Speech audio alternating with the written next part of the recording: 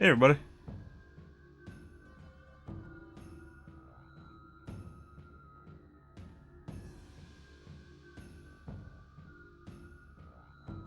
That feels crooked on my head now.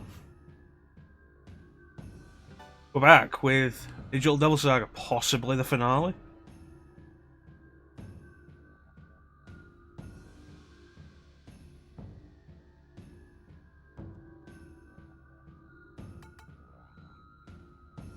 Look at this. Karma Temple J. There's A, B, C, D, E, F, G, H, I, J. This is the 10th small save point in the Karma Temple. How much longer can this temple go on?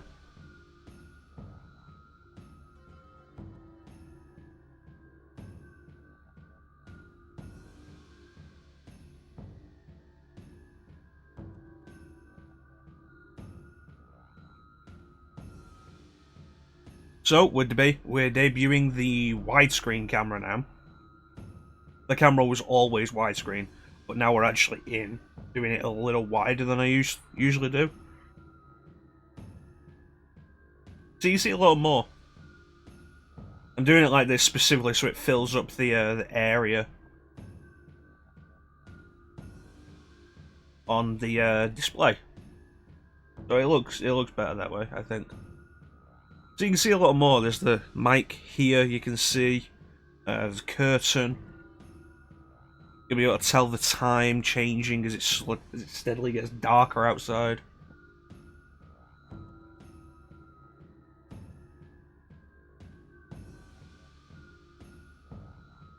It'll be good times. Good times.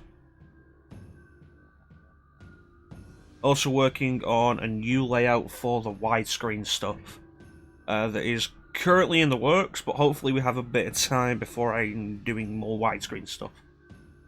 Anyway, let's get started.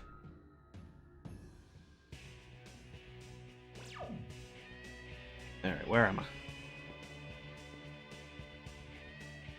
Oh yeah. Alright, ever onward. Onward and to the left. Ah, great. That took me to the save point, didn't it? Yeah. Alright, so remember that. See how that goes. Means this way. Yeah, that's fine. There's the goal. Gonna take me right. Yes.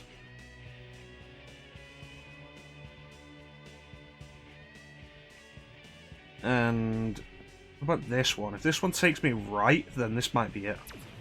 No, it isn't. Okay, so this isn't where we want. Come on, your ass is mine. Alright, set him on fire. Remember this, boy.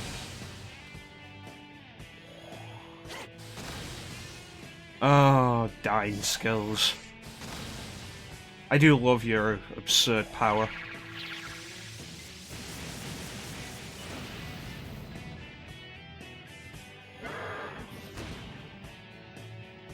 I do like how, with the setup we've got now, we don't have to worry about slowly losing resources. We've got enough to just keep going unless a fight just kills us outright. And I like that. Oh, God damn it. Wish I had Psycho Rage.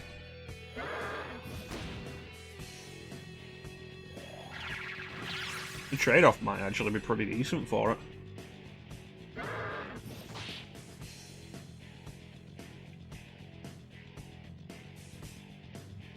Guaranteed extra 4 half turns. Good stuff.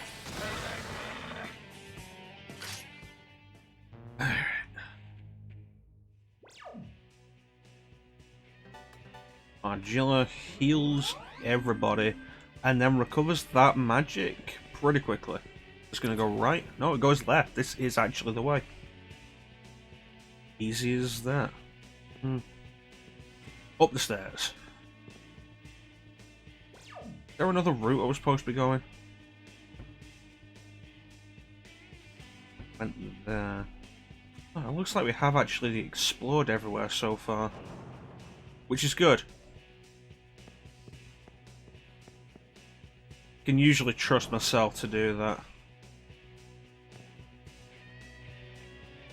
There's a door there, let's see where it goes. There's a wall here, we can't see where the door goes.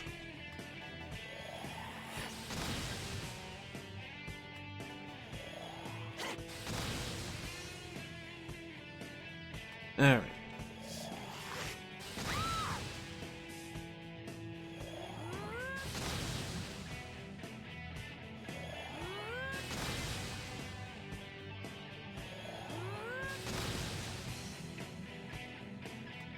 Anyway. Fire in the hole. And does the third one summon? No, it doesn't. Oh, but will she now? No. Could have made it more of a problem if you'd summoned reinforcements, but you didn't, and now we're done. What I like in an anime.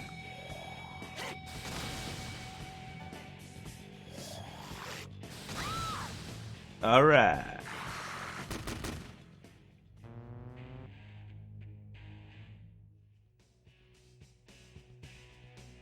Okay, so we can't go that way because there's a fake... No, it's not fake. There's an actual wall there.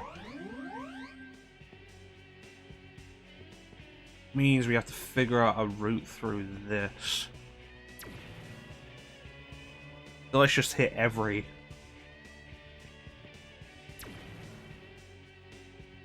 piece.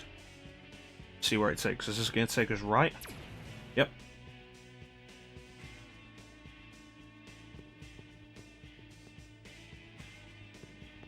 Left?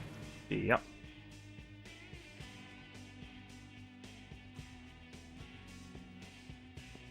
Okay. Oh, it goes further.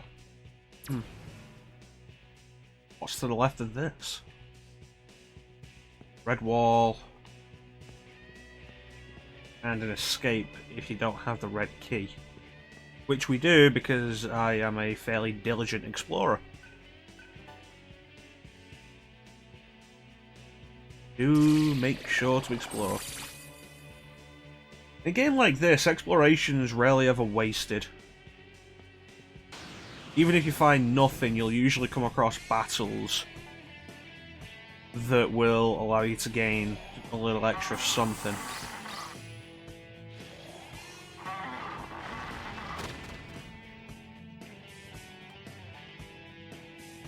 There we go.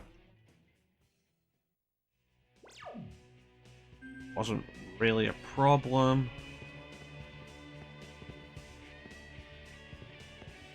This door's different. Door's tightly shut. Which begs the question, what was the point of the red wall blocking it?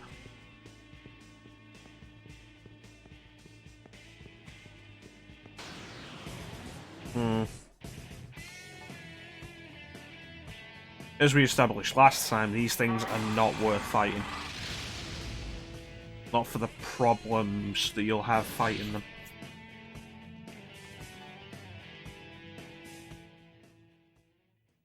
I think the specifics where they'll regularly cast Stone Gaze, which is a problem in and of itself, but also that they have a lot of health. Is that door a shortcut?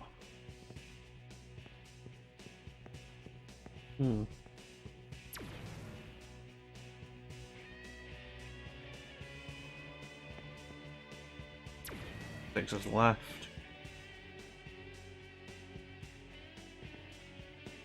This will take us left.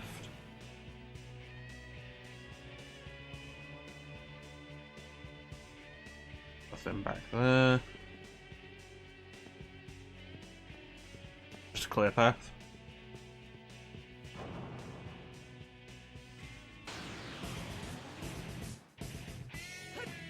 I'm gonna say, considering just how much time wasting there's been in this dungeon and how long it's been going. It's probably a testament to the game itself that I'm not tired of this yet. You know, me and my infamously small amount of patience.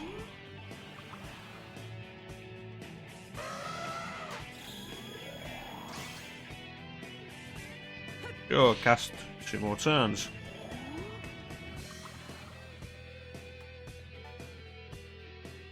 There we go. Hey Chansum, how you doing, buddy? You've not missed much. We started like 10 minutes ago.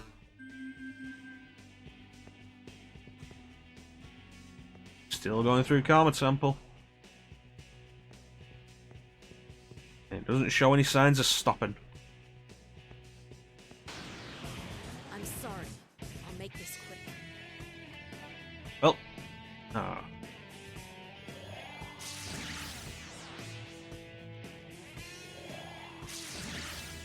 I'll just cast it again, you dick.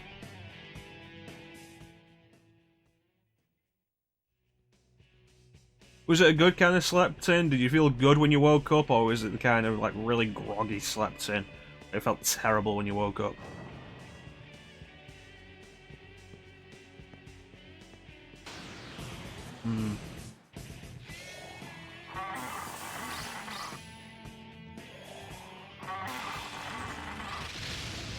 Yeah, it was good.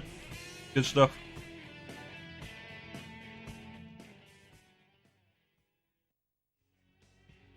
Alright. Gotta say, I really do love Chakra Walk.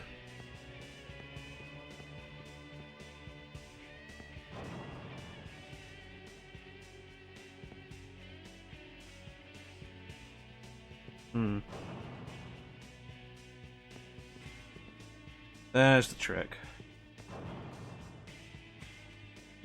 Seemed like it was probably a little too simple. Wall. Going left. I was kind of down on this entire idea when we started. Because let's be fair, it's a less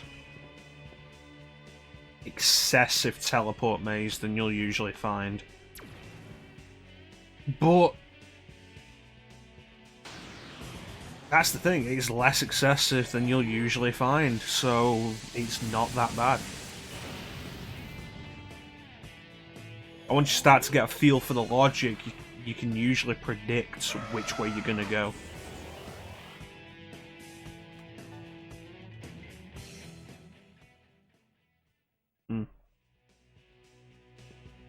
Okay, and back around.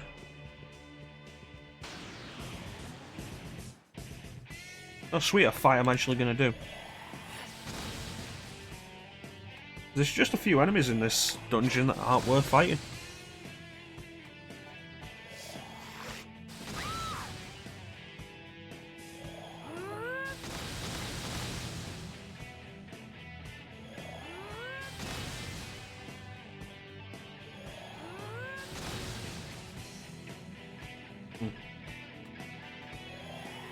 Fire!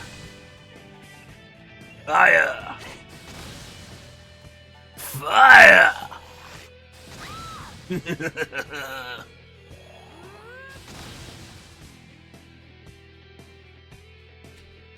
Good times. Good times.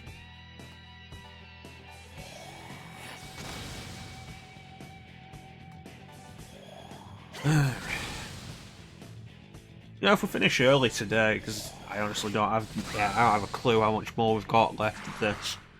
If we finish early enough, we might jump back into Persona 3, which we haven't done in a while.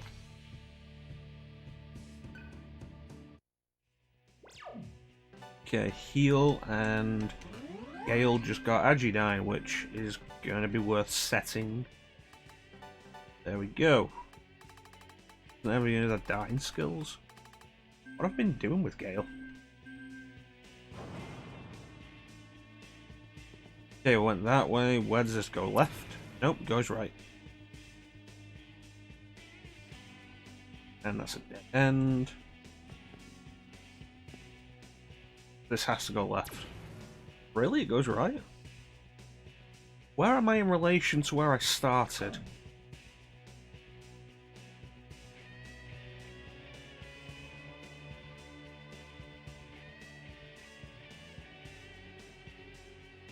Feel slightly confused. Let's go right. Yeah, okay, this puts me back in the corridor I started on. Because I saw this ahead, and there was a wall, which is why I didn't go this way. Alright, I'm starting to think again.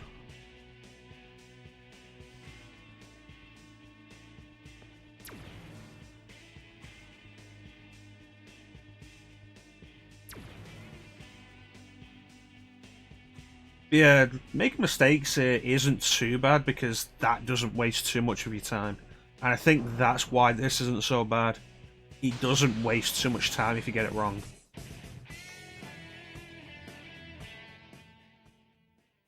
That's always the worst part when a game wastes your time, especially in dungeons.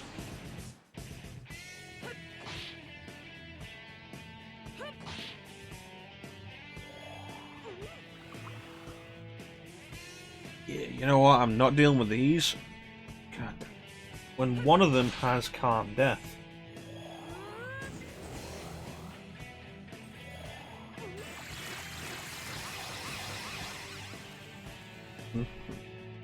Okay.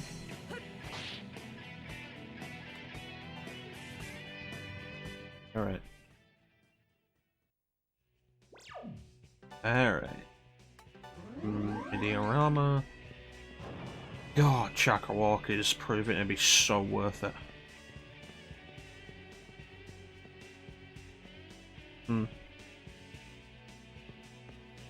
Okay.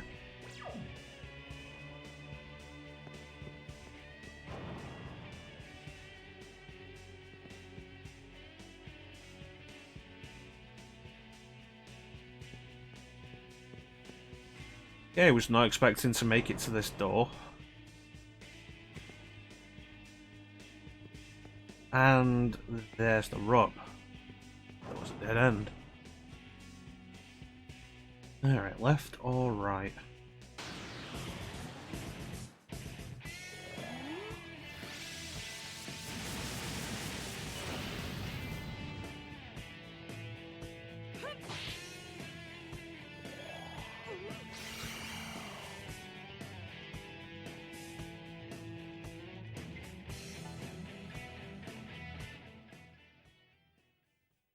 Alright. Well, a bunch of damage in one turn. It's late game SMT for you. Ah, crap.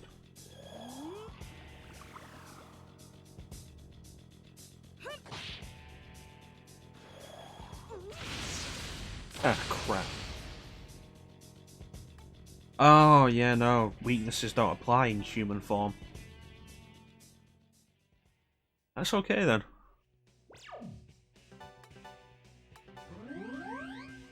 Okay, so that's blocked off. This is going to take me right. Oh, it takes me left, surprising. What was that, then?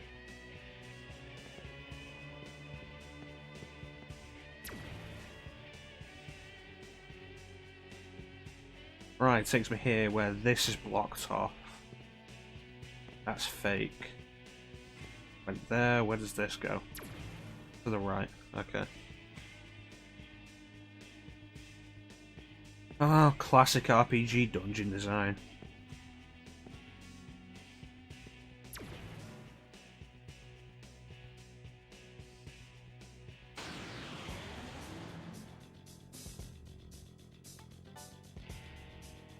Awesome.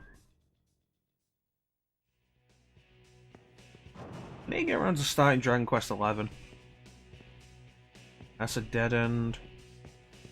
This is not a dead end.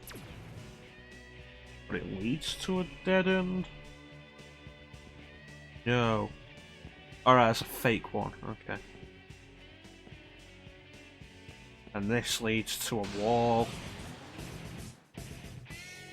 You got anyone else you can throw at me? I'd appreciate that. Okay, so this way. I feel like my antivirus is popping up like every day now with offers, which I feel makes it less viable as an antivirus if it's bombarding me with a shit that I don't want to be bombarded with, and that an antivirus program might be expected to stop. Okay. What does this lead? To the right. Yeah. It's a wall. That's a wall. That is also a wall. I have gone and screwed myself. Yeah. As far as I'm aware, it's a decent antivirus software, but I feel like every day now it's popping up once a day. Like, oh hey, 25% off if you renew early. Ah, shit.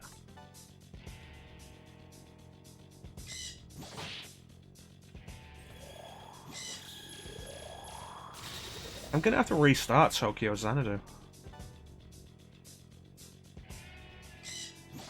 It's been too long since I last played it.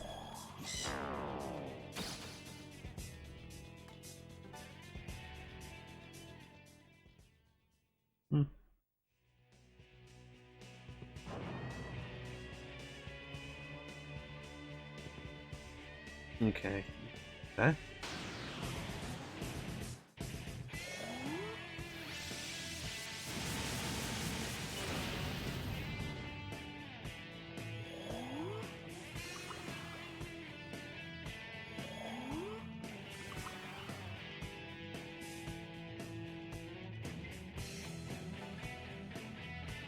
Yeah, I played it for like 10 hours and I'm still not sure what the plot was. Was it longer than 10 hours? I played it for a bunch and I'm not entirely sure what the plot was.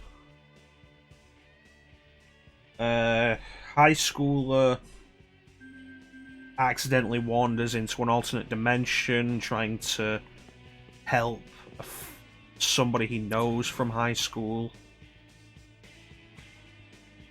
and ends up becoming involved in interdimensional troubles. There were rumblings of a greater plot at work, but the point where I was at in the game, we'd recruited like 5 characters. We'd recruited like a good-sized chunk, a good-sized party. And I'm still not entirely sure if the plot had come to bear. It was fun. The combat was a lot of fun. I can understand that. It is undeniably one of the better things about, for the most part, just Shin Megami Tensei in general. While Persona is high school stuff, the rest of the series may have you play as a high schooler, doing stuff completely separate from high school. God damn it. You can always appreciate that. How you doing, Clem? How's your thumb doing? Doing better?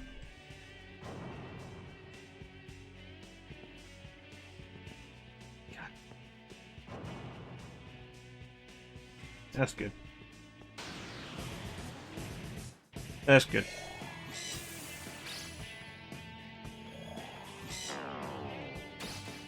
That is good.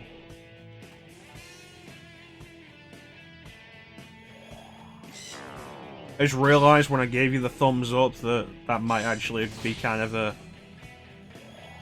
insensitive. I didn't think before I did that.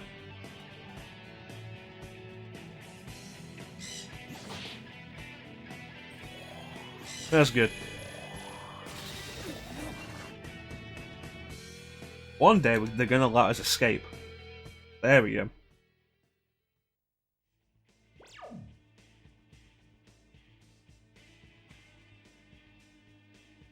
Yes. This is good. Needs some kind of functionality.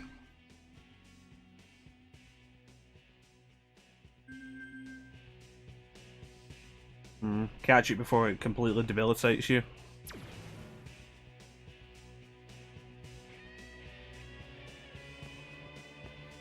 Well, hopefully you'll be back to streaming soon, and we can check out the Klim stream. Maybe you'll finish Undertale. And maybe I'll finally be able to, maybe we'll finally be able to do Resident Evil 5 together.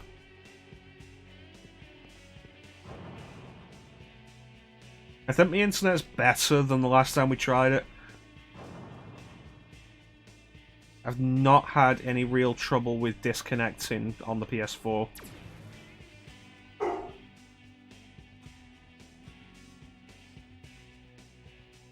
Okay, so here's the elevator. Why couldn't we get to this?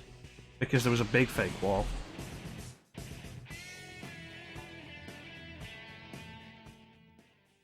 Yeah.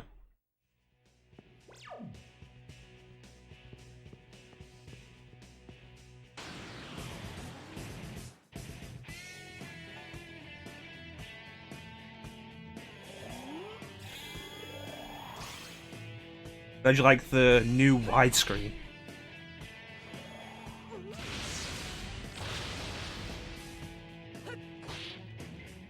You can actually see my left hand when I lift it up now, but it starts to be like here.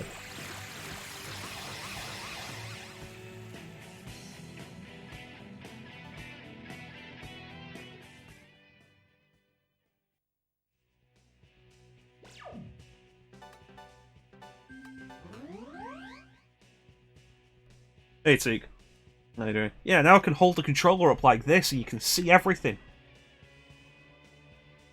Look at me controlling the game, and you can see everything. Yeah, I widened it out. Specifically for the 4x3 stream, so we could build the, yeah, except my face because of the shadow. It's because the light's right there. Like, it's actually about, it's lower than I am, so it's about here-ish, I guess. Yeah, I've widened the camera for the 4x3 setup specifically to fill up the bit underneath the artwork. I think it looks better that way. This is probably, like, I think the best the 4x3 look has turned out. Life terminal and a save terminal. This suggests boss fight.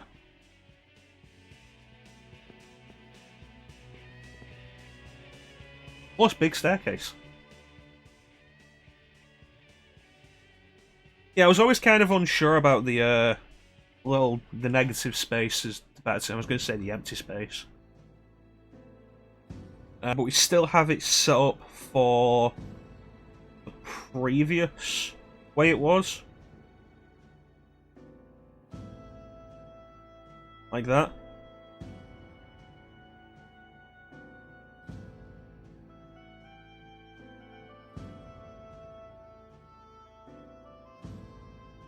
And I think I'll use it in the more box shape for the 16:9 streams.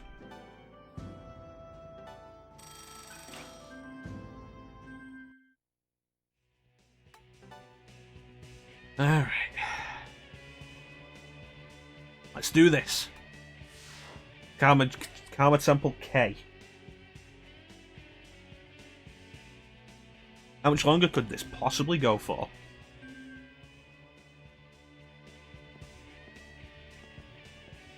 What we need to do is, like, throw a carpet down those stairs and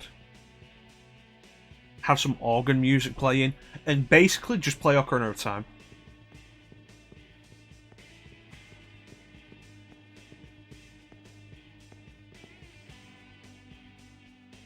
Ooh.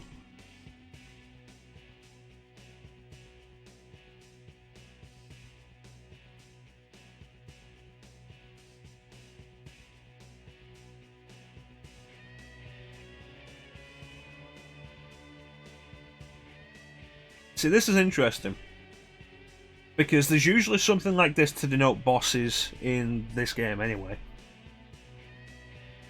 But so far, with the bosses we've fought in this dungeon in the Karma Temple, we haven't had this pop up. So having it pop up now.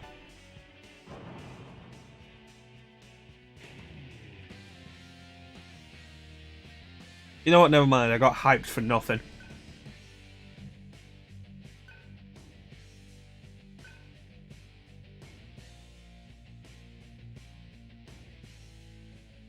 Her name is Sarah. She remembers everything.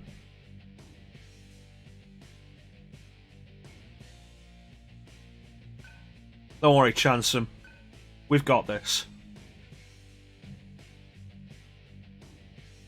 I say alright, can I just leave?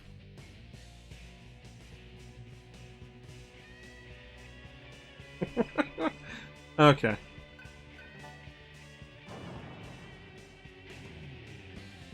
Replaying. Alright.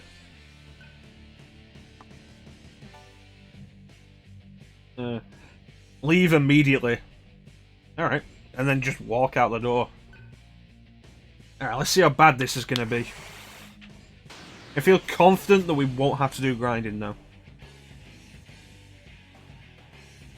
Okay, I'll leave now. I'll go back downstairs to the junkyard where I'm pretty sure there will... How will we... It's better for us to go back downstairs. There's limited food. Like, very limited food. We're eventually going to have to eat everybody. You know this, Sarah. And your being there was the only thing that prevented us from having to eat everybody.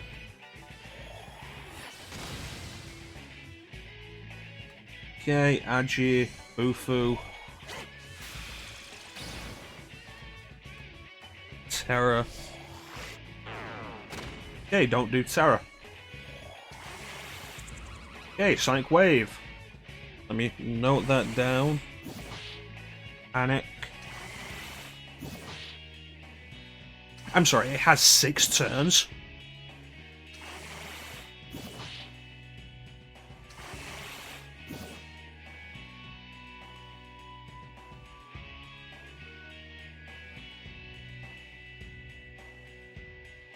Seven turns. Hills from the blood. That sounds like something you really couldn't do in a game that is more visually demonstrated through the song. Come on, you've got to have a weakness.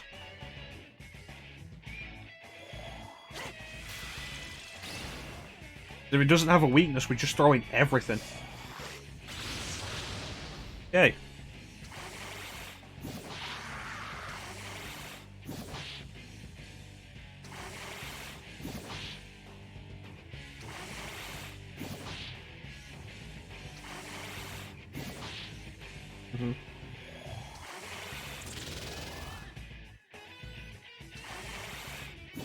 So it's 7 turns, 1 for each head.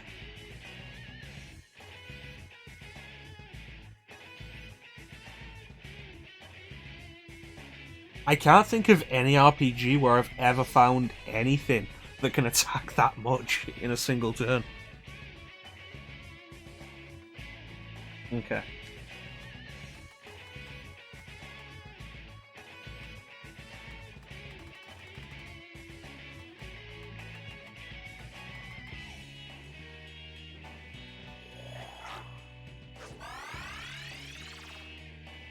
Okay.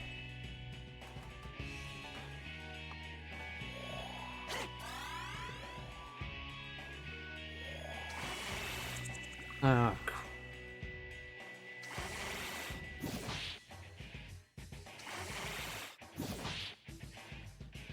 Its physical attack is really low, which is nice. I feel like I'd be happier with it having maybe 3 turns and a far higher physical attack. Okay.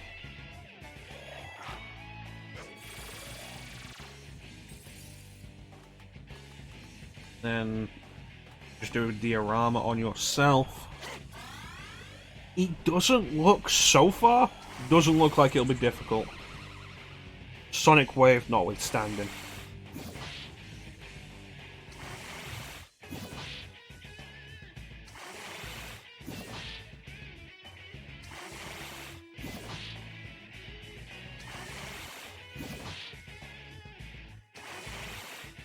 I'm just making some notes here of what I should do when we die here.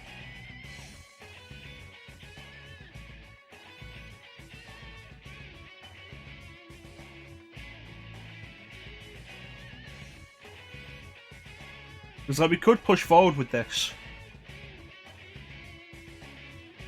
I think we'll be able to pull this off. I have several ways of completely negating everything here.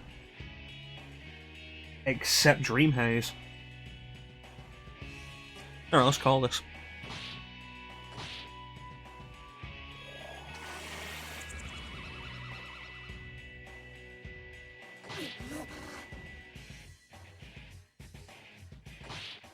But I think I've seen enough to know what I need.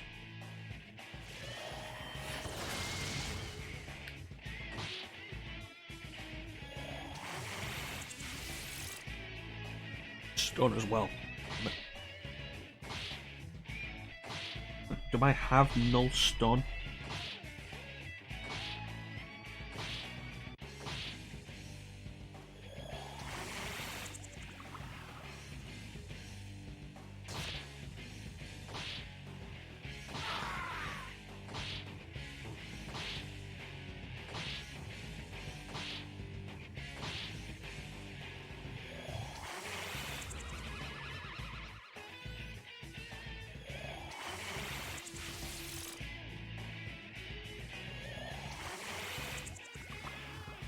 Dream Haze, thankfully, isn't like Dormina.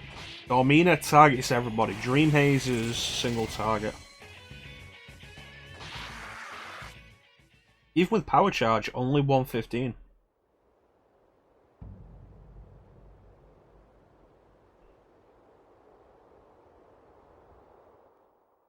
I think I've got this. I don't think this will be overly difficult. It just might be kind of irritating.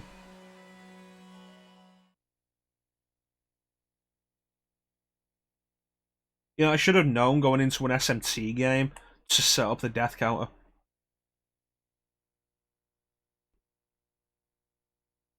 I feel like that would have been a good idea. I don't know what the last thing we used the death counter on was. We reset it sometime after Dark Souls 2 ended.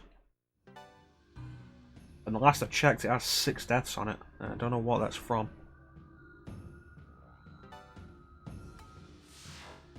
Okay.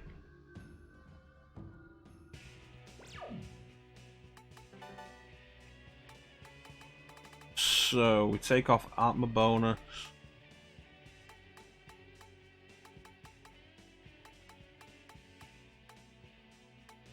We don't have null stun, unfortunately. Where do we go? So, quick cure will probably be a good idea. Close call will be pretty worthless, considering it hits 7 times. Fire Amp.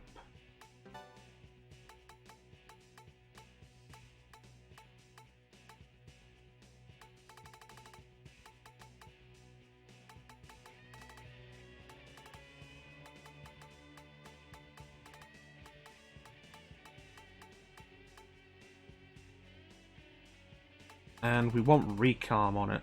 Don't want Earth or Force. Let's set up Sama Recalm.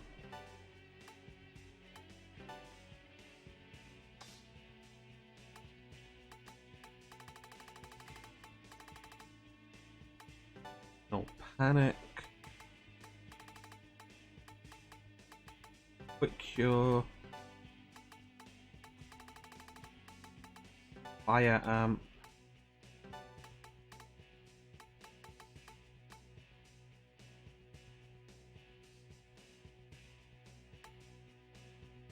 Summer Recon. No, you have it as well. And for this, let's replace Diorama with Diaharan, just in case.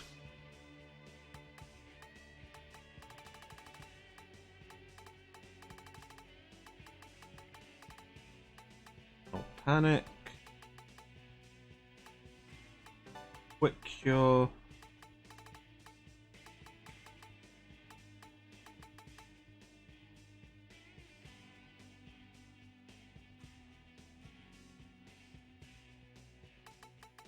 Fire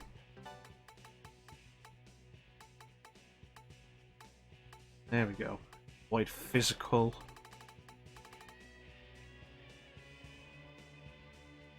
Yeah, that's definitely the better idea. I'm there thinking like counter.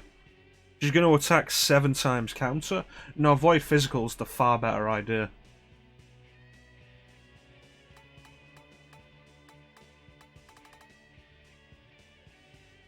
Void costs 2 turns. If somebody will void it, it costs 2 turns. As opposed to repel or absorb, which immediately negates. That's unfortunate.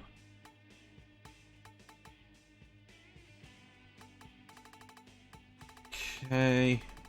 You have recon. Do you have summer recon? No, you do not.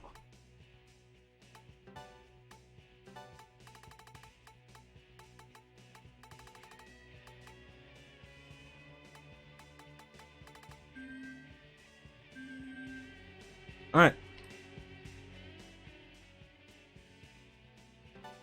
I think Void Fizz is going to be the best thing here.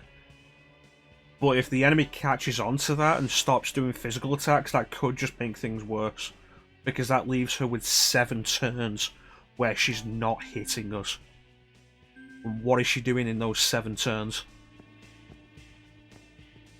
Why am I assuming this thing's female?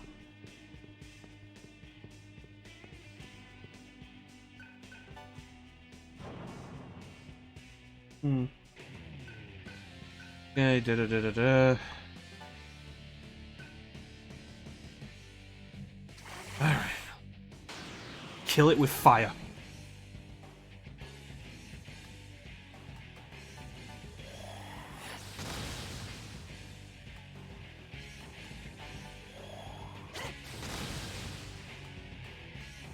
And void physical. Sonic Wave, not going to matter because we have null.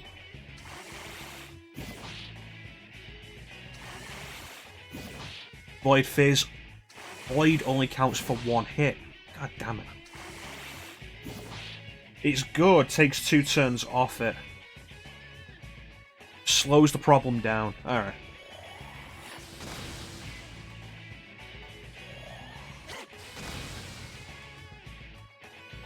Still a good idea. Repel or absorb would have been a better idea, but it still works for us.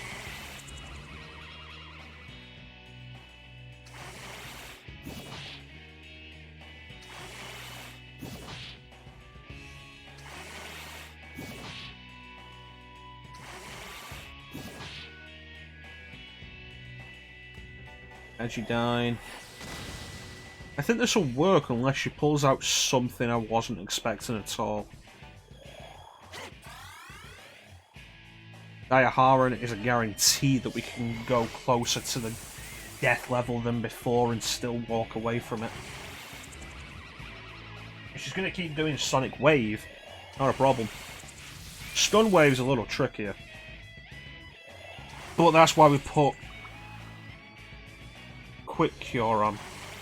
Oh, God, you've got to be kidding me.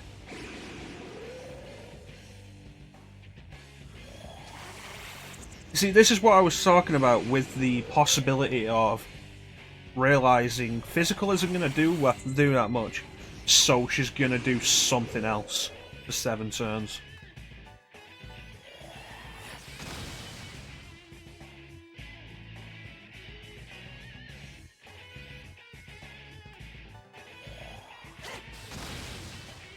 Which says to me it might be worth not doing Void Fizz. We can always recover from it. With that damage there, she's either wasting a turn to do Power Charge, and even then only doing a little over 100, or she's using 6 turns for that, and it's still not doing a huge amount of damage. Not doing enough that we can't deal with it.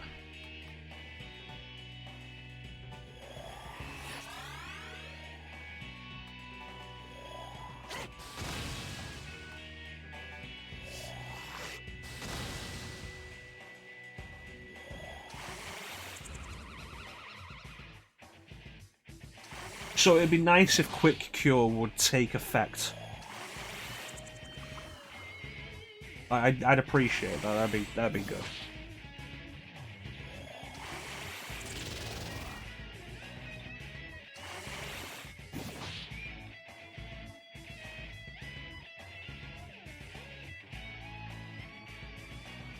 Quick Cure.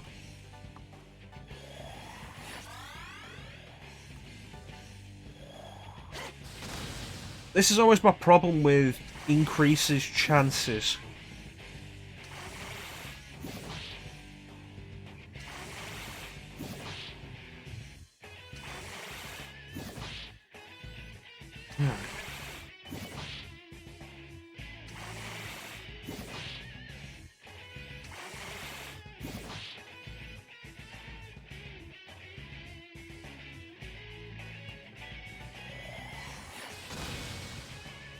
It's been like 4 turns. Why the fuck hasn't Quick Cure taken effect?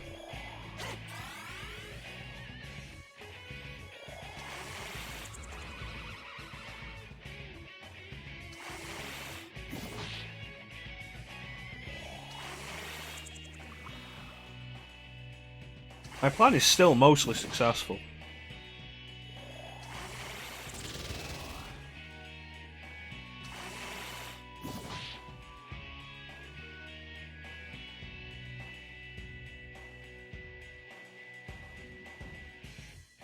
Let me see. Stun Cure. If we die here, then we know exactly what we need is some kind of cure for stun. Because this is pushing it.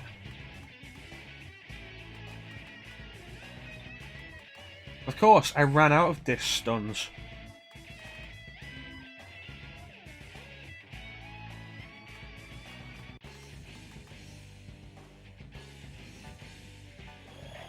Yeah, fuck it, attack mirrors.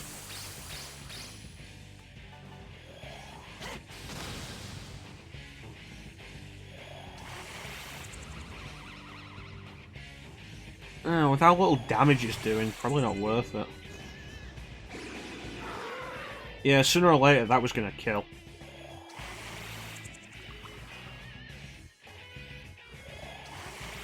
And that was most definitely a waste of attack mirror.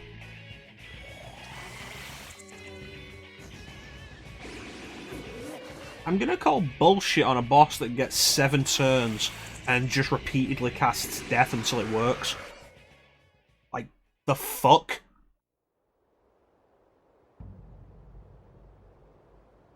Yeah, no, this boss isn't difficult, it's not going to do much damage, but it gets 7 turns and will keep throwing death at you until it sticks.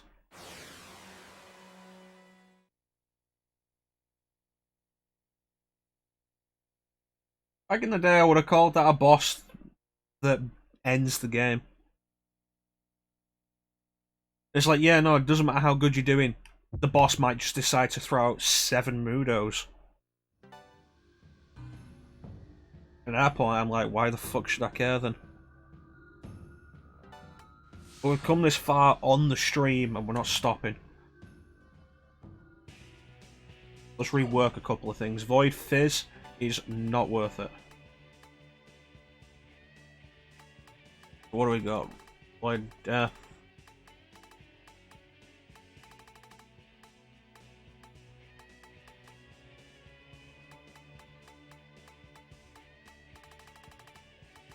Void Death. Cast that every turn instead. It feels like a deliberate numbers game. Because that was one turn where the boss cast Mudo or Mudoon consecutively for, what, like 5 or 6 turns? That was a bit much. Right, where is my Cure Stun? What Cure Stun?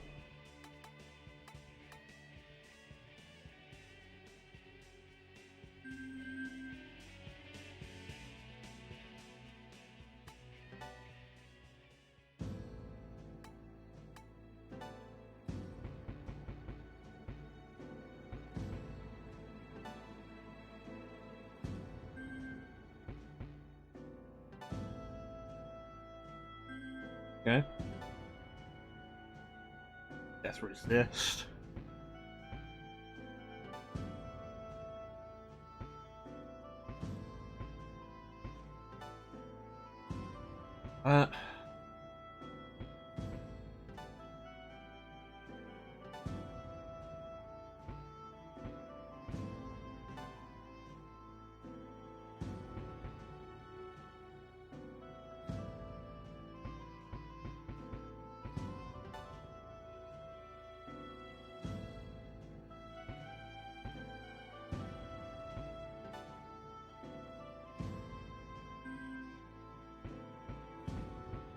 So you're telling me your stun ability has to be one of these?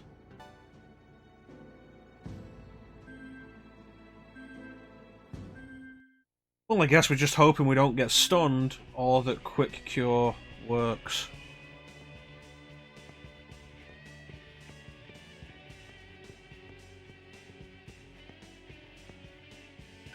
Starting to see why you had an issue with this boss, Chansum.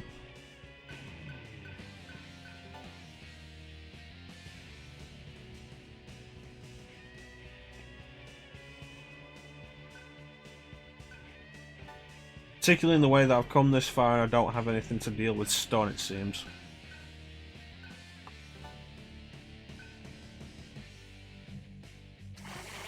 Yeah, I can understand that.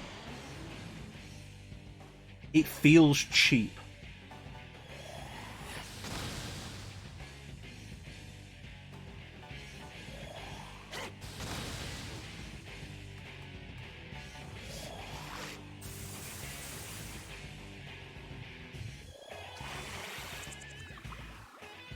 So if the boss is actually smart and is gonna adapt to what I use to prevent anything,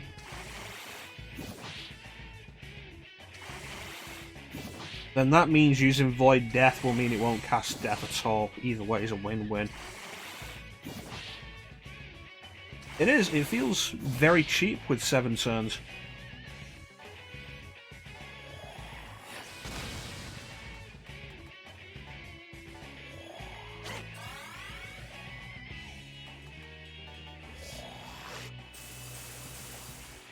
Like we just saw. Was I doing anything wrong? No, it just cast Mudo repeatedly until I died before I could have a chance to resurrect anybody who died. Because it's got that many turns. That's cheap. Yeah. And so what's the answer? Repel physical? But then it clearly pays attention to what you do.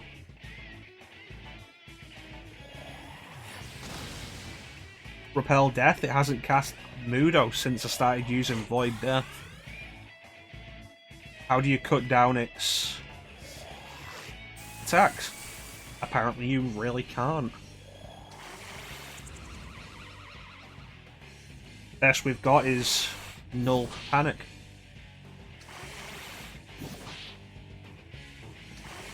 I'm going to outright complain about this. Like, some of the other shit has been kind of bullshit, but we've overcome it. And we'll overcome this, but this is stupid.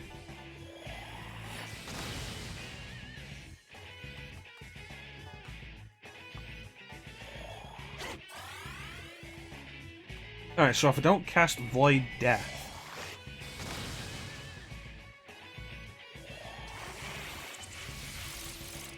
Stun Wave, it hit 2 characters, because of course it did.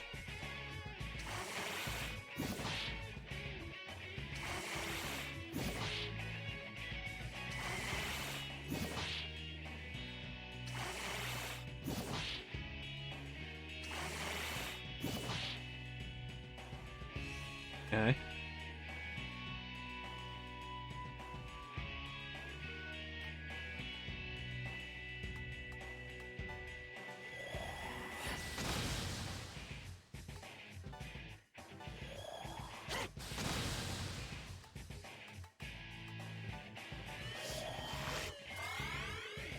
We're gonna work this. We're gonna make this work.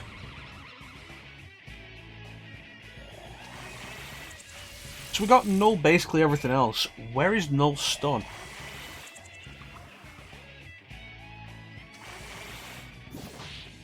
There's also the case with how far back the last big Karma terminal was. I am not going back to buy more disc stuns. Especially since this has no weakness, so that's a turn per disc stun used, when it'll probably just cast Stun Wave again.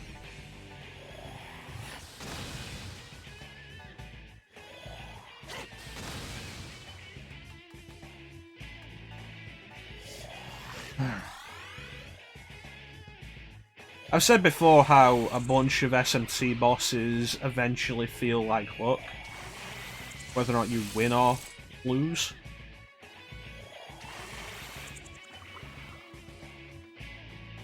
You know what it reminds me of? It reminds me of the bonus boss. Having attack mirror set up specifically so that it can't use physical attacks, and it responds with just casting Mudo over and over. That reminds me of the Demi-Fiend, if you go into it with any kind of nullification other than null sleep, and it just immediately casts Gaia's Rage, Gaia's Wrath? Gaia's Rage, I'm pretty sure, which is guaranteed instant kill that you can't block.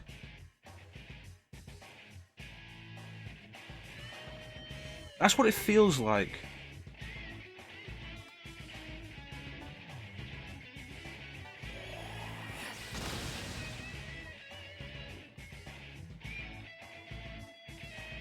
Am I actually sitting down for a minute and thinking about it?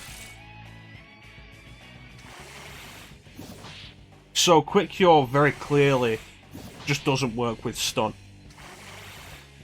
Because notice how Argilla very quickly woke up from sleep.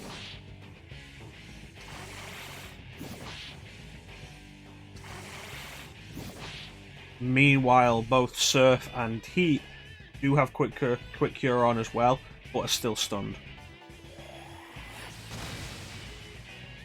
Maybe the right answer here is just to let them die, but then it'll probably just immediately cast Stun Wave again.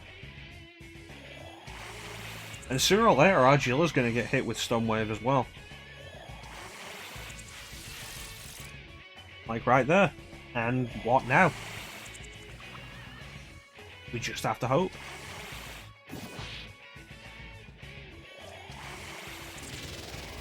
Move faster. At the very least, if you're going to have 7 turns to yourself, do them faster.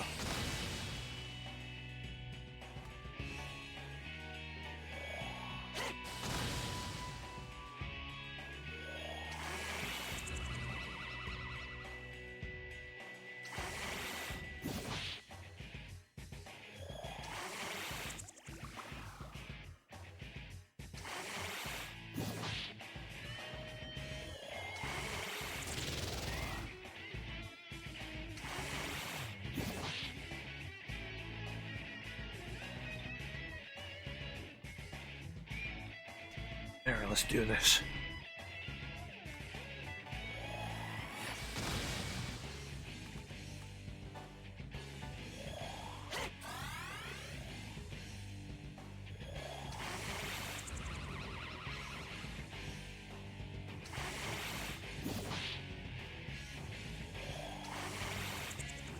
Please, sleep, just hit somebody because they'll actually recover from that.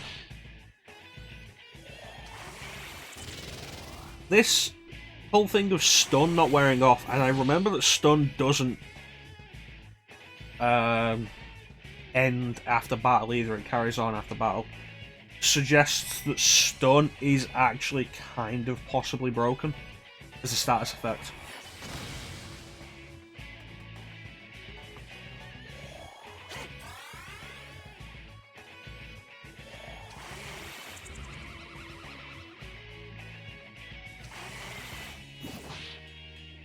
Nah, that'd be a bad idea. I'm thinking to myself, like, what if we used an attack mirror and Void Death on the same turn? But the issue with that is, Void only counts for 1 hit, which is fine in most battles, but in this, it could cast Mudo, and it's like, oh no, Void, it was shielded. But then it'll cast Mudo at least 3 more times. And the person won't be protected from it anymore.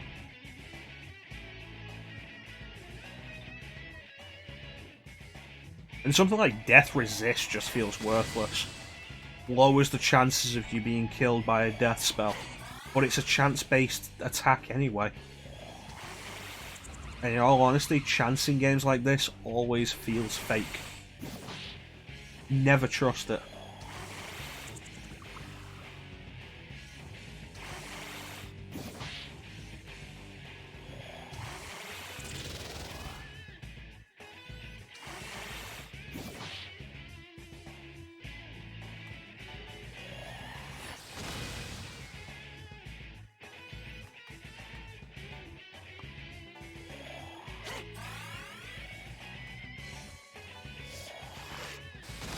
Yep, there it is.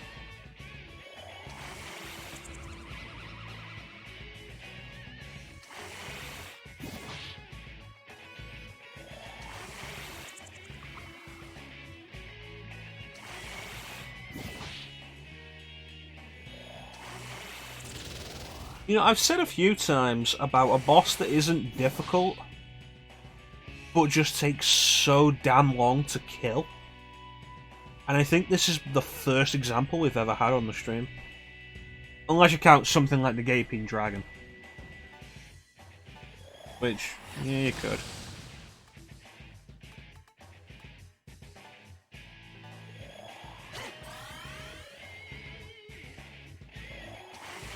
But there isn't a proper challenge here.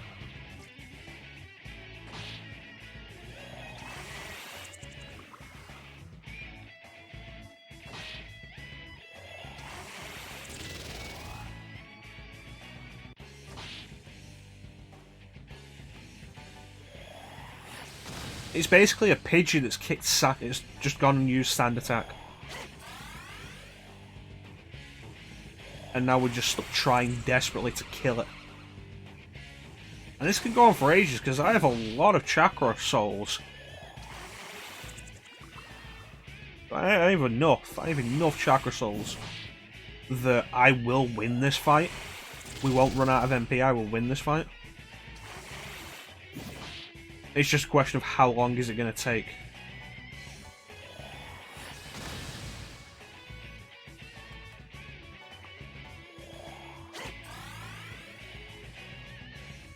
So while absolutely nothing's going on,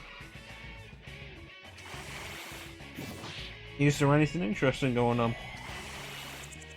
There was a Nintendo Direct that was rumoured to be happening tomorrow. And it is looking less likely now. Although it is worth noting that the last mini direct they did dropped out of nowhere. Red numbers, finally.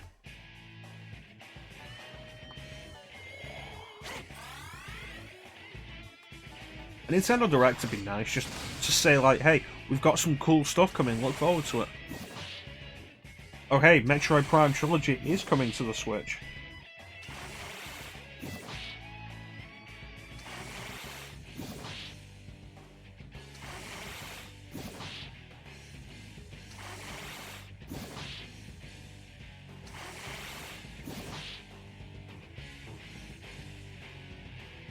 Okay. This it? Nope. This is why I don't trust chance in games. Because we could say stun gives you a 50% chance to miss. You can make up whatever number it is, but in the end the game is the one that decides whether you hit or miss. And you can't trust the game.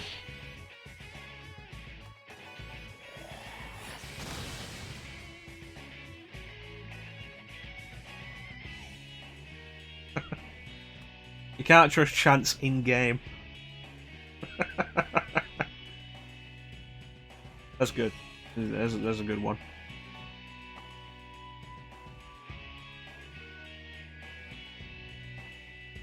You know what? The better idea here, pass. Give Heat a half turn to heal himself. And it gives Surf another chance to do Agidine, and he'll do more damage than Heat will.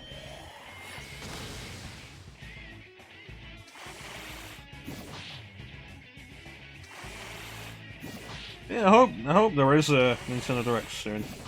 Be nice to just have some good news.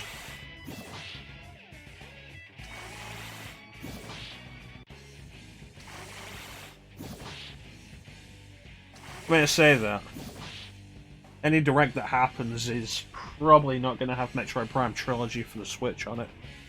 And I'm gonna always take that as bad news. Just gonna be sat here like Metroid Prime Trilogy for Switch, and then Nintendo won't actually do that, and I'll be like,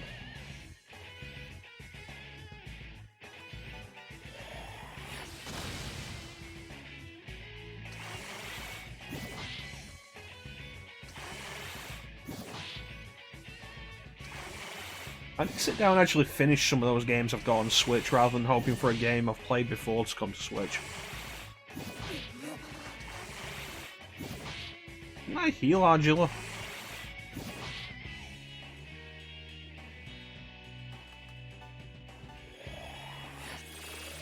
This works out the same way anyway.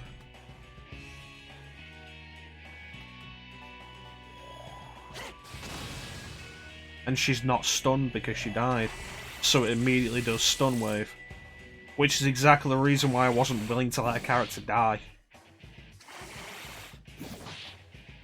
Because we have no guarantee whether or not stun wave will miss or immediately hit.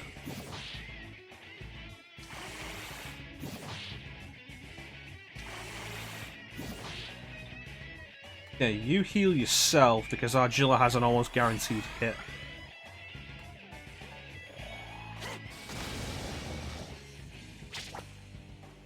Not difficult, just kinda shit.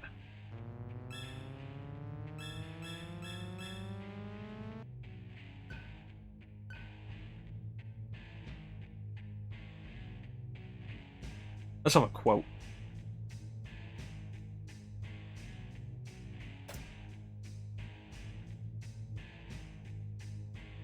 That was a good quote. That quote is actually in one of the clips. That's the one that led to the pro-choice joke.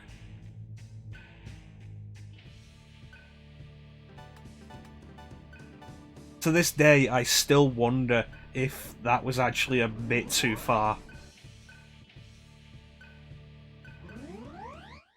We'll never know. Look at that, they knew. There's a save point in here, they knew.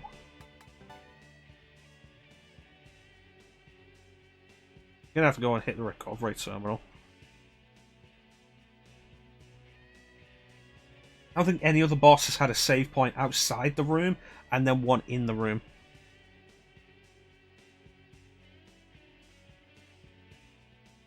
I don't know, sometimes I'll subscribe to that idea, sometimes I won't. It really depends.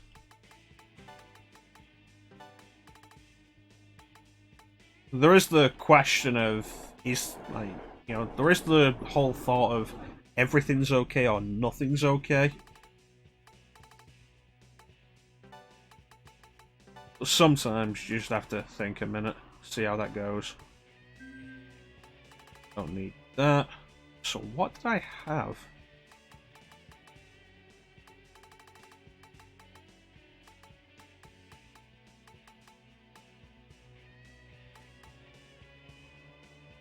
Yeah, know your audience. I think more than anything, that's the single most important rule of comedy. Know your audience.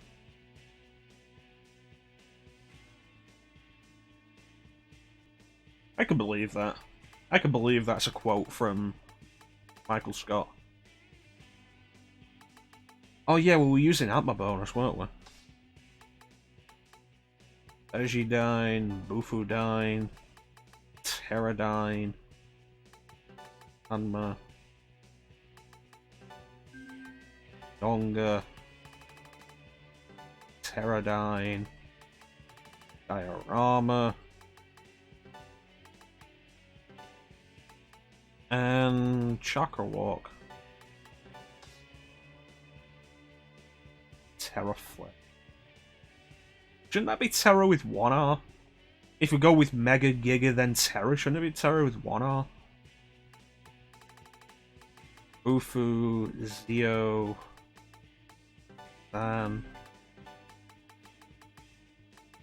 Terror. Good question.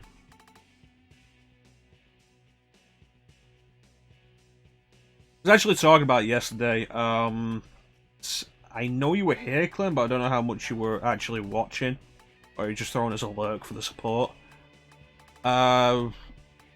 We're gonna be cancelling the Final Fantasy VII playthrough and restarting it with a fan translation.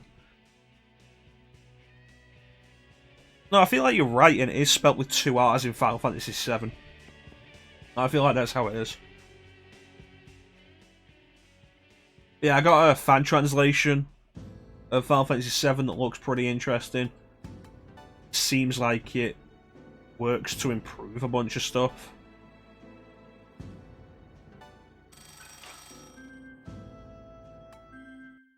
It's originally for PC.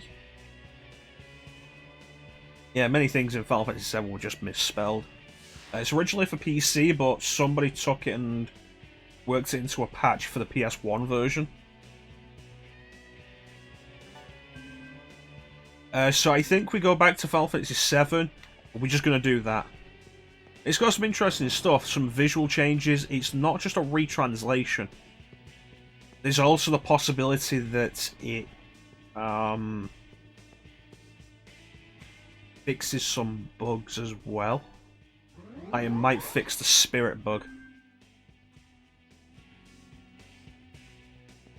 Yeah, it'd be pretty interesting to see. But that's going to be pushed a little further down the line. So we need to get Persona 3 done.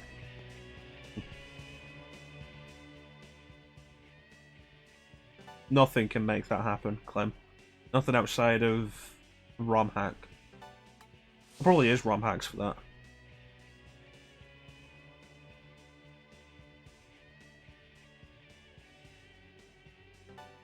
I don't know, it might be both. Might be issues with both.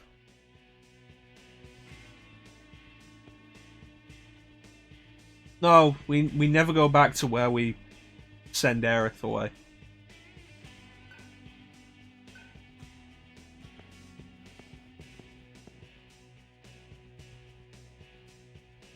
Yeah, I'm not gonna do that.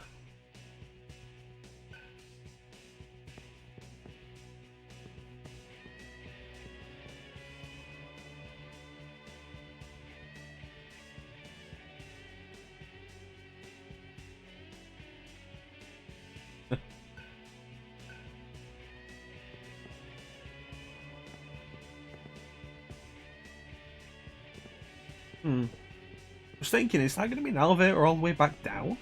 That'd be interesting.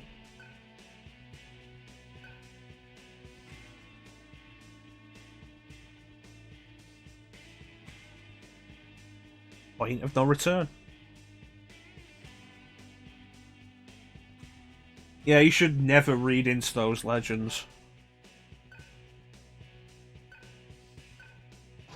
Here we go. Topmost level.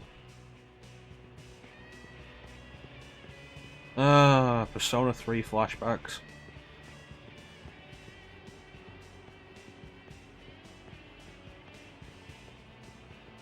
Now this feels like a lead up to a boss arena.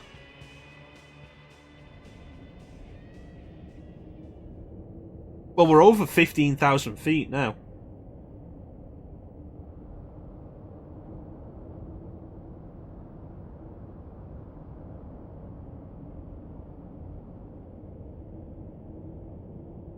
So now we see what's at the top of the Karma Temple. Angel! I know you're here! Who's that with Sarah?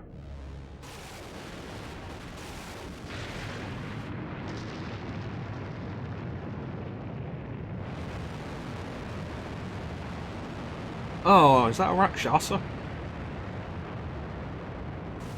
Still begs the question, though, that we haven't had answered.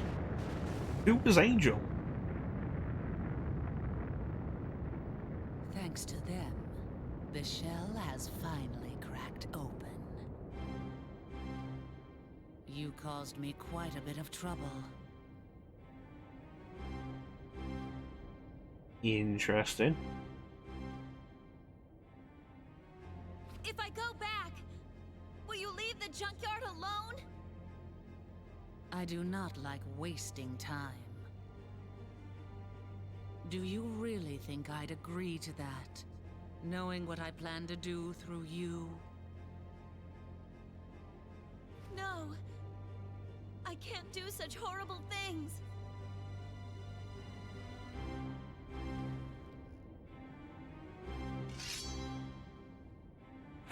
Please go! Impressive, but you are the only remaining cyber shaman. It took 5 years to perfect the virus, but you can already use it with ease. I feel like a lot of information is being thrown down very late in the game. I do not like wasting time. This wasn't easy to Probably a find. reason for that. You care that much? Since you show no signs of regret, I'll make this simple for you. Seraphita.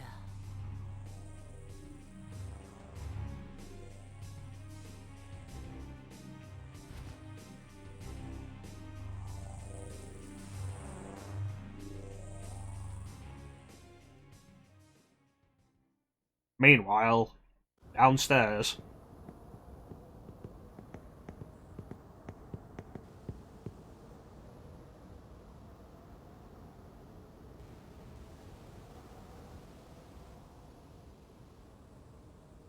These are clouds?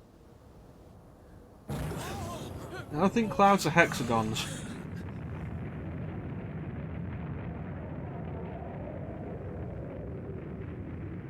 Is the Karma Temple sinking? Oh no, the clouds are moving.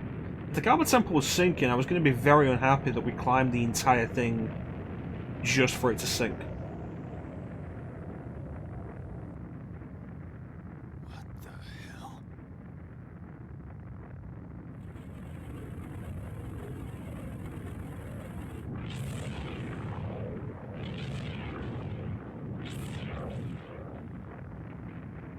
Whoa! Everything is hexagons. This don't look good.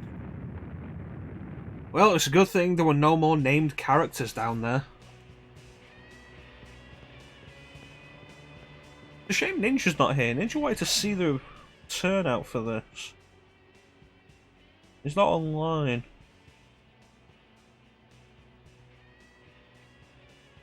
Like, what was it? Last week, and then Tuesday and Thursday, both. He was here early for all of it, because he didn't want to miss any of it. And that was all just grinding and going through dungeons, and now we're actually getting to stuff, and he's not here, and it's really kind of sad.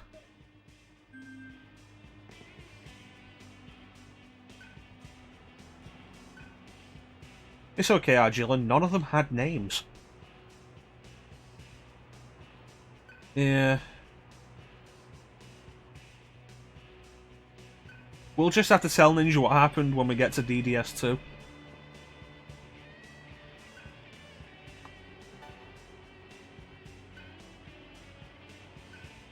Well, you see, when I was in the Karma Temple, when they were explaining what was going on with the demon thing, there was somebody else.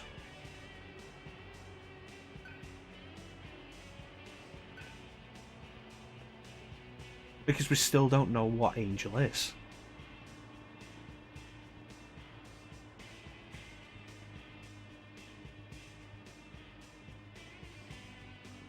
Feels kind of like a reverse planet's core thing, where in Final Fantasy VII you travel down in a spiral to the planet's core, and here we're going up to the top of a tower for the end game.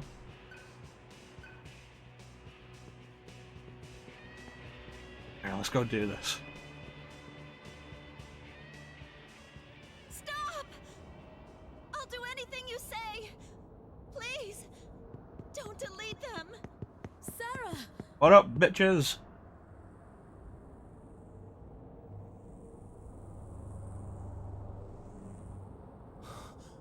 Is that Angel?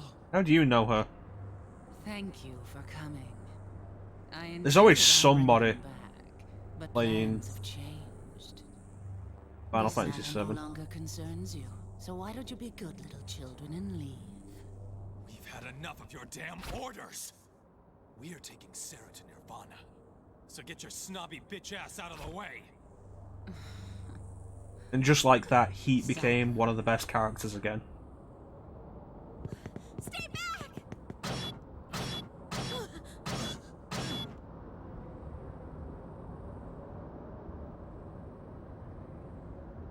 What are you doing to us, Sarah?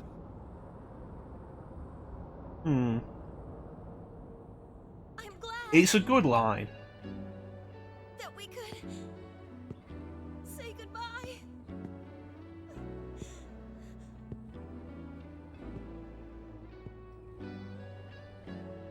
Don't. You can't.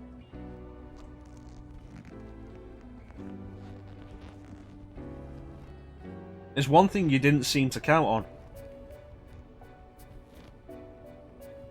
Please stay back. With the main characters. Stay where you are, sir. Damn it!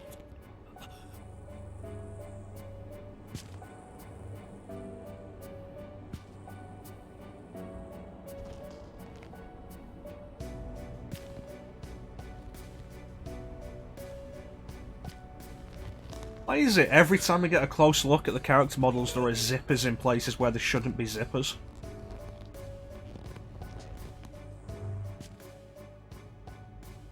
You are beautiful. You're damn right. To survive, you devour others. A demon epitomizes karma in its simplest form. That should not be wasted. How did you put it, Angel? But your hopes Rend, and beliefs slaughter, are utterly worthless. devour your enemies. And there's only one enemy here.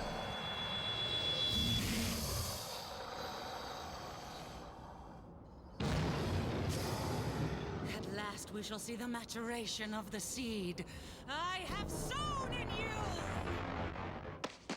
Bring it on! They cut Heat off. I'm not happy about that. That was good.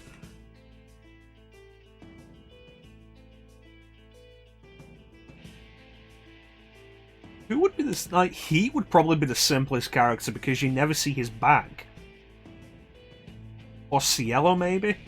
Like, Gale's hood with the little zippers on the sides are kind of, Alright, so we did not go into this prepared at all, so let's see what we've got. Harihara.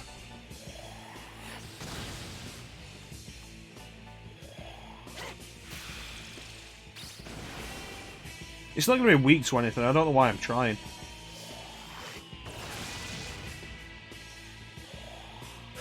Ah, crap.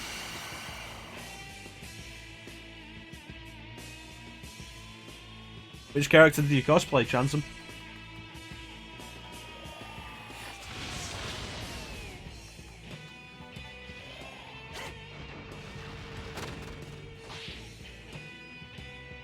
Yeah.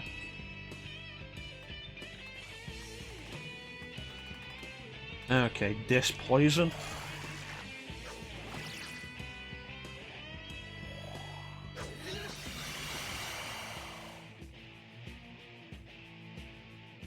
Really, Argilla?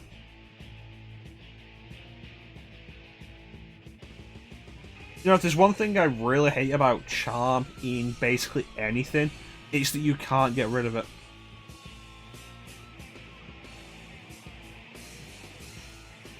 Ooh, DS2.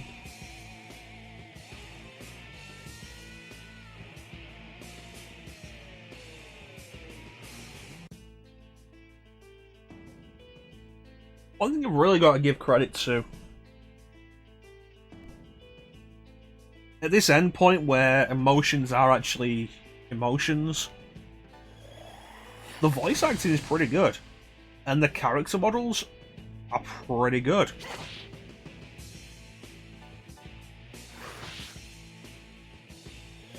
Oh no, this... She's dying too fast. That's worrying.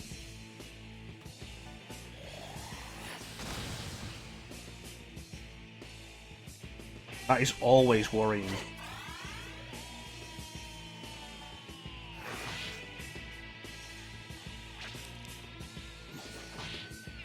Yeah, like the animations and in particular the facial expressions in that cutscene, really good.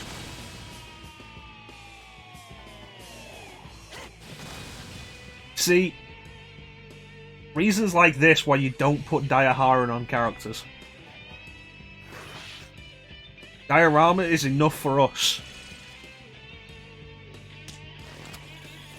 Here we go, here's the twist.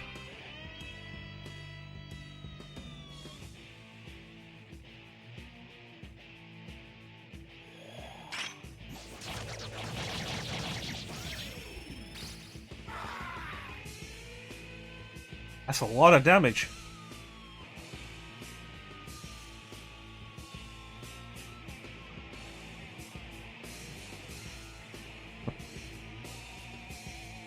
You know, Donkey Kong Country does that.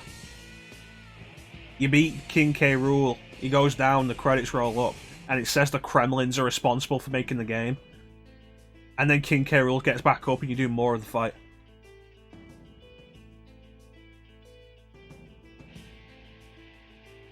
I could believe that. But I haven't spent enough time with the Devil Summoner games to really have an idea of it.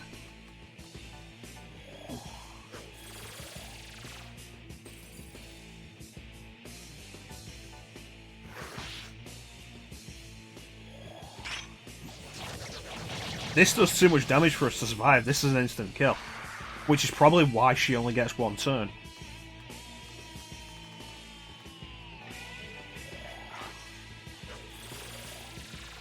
But it's been that long since we hit up a shop that we may actually have some real trouble here.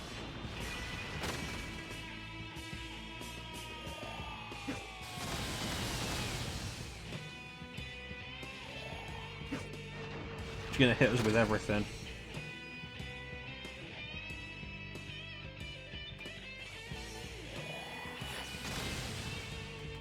Diorama. It's like Lucifer's Call Nocturne looks good, and they do a lot, particularly expression-wise, considering the characters don't actually have voices. It's done really well. Would this have been Atlas the first SMT game with a voice? Or was Soul Hackers voiced in Japan?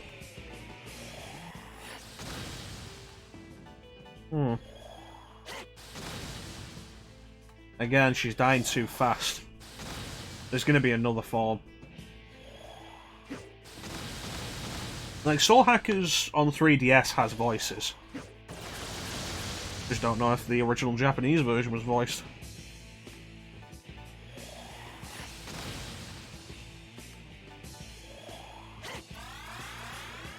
This reminds me of another endgame SMT boss that I can't say because it would be a spoiler.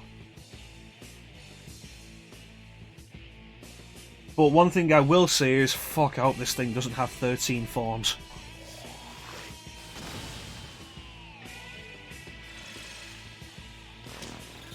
Form 3.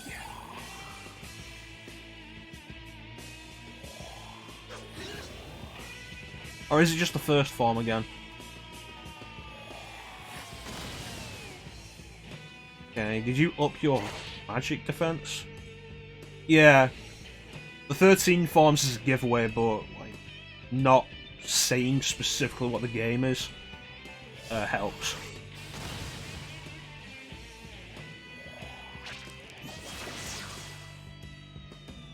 That looked kind of nasty.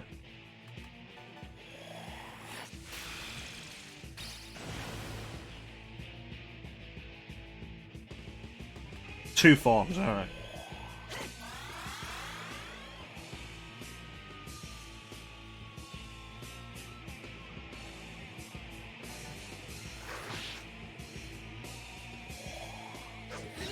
So far, the biggest problem here has been entirely that one attack that we don't have enough health to survive.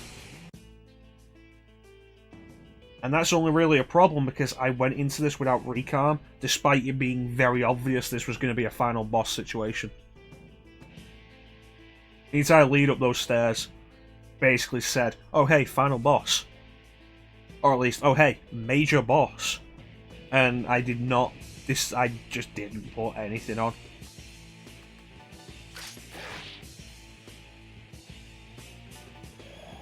I'm a genius.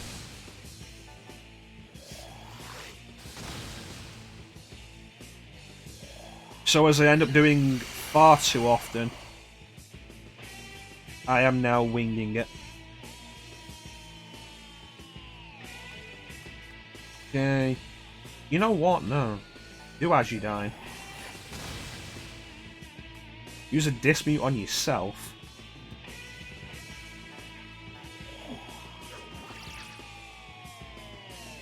And he's asleep.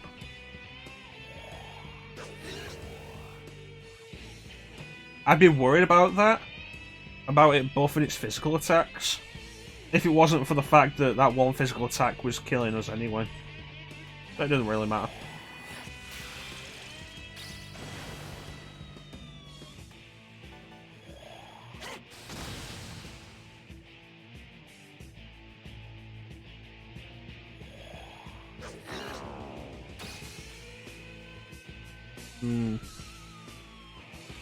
Alright.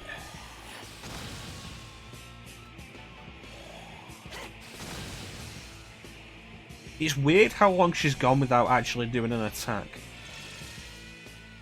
Here we go.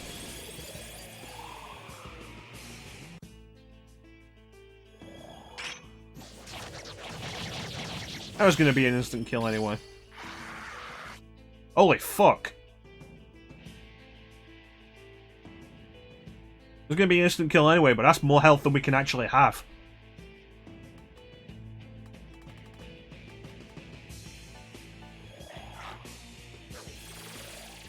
So the hope here is going to have to be... I hope we can kill this before it kills us too many times.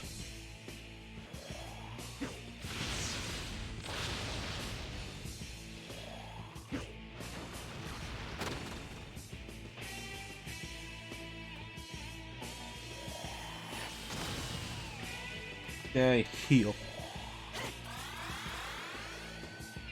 Considering we're using a bunch of mid-game skills and we've had no preparation against this boss, I feel like we're doing pretty well. There's something that's going to negate all of the stuff.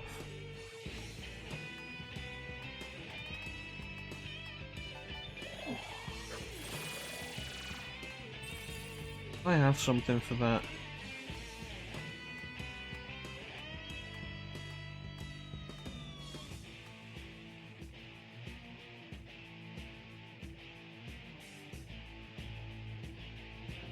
Yeah, no, fuck it.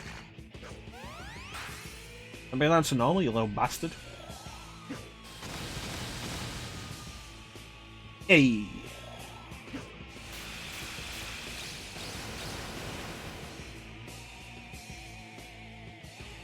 Hey! Took me a while, but I came up with a plan. Now we're doing the good damage. Thinking on my feet. That's me.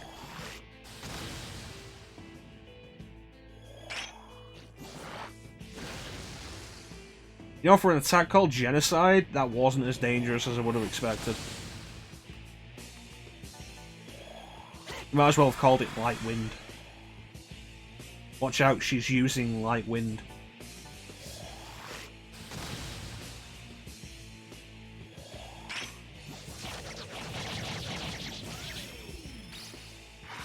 This really is the biggest worry.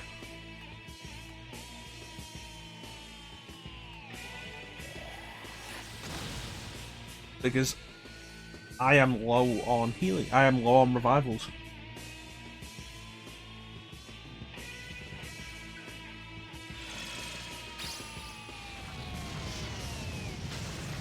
Are we getting the legendary third form?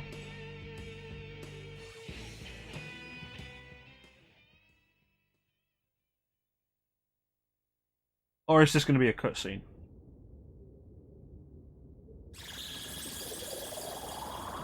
It could be both.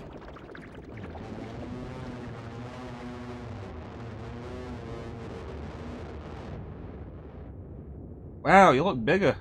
Did you put on a few pounds?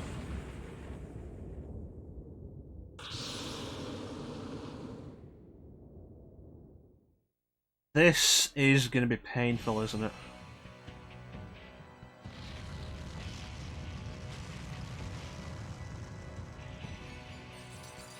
Oh boy.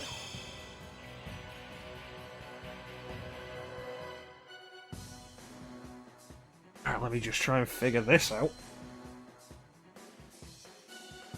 So here we're going to see the problem with basically every endgame boss in an RPG, because they never have just one form. And if you die in the second one, then you're redoing a lot. Also, I'm down to 2 revival gems.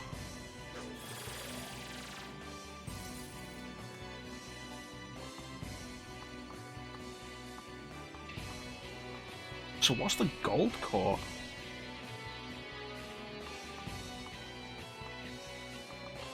Also water.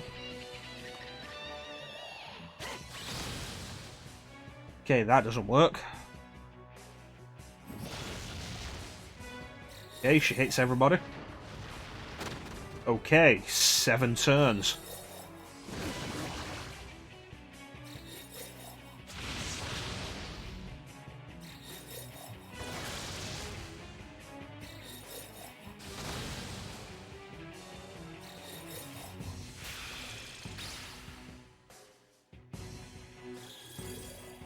Yes, of course.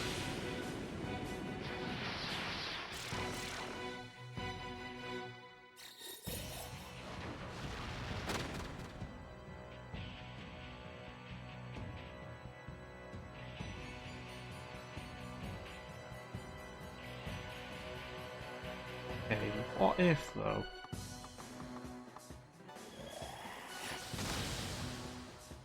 Okay, weaknesses apply logically.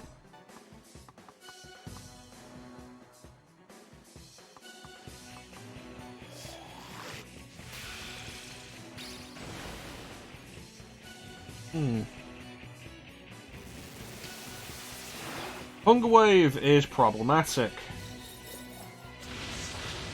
I feel like you don't need Hunger Wave when you have 7 turns. But this has created some thoughts.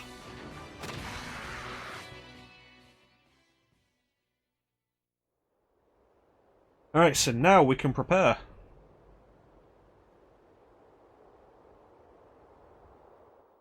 Meanwhile, Gale and Cielo are just stood off to the side like...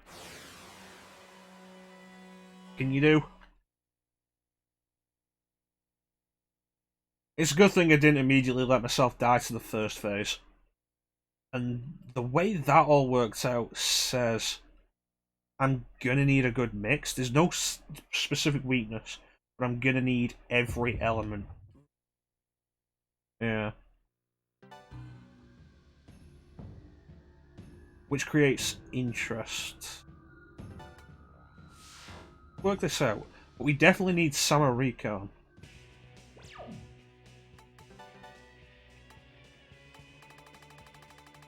Chakra Walk and Armor Bonus mean nothing. Especially with this being endgame. Summer Recon.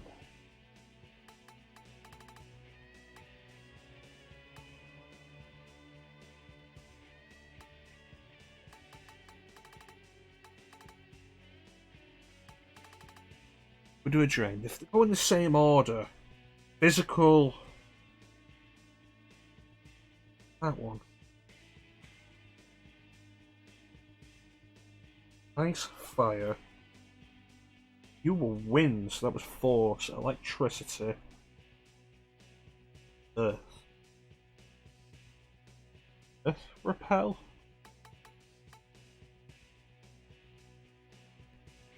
No, not repel, earth drain.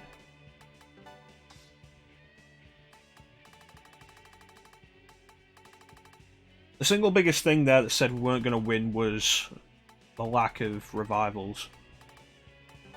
But again, with charm being a thing here, we don't do this with Diaharan. Learned that lesson once before.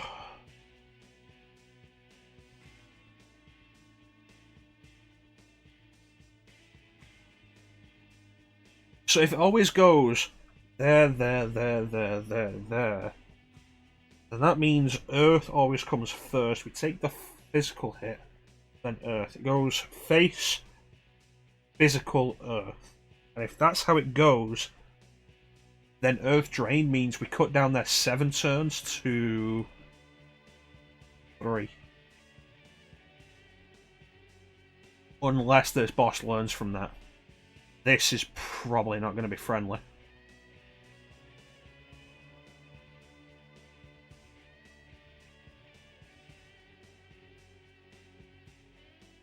This may require a considerable amount of grinding to get the rest of the dying skills. Amps are not worth it right now.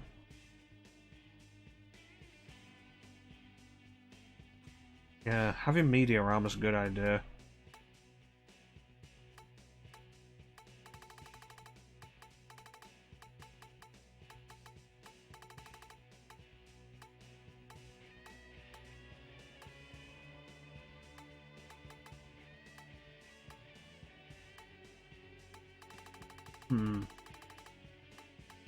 What do you think, Chansum?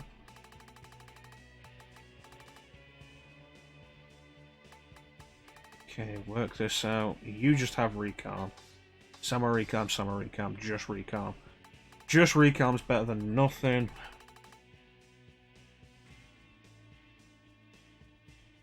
You know what, Ninja?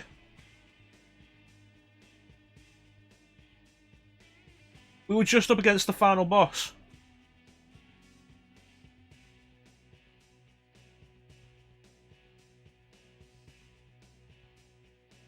And that's where story revelations hit. And we died because final boss. But you know what? With you just joining us, we won't skip the cutscenes before the fight.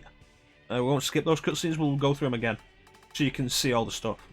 Other than that, the main thing you've missed was running through the dungeon and a boss that had basically no story consequence. It's cool, Ninja.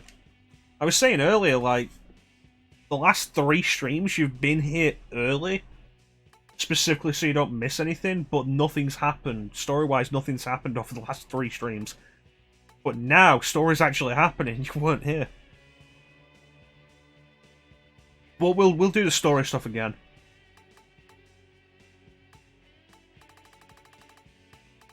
If that doesn't work, I'm going to go with Ice Drain as well. We'll see how this works. I'm not confident in this setup. But having Revival is going to cover our biggest weakness.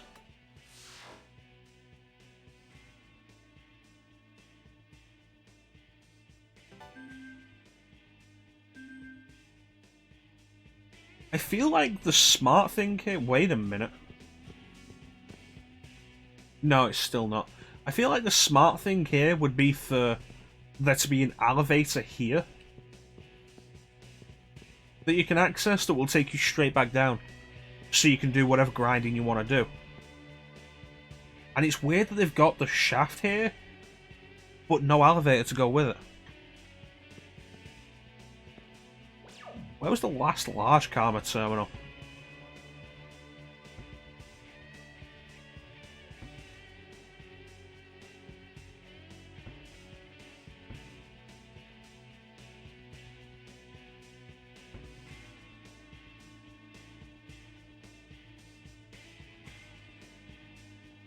Wow. So if we decide to go back and grind anywhere or go to a shop, we're climbing up from here. All the way up to where we are now. That feels like an oversight. I feel like there should be something here.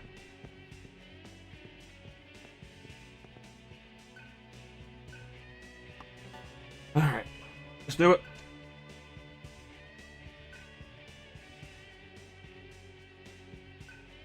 Again, I just don't feel overly confident in the setup, but I can't think of what else we could do.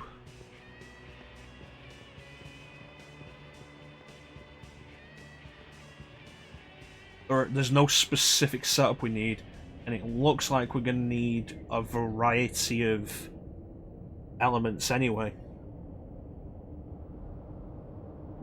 to be able to hit all those orbs.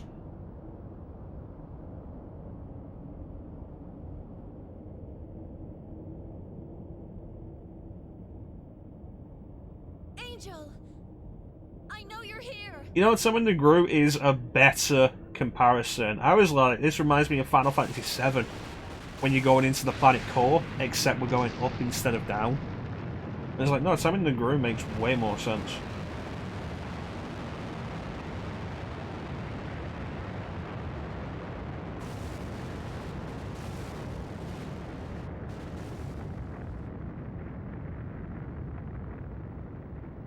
Thanks to them, the shell has finally cracked open.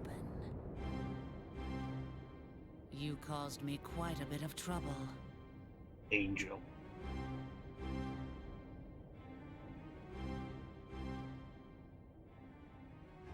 If I go back, will you leave the junkyard alone?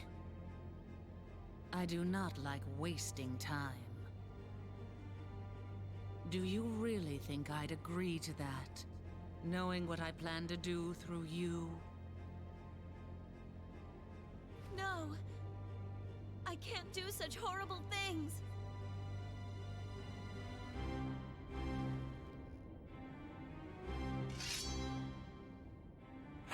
Please go! Impressive, but you are the only remaining cyber shaman. Which begs the question, It took 5 years who to were the perfect others? the virus, but you can already use it with ease. However,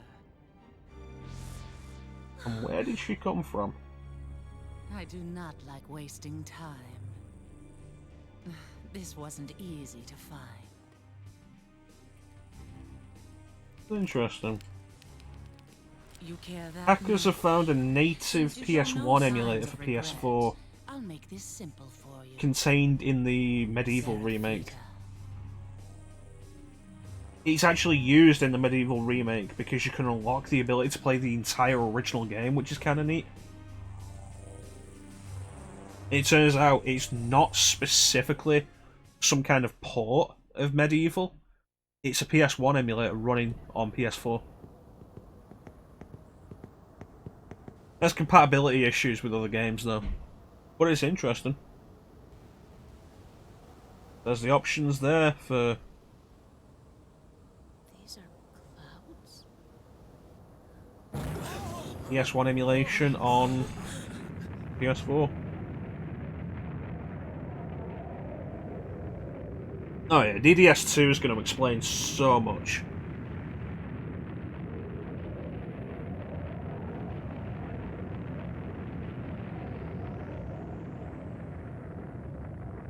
The Medieval remake on PS4 has a PS1 emulator inside it. That's how you play the original Medieval that's unlockable through it. It's not a port of Medieval running on PS4 hardware, it's specific emulation that allows PS1 games to run at 4K. This don't look good. Hackers have put other PS1 ROMs in it, and it has some compatibility issues, but with some tweaking. It's inside Medieval, it's got to be an official thing. If Sony actually knuckled down to make it work properly, you could have a proper PS1 classic like you can have proper PS1 classics on PS4 in a really good way, which makes it really disappointing that Sony hasn't done that. Stop! I'll do anything you say.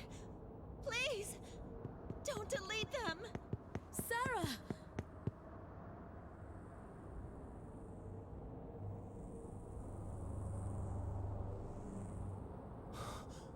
Is that Angel? Thank you for coming. I intended on bringing you back, but plans have changed. This matter no longer concerns you, so why don't you be good little children and leave? We've had enough of your damn orders! We're taking Sarah to Nirvana. So get your snobby bitch ass out of the way! Stop them. I want that to be a... I want that to be a clip.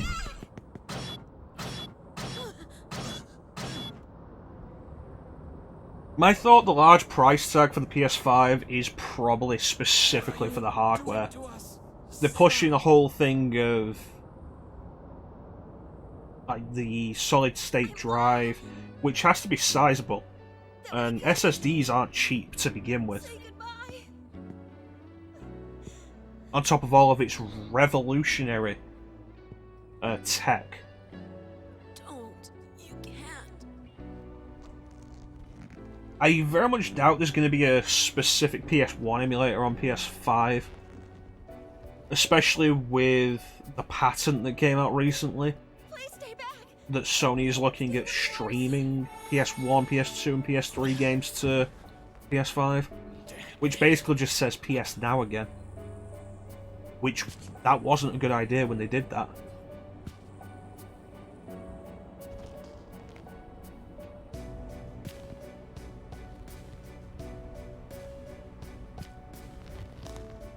Yeah. I beg you. I don't like the idea of my game, like my ability to play a game being connected to the internet. It's part of the reason why I don't bother with multiplayer stuff that often. To survive, you devour others. A demon epitomizes karma in its simplest form. Yeah, if your internet can handle it, if their internet can handle it, Be wasted. if nothing goes wrong, there's too many variables. Hopes and beliefs are utterly worthless.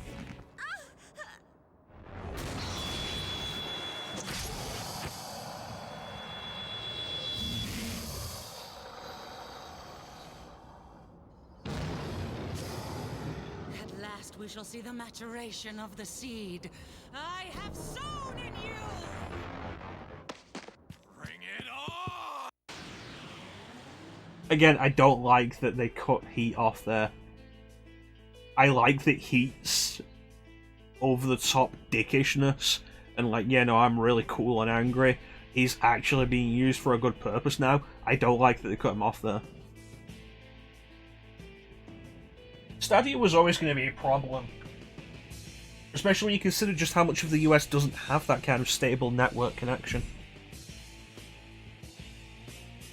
Not for gaming, not for input like that. Downloading, sure. Because that's what your video streaming is, it's specifically downloading. And that can be fine. But how many networks, how many ISPs actually give a shit about uploads? You need a decent upload and download speed, there's your problem.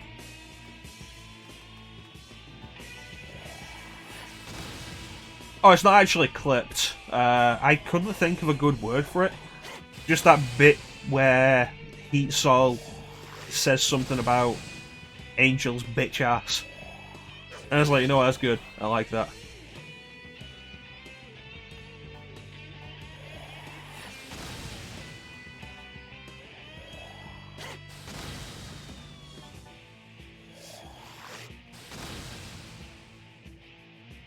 So we gotta run through this again.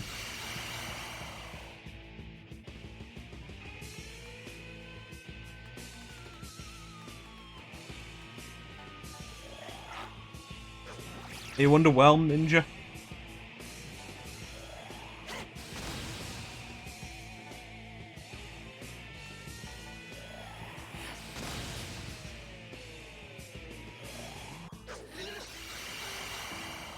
awesome.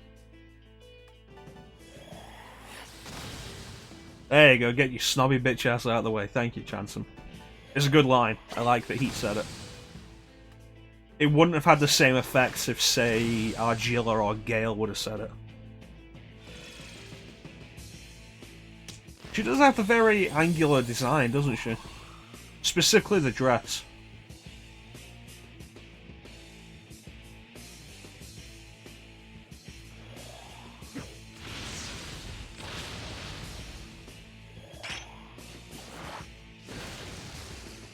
I said it before, I'm going to say it again. I feel like an attack called Genocide should probably do more damage. Fuck.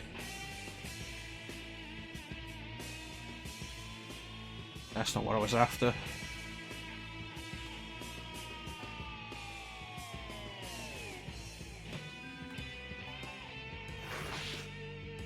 I have to pass this now. There we go.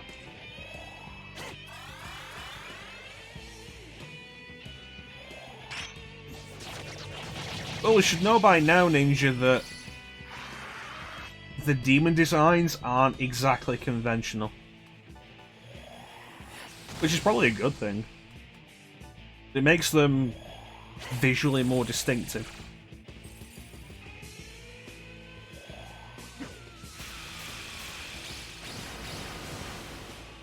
Uh-huh.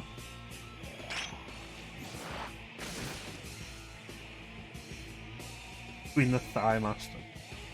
That's if she came from Nirvana. Okay, heal yourself.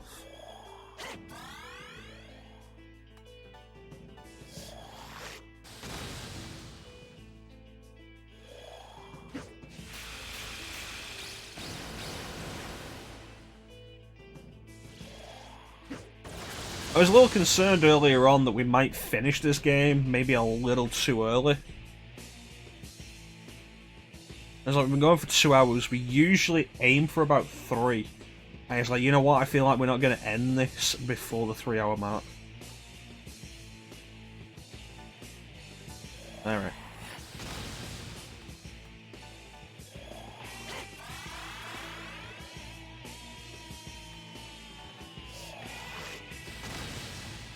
That final boss hit. Everything must go. All items must be used. Fuck you with Hunger Wave, because Sarah isn't going to pop in and sort us out now. Oh, she is. Okay, never mind then. But still, fuck you with Hunger Wave.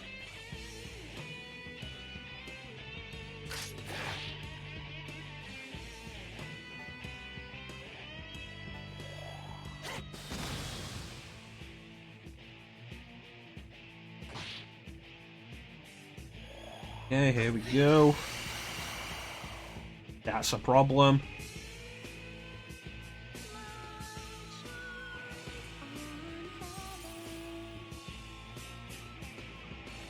Honestly, could have probably done with Surf over here.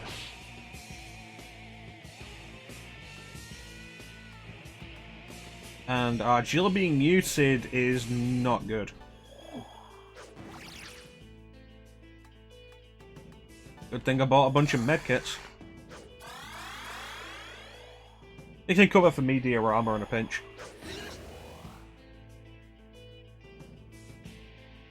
Finally.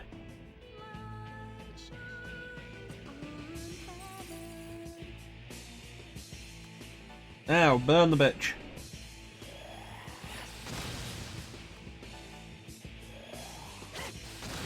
All enemies must burn! Gonna have to deal with that.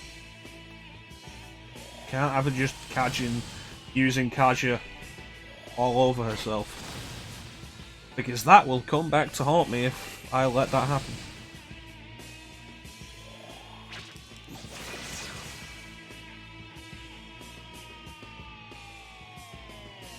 Troubling. I have this stone. Yes, I do. Good.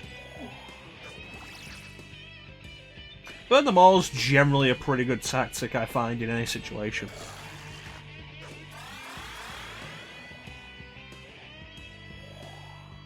Unless you're dealing with a Pyro Jack. Come on, miss. Alright, that's actually a fairly decent turnout.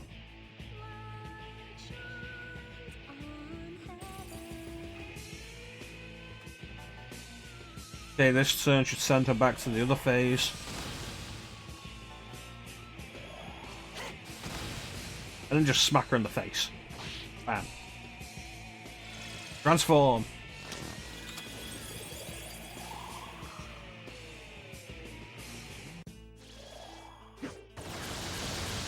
Okay, so now we throw a card, the Decardia Stone at her. Specifically because she can't rebuff herself right now. Do I need to be explaining everything I'm doing? Probably not.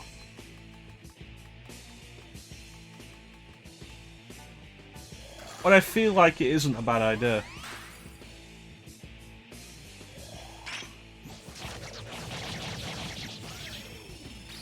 No, they erased all the cars, Ninja. All the cars, all the tanks that were down in the junkyard, all gone. It's unfortunate. Yep. So now the only thing we can throw at her is hands. We throw hands at her. Ah.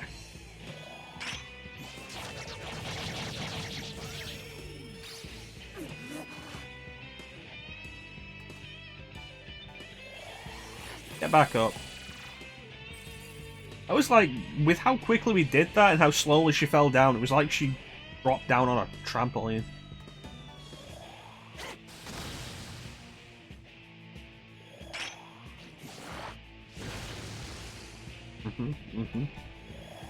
Fascinating. And then punch her in the face.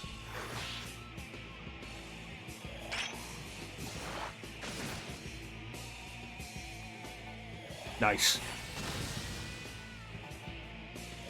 I feel like with how often we miss attacks, enemies don't miss attacks often enough.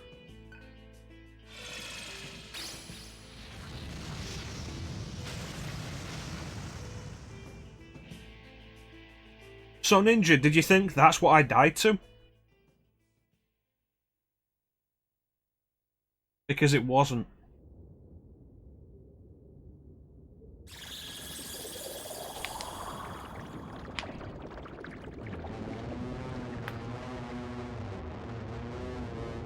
Let's go. Everything we can. No, how many RPGs have a single form final boss?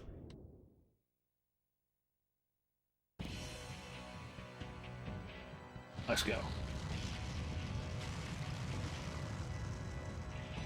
Okay, the rocks are the trick. Assuming it goes from physical to earth. This is why we have Earth Drain. We'll see if this plan works. Oh no, I knew that. That was the thing, it's like, red numbers have shown up too fast. Okay.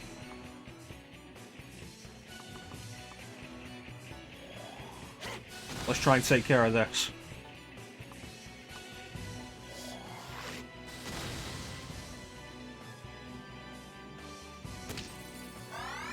Okay, she'll just resummon them.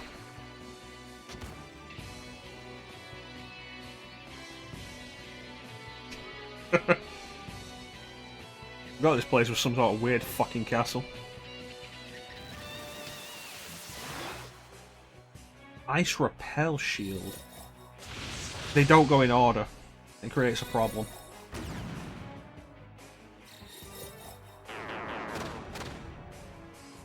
Gives us options, but they don't go in order, which creates a problem. Repel. If those cores are specifically for repelling, we have to take care of at least one of them before we can attack. But we only have 3 turns.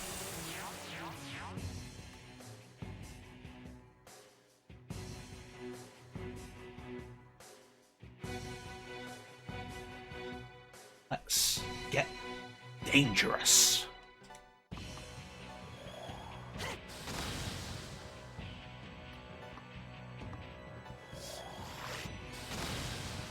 Raise an interesting thought. Always begin with core. Let's test the waters some more with this.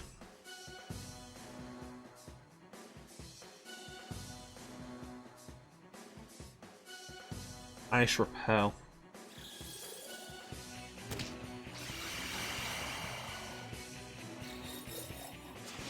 Starting with Zan. Then it's going to physical. It's not a specific order. Alright.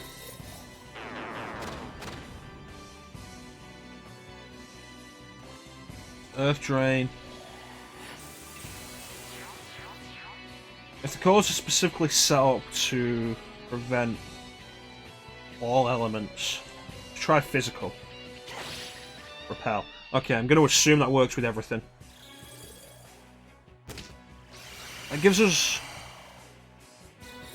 two options. That's not good. That means nothing. Didn't actually manage to do anything anyway. Charm is a problem.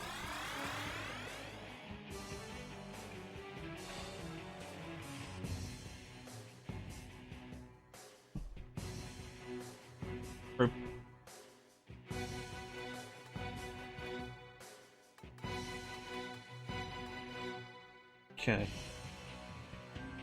Wall. Bomb. Card. See how this goes. Almighty. Nowhere near enough to matter. That's always the trick with Almighty. Great.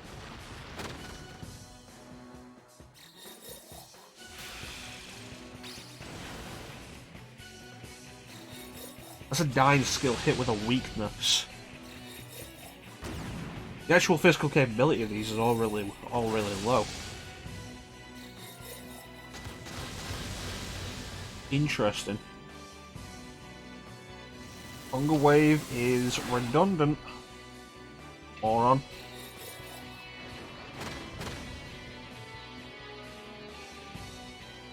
Seriously, could have done with anybody but Heat.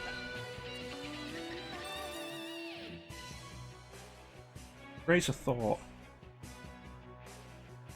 We need to work out a way to deal with this.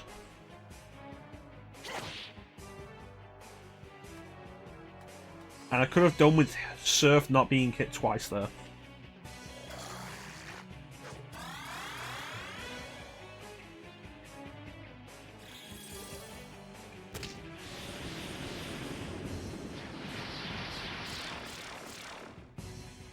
Because nothing overrides hunger, I'm guessing.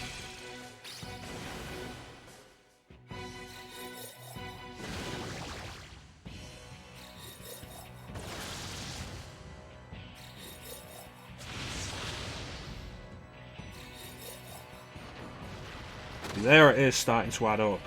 There's your trouble.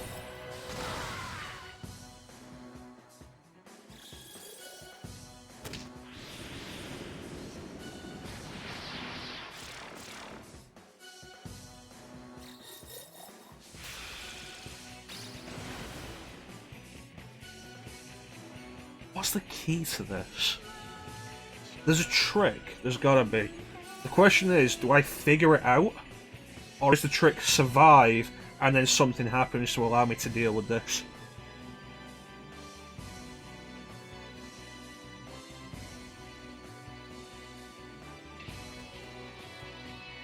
Okay.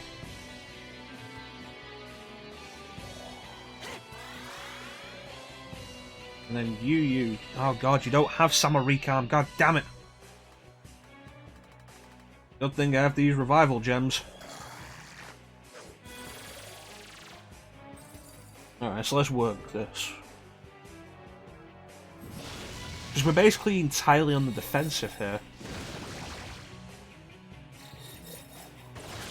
And with it covering every element, unless we do something specifically to negate the attacks, There is no way that we're ever not going to be on the defensive.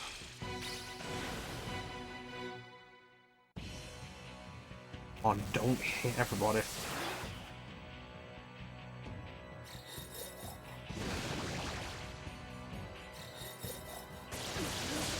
Oh, fuck off. Might as well call it now. I can revive somebody or fully heal myself, and it isn't going to matter. Because Surf can't. Reviving somebody means Surf can't heal. Fully healing myself means there's only one target. Either way, one person's going to get ganged up on. There's no way to fucking deal with that. What is the key here? There's too much. There's too much. There's no specific weakness. If everybody has an amp,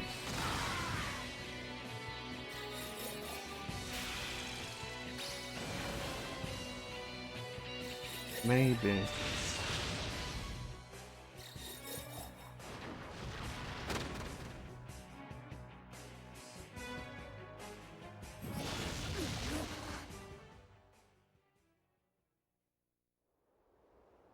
We got absolutely nowhere with that.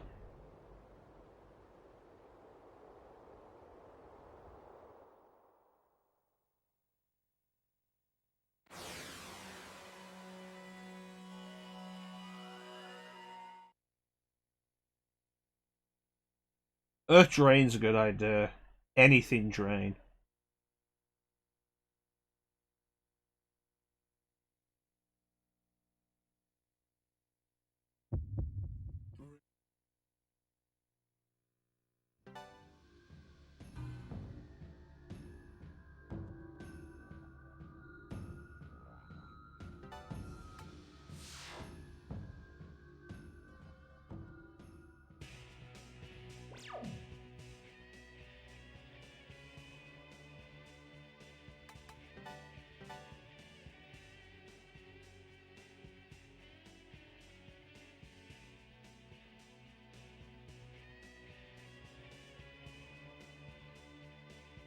Focus on 2 skills per. Let's see this. Fire and ice.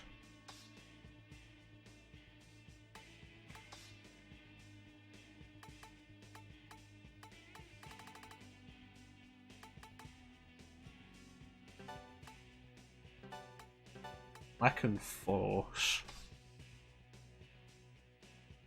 And you get ice and earth.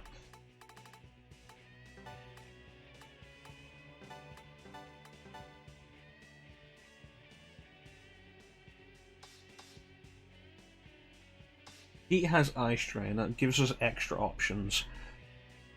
I feel force drain might work better.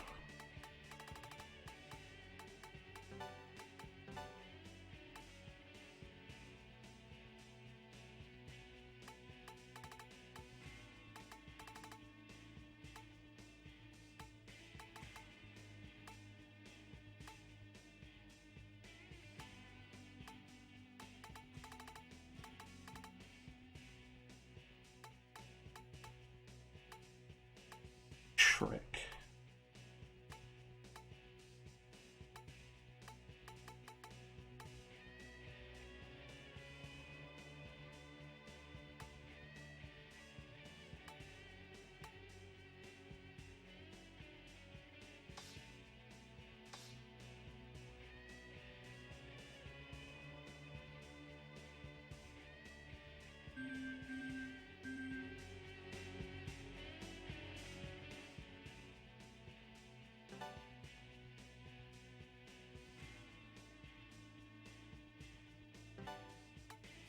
Everybody specifically has 2 boosts. Everybody can hit 2 elements.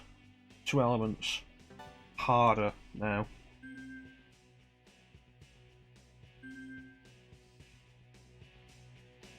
If we're able to take out more than 1 core per turn, that might be the key. because we can eventually overwhelm it through strength of numbers.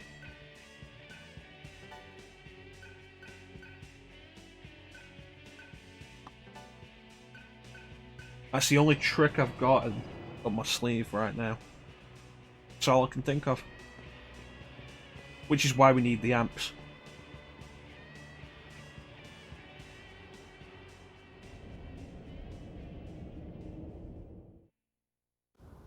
So let's see just how bad it's gonna get.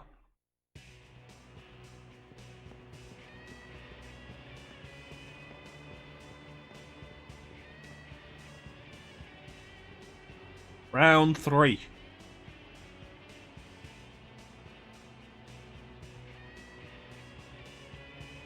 At least you can skip the cutscenes. Did you know in Kingdom Hearts 1 you couldn't skip the cutscenes? In the original release? One's for all the marbles. Stop! I feel like somebody actually said that on stream and I'm just repeating it. Well, that's the thing. It's not even about how far back we are, it's about just being able to skip the cutscenes. Fire amp. Ice amp.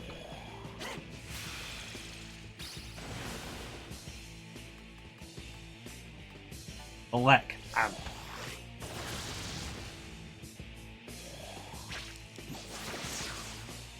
No, honestly, we died before you came in, Ninja. We didn't die specifically for you. Your appearance actually worked out pretty well timing-wise.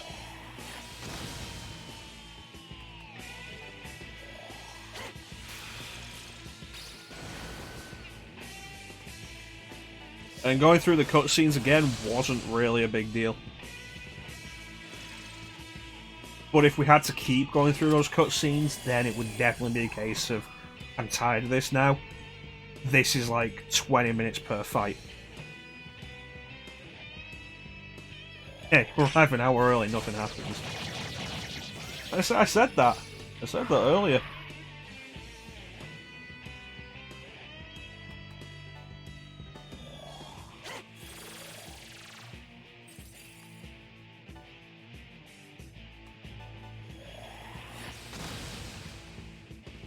I'm going through the cutscenes again once, not a problem. If we had to do it every time, that would be tedious. You're a dick. You are a dick. That would be tedious.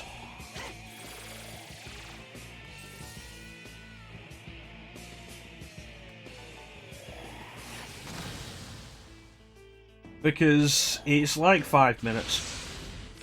And 5 minutes adds up.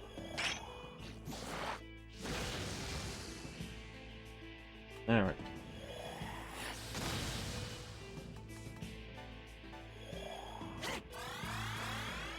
BD Harem would probably have been nice.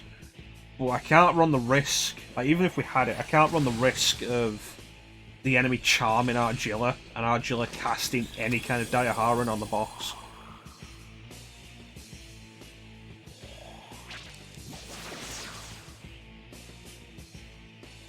Great. 2 characters turn to stone. 1 character close to death. Sometimes life will just fuck you.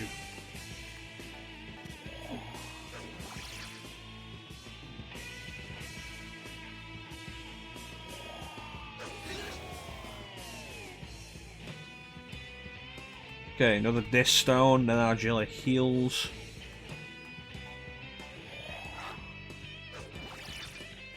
We're gonna do this. Question is, do we do this tonight? Or do we set aside a specific period to finish this? Now that we're at the end.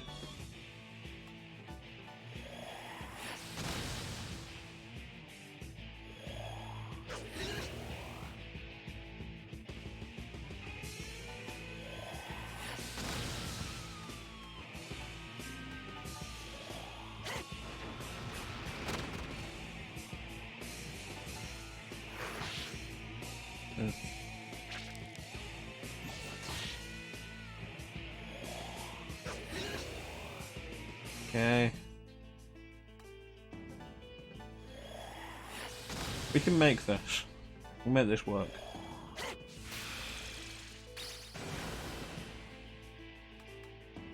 Then it will all be for the sequel. Okay, now we throw down a Dikaja rock before she can do anything. Okay, she's already done something.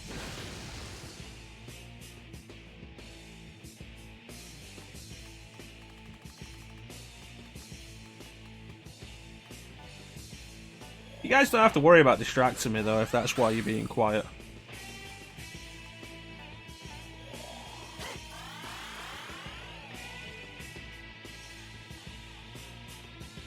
Go back to Surf, because Surf has a higher magic stat.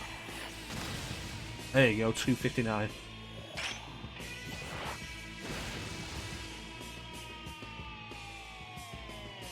That means I just need a diorama and not a diorama.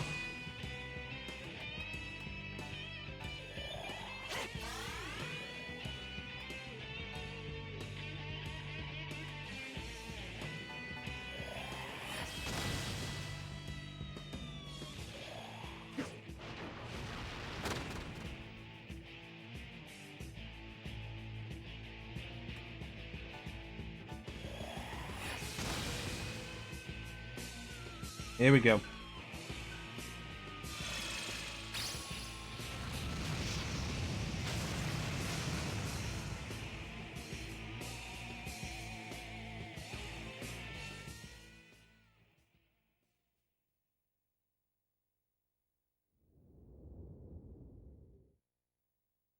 It's very rare for an RPG to throw out an extra boss right after something like this.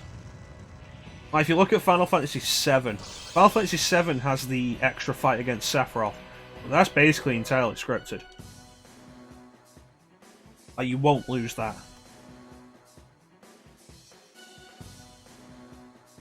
Okay. How'd you dying? Come on. It's not enough.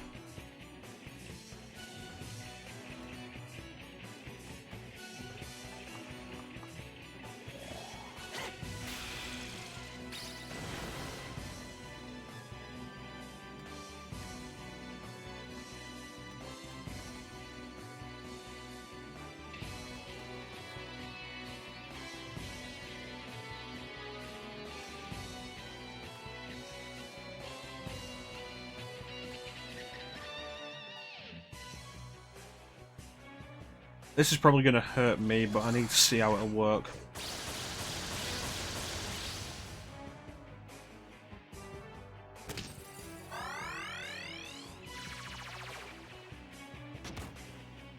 It's cool, chance, so you didn't really miss anything. Just the getting back to where we were.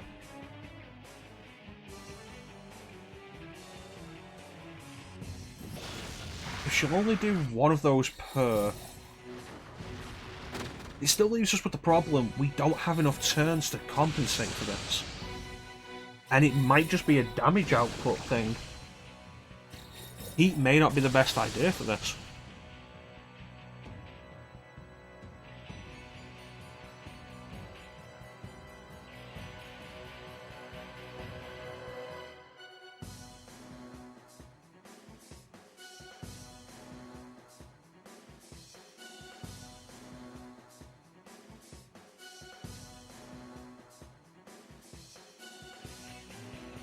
People are morons.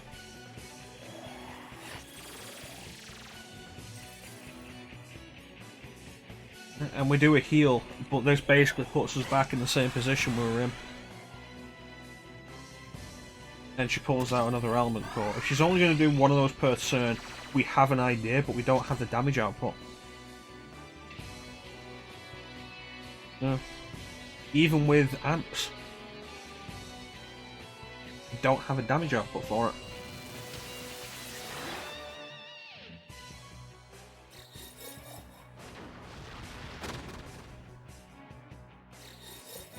And even if we did have the damage output, at any point Hunger Wave could happen and completely fuck us. There's too much that can go wrong with this fight.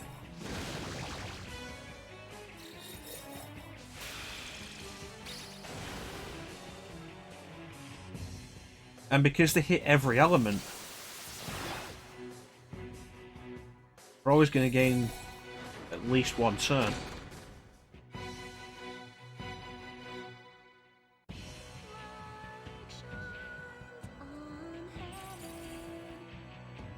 Let me try my original plan. Earth Drain.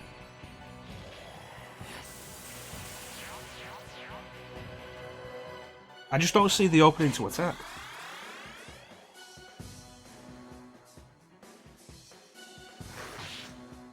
Thanks, Heat, you're a good friend.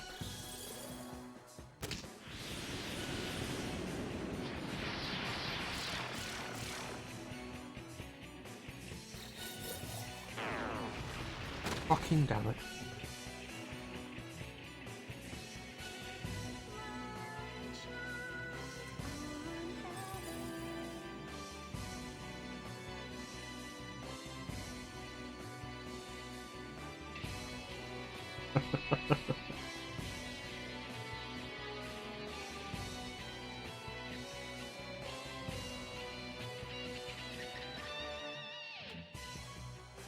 Yeah, probably. Good comrade. Probably a good idea to get a tip at this point. Try to stick it out through Pride is going to draw this out way more than it needs to be.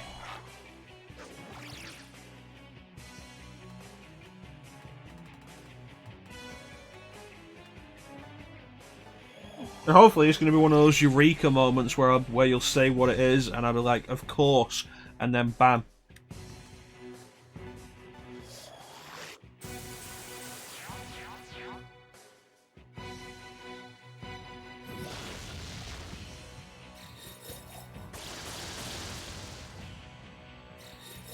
Suzanne, you bastards.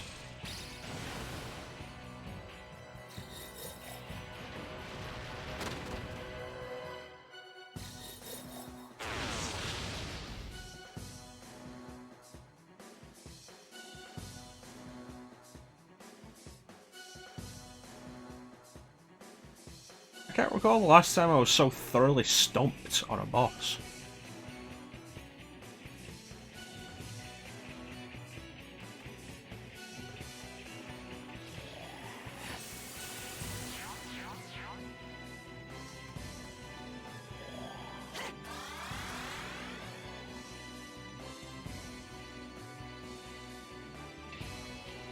Running out of MP is not a problem, I have ideas for that.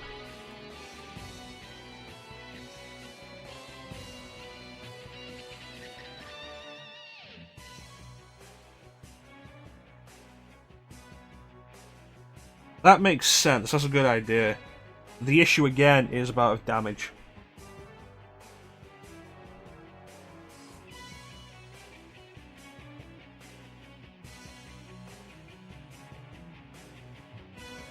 Maybe a point I'll have to start grinding again. Which will be unfortunate. But that is a good idea, I hadn't considered the Maz.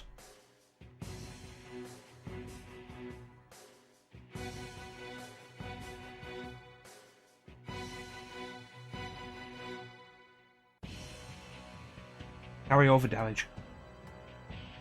Of course.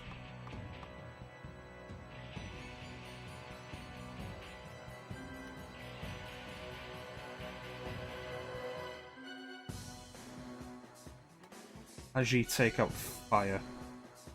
As you take out... Yeah, possibly. But... the damage will carry over, I have an idea. We don't kill that in one turn. I should have hit that with something else. Should have hit that with something that Heat has amped. But we don't take it in one turn. We spread the damage over several turns. Work to survive. We can make this. I have a good idea.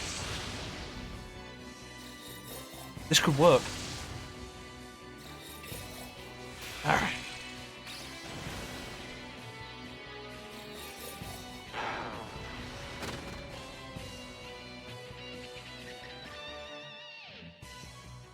Okay.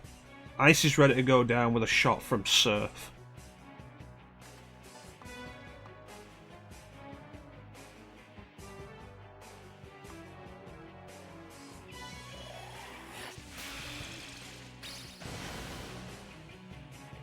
Okay, that's ready to go down with the next shot.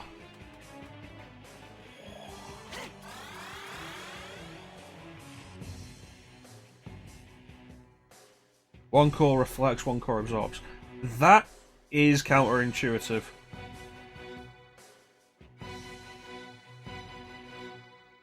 Is that how it works?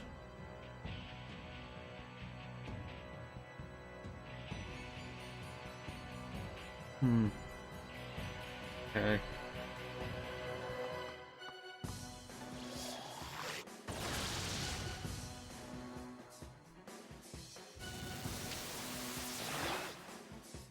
Rather than try and take them all out one by one, the mat idea is good and it's giving me a thought, and then we carry over the damage. Rather than try to take them out in a single turn, we're trying to out-damage them in one turn, and that's a bad idea. The end goal is to get most of them taken down. We get most of them taken down, we can end up at a point where she's only got one left, and at that point we can keep one in.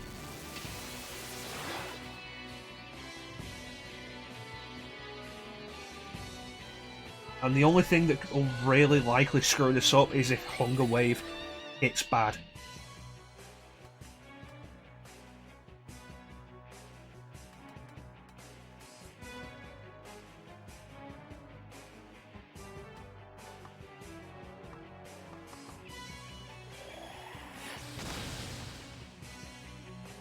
Well, that just died. So that wasn't overly helpful.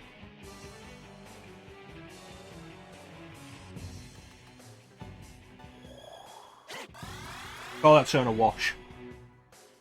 The good news is this will not be a battle of attrition. But that means physical core is weak to magic. Which means it should go down to the right mass spell. Especially if we take advantage of Amp.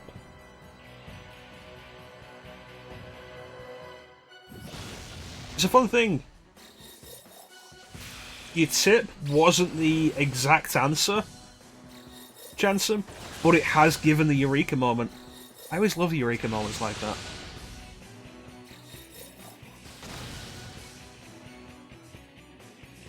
It was a good tip. It was a good tip and it's really helped. Okay.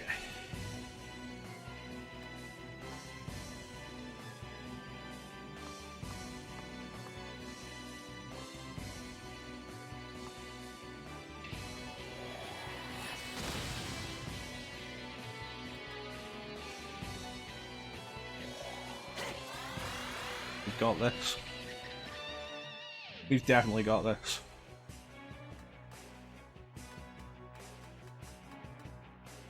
We don't have the big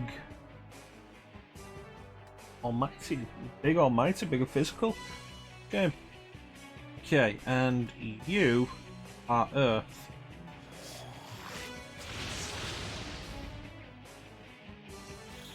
We deal with this turn.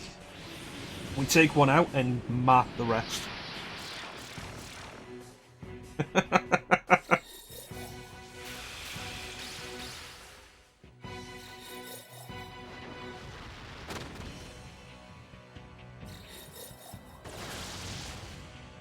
You gotta love those little bits that just stick out in your mind like that.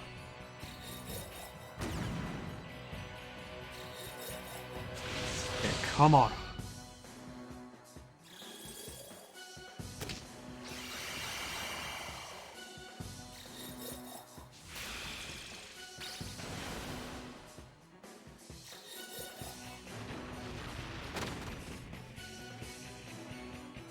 Okay.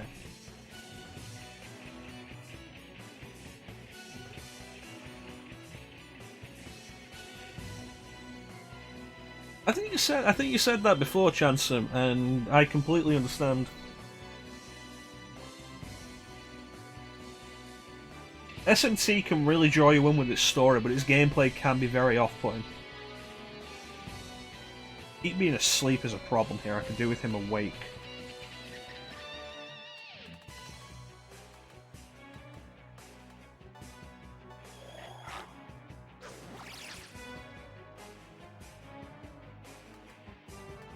You gotta remember the dream, Ninja. Do the impossible. See the invisible. Row, fight the power.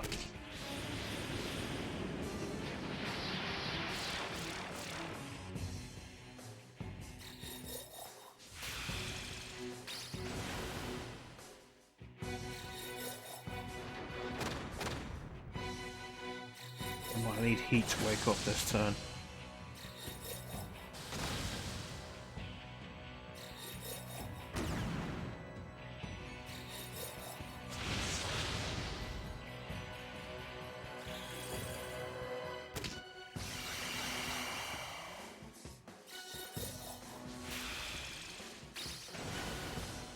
Heat being mute is a problem, but it's not game breaking.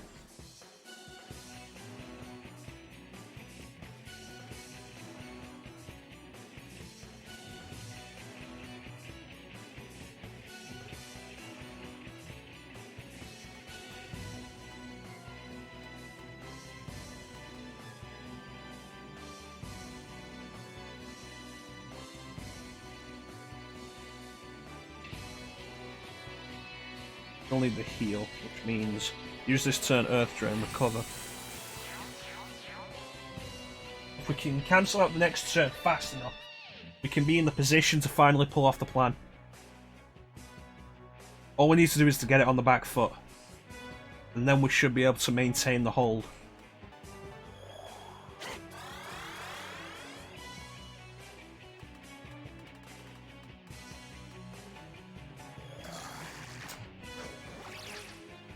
Okay. Don't.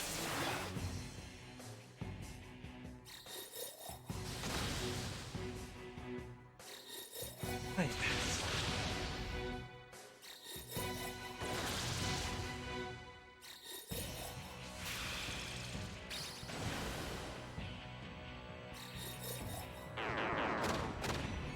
Wish that would have come sooner. Also, heat. Really not the priority at any point, Sarah.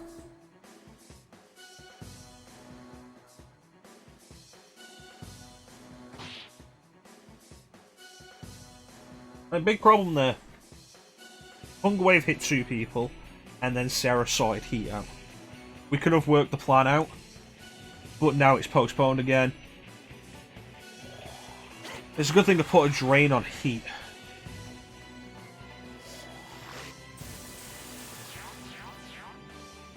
Always have backups.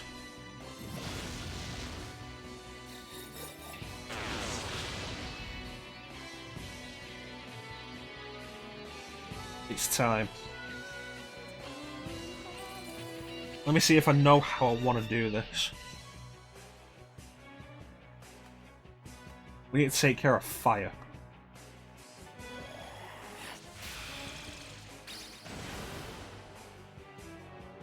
And then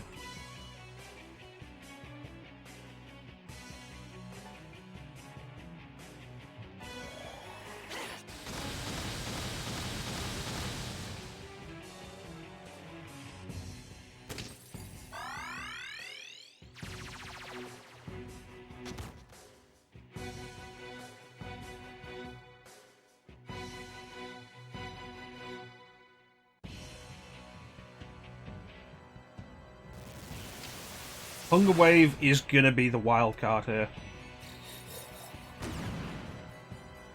But if we can keep it on the back foot like this, we'll have it.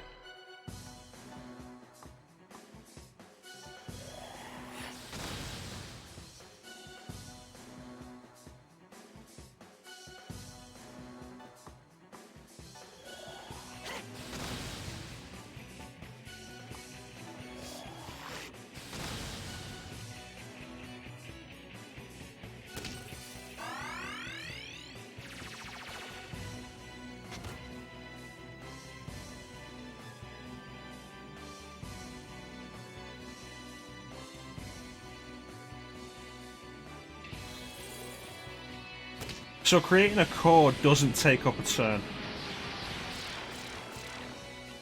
I also need to spend a turn replenishing MP there.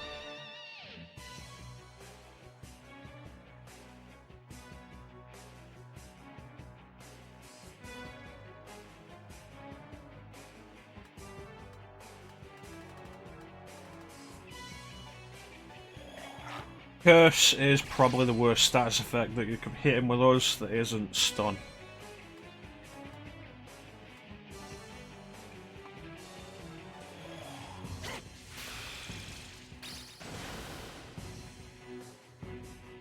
You know what? The damage could be sorted another way. Kaja. Do we have anything for that? Probably don't, do we? No. Oh well. Earth, spell, death, almighty, mighty.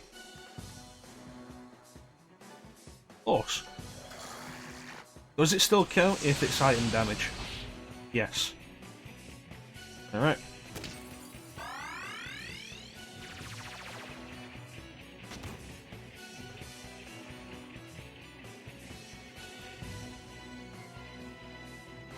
Is Earth the priority? That's the question.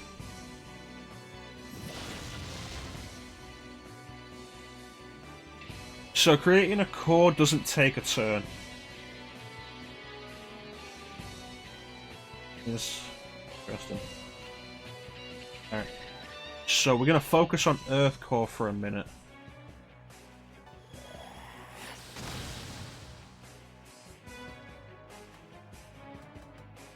Do a heal.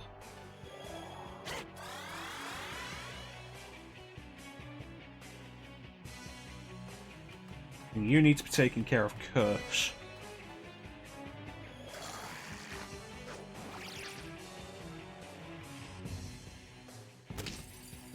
Play into my hands. What do you got? Red.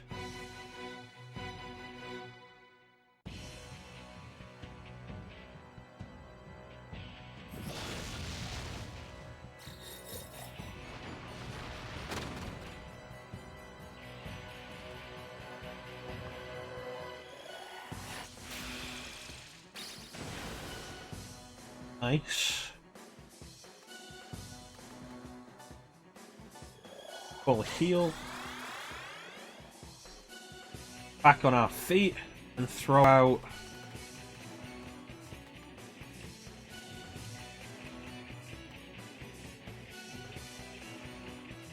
That'll work.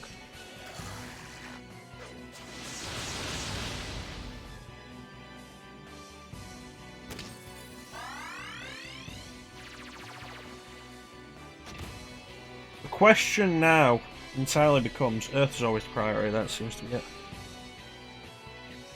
The question now becomes, does she have a backup plan? Because if we remember the fight with Looper, when we took out the first two heads,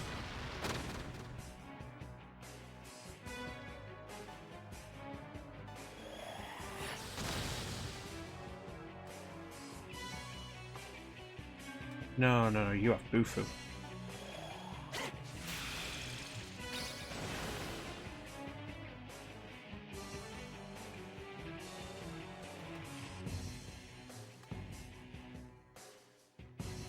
She always has a plan. If she keeps throwing out Earth, that is good. If Earth really is the priority, no, that's a different colour.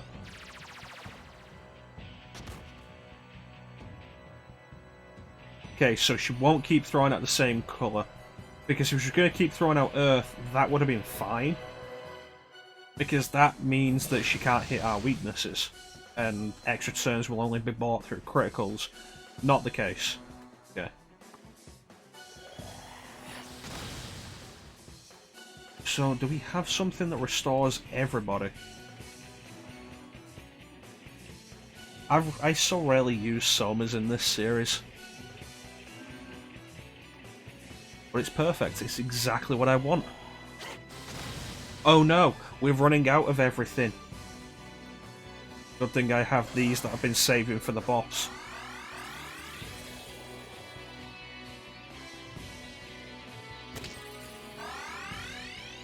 Everything's coming up Millhouse.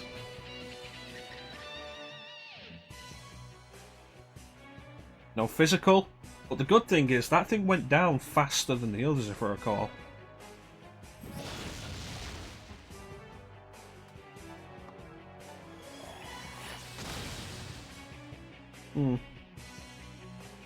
Okay. A mass spell probably is the best idea, yeah.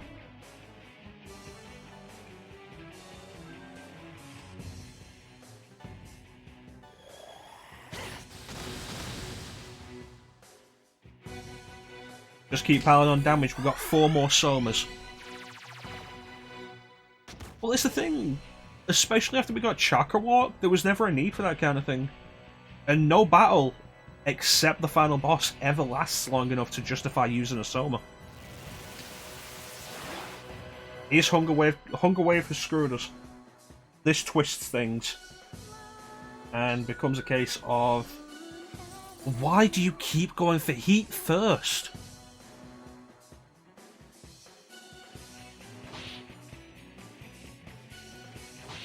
Yeah, no battle beyond either bonus boss or final boss lasts this long.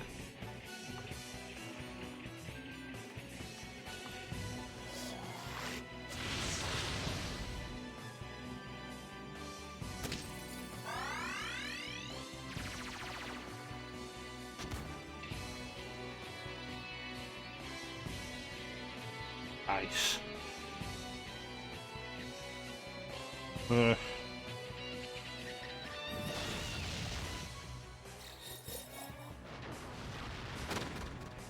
See, here's the thing. Hunger Wave takes us so close. And if a character dies, that's going to be even worse.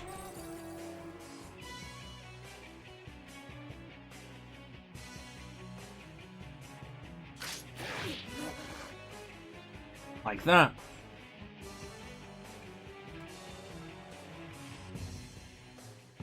Because we could have compensated here. We could have dealt damage to ice while also taking care of earth. Fuck Hunger Wave as an attack. You see, there's the thing. With the fight against Varin, it didn't seem like she had a preferred order. It started off like she did, and it didn't end that way. But now we're at the point where I can't do this. I need to heal. I needed Argilla up, and Hunger Wave has gone and fuck that.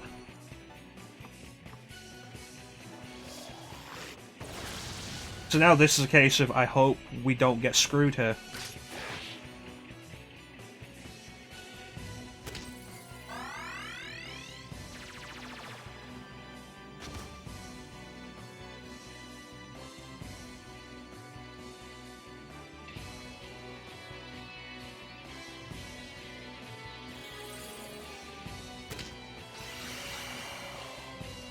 Okay, you know what? Fuck you. Complete and utter fucking bullshit. Oh, you finally get around to surf, are you?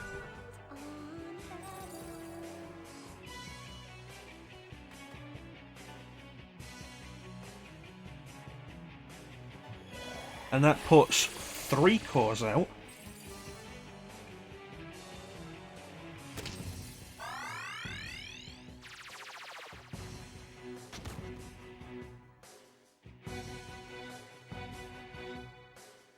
If we die here, there is one change I can think of making that will help.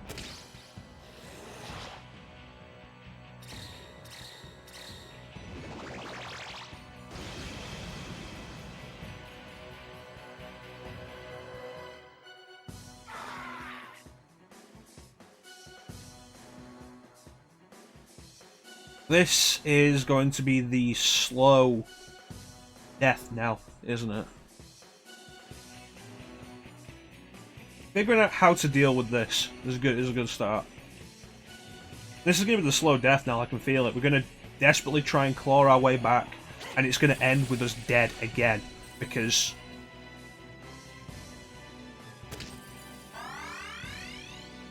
every turn we waste not attacking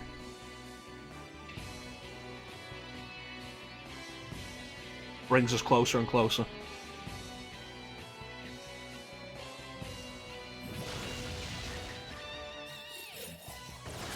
And Argilla's dead.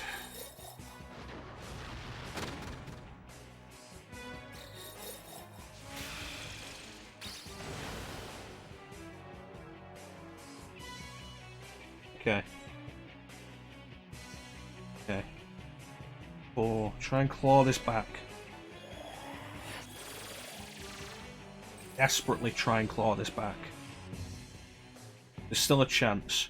With one element missing, there's still a chance. What do we have? Ajibufu Zia Terror. Can't hit any of those. Work this, work this.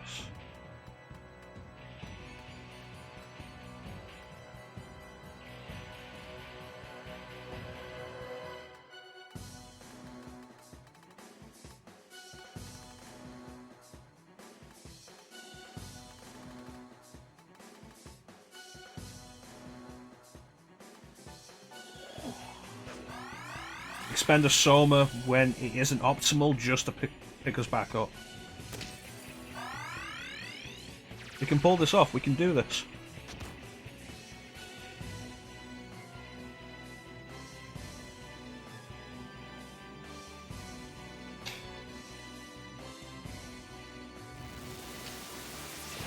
This hits everybody again, I'm fucking done. That's the fight done. Hunger Wave is bullshit. There's no way to defend against it, there's no way to deal with it, you have to wait turn by turn for it to be taken care of, and it fucks up all the plans you can think of.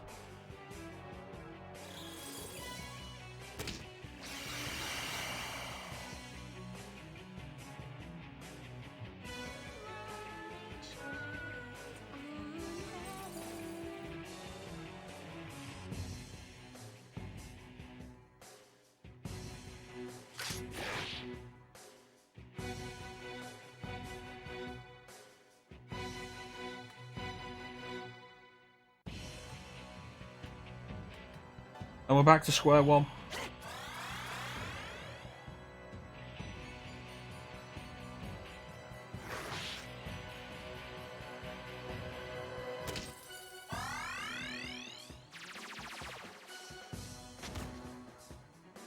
I find very few games are so capable of demoralizing you like Shin Megami Tensei.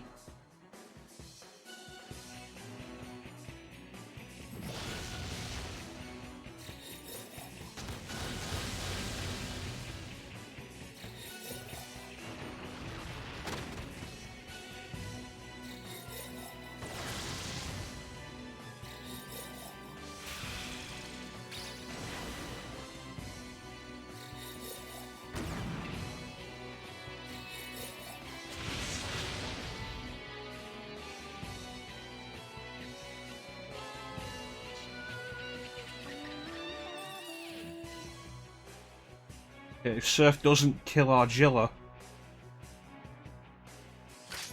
Oh no, it doesn't matter. Oh. Oh. But look at how that screwed us, because that counted as the party missing. So we've got one turn now instead of two. I didn't even know that was a thing.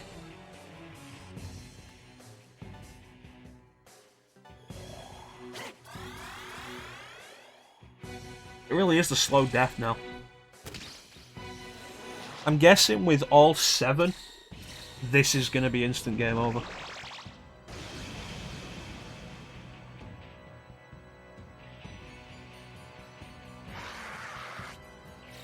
Oh, but it might as well have been. Hunger Wave's too much. Hunger Wave single-handedly ends the entire thing if it hits everybody.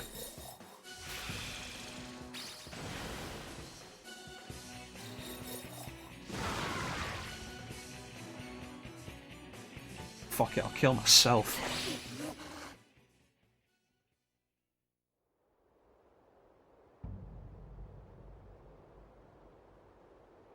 There are plans we can make, things we can do.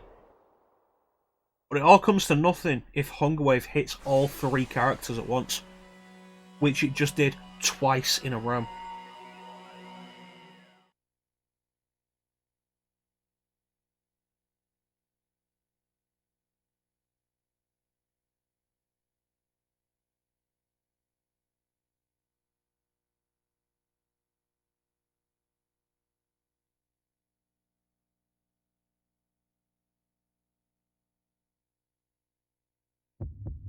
Rend.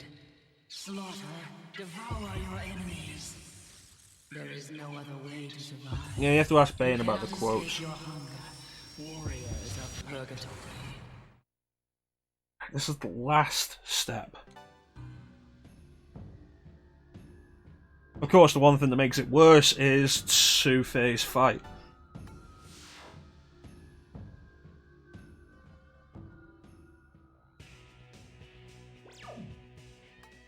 It worked.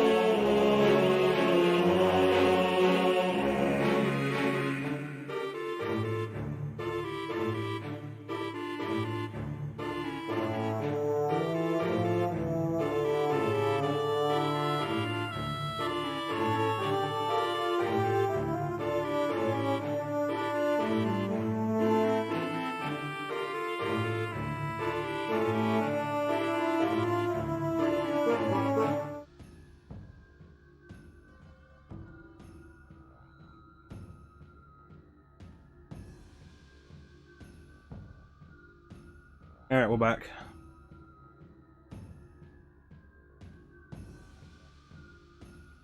The game crashed. So I took the opportunity to throw the Be Right Back screen on, got myself a fresh drink. Snack here.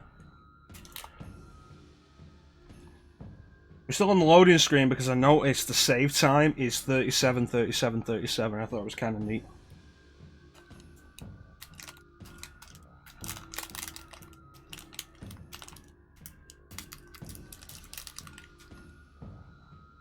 These things never look nice.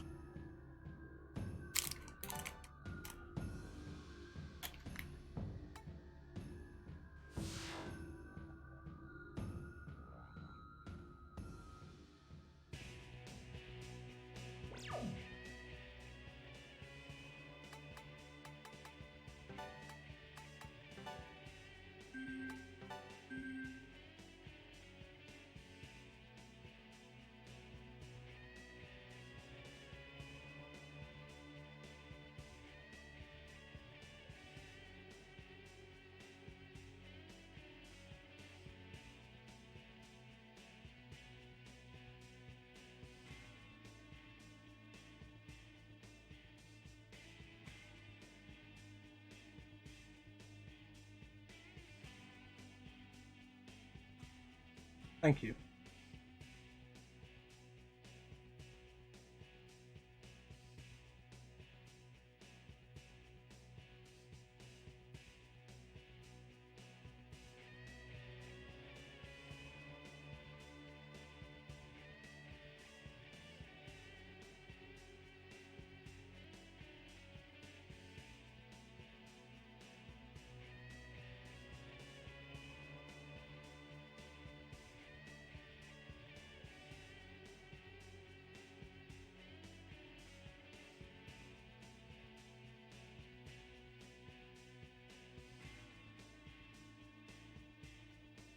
Okay.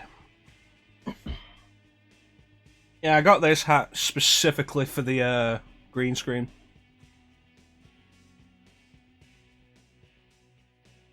Because like we got the N64 hat, there's too much green on it for the green screen.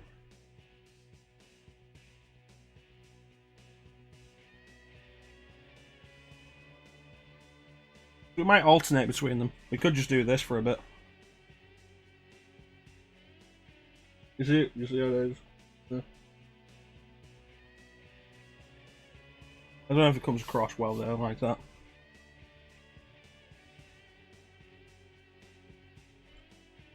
I apologise for the sweariness.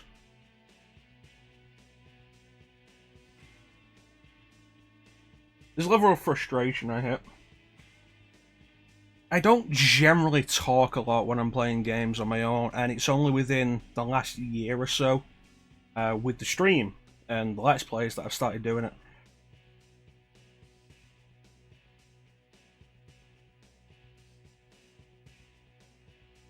And in the interest of not having any dead air, generally what I've been doing is kind of just voicing every thought.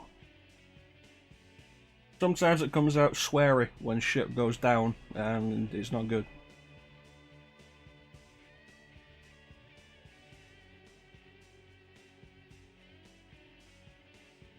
It's been a while since I've done an SNC final boss. You never feel ready for it.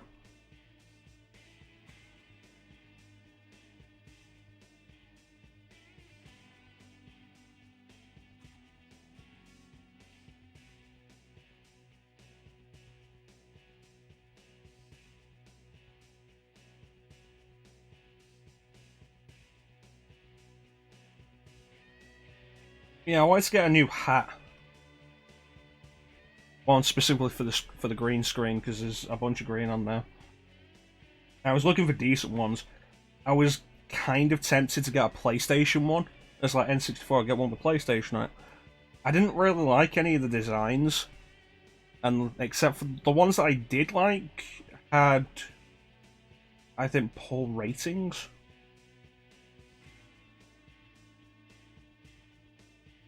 It was like, specific gaming hats to go with it. Eventually ended up with Mario. Ended up with a Wario hat. And it's like, Wario would fit probably better than Waluigi for me because I'm not very thin like Waluigi is. Waluigi is very thin and I'm not very thin. So Wario probably would have fit more, but I didn't just want a bright yellow hat.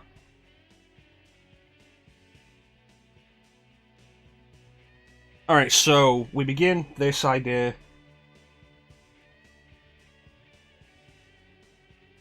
Yeah, but we go back to the game.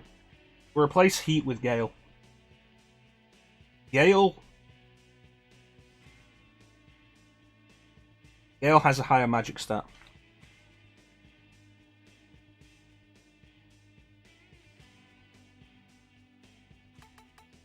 We're attacking entirely with magic. Gale has a higher magic stat. AP Divide, Mutual Karma. Just in case.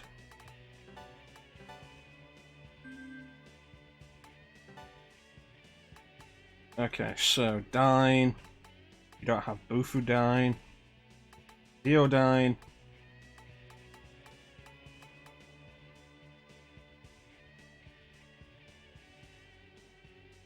The only Dine you have is Dine.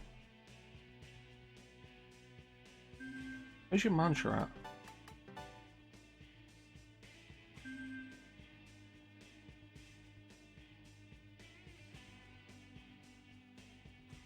That's worrying. That makes Gale very problematic. 37, 48, 58, 56.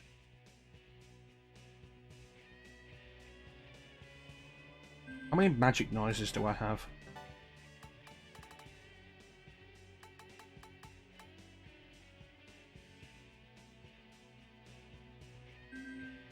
Okay.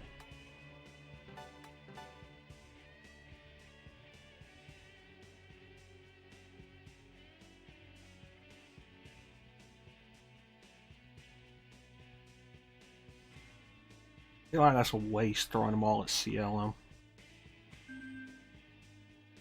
Each one ups magic by 2. 48, 37. It still puts him as weaker than... No, I don't want Cielo in there with it being weak to ailments.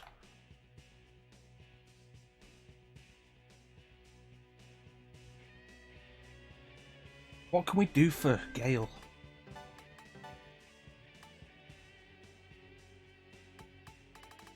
That's physical, maybe? What's his physical like? 48 versus 34, 29, 50. Okay, give him mass physical as well.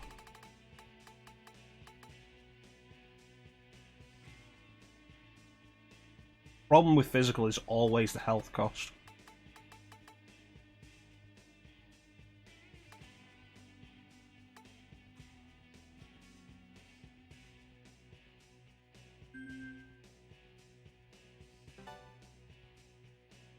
I set Gale up poorly, that's basically what it is. And the only option now is to try and make it work, which is risky. Or go back and grind.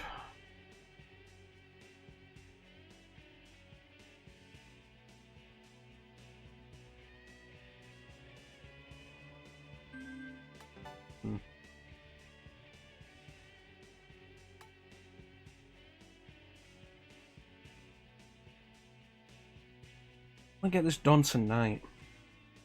Because we're basically at the end, and anything else... Not doing this tonight is going to be a case of...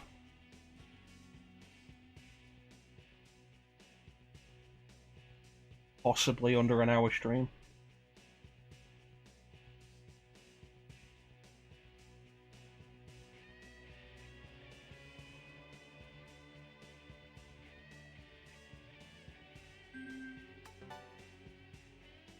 Okay. It also means he's only got Fire Ant.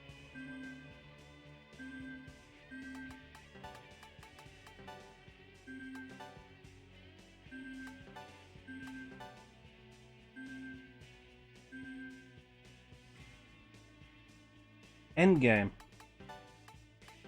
We should use the noises. You know, let me look this up. Is there a fast way back down and up?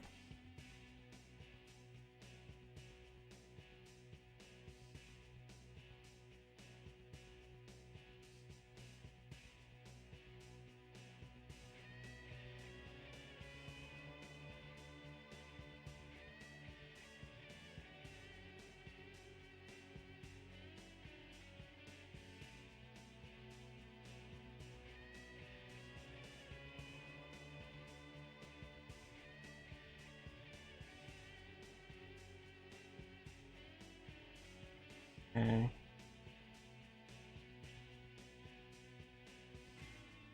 Speculation about what the elevator platform is for. Here we go. A board about leaving the Karma Temple.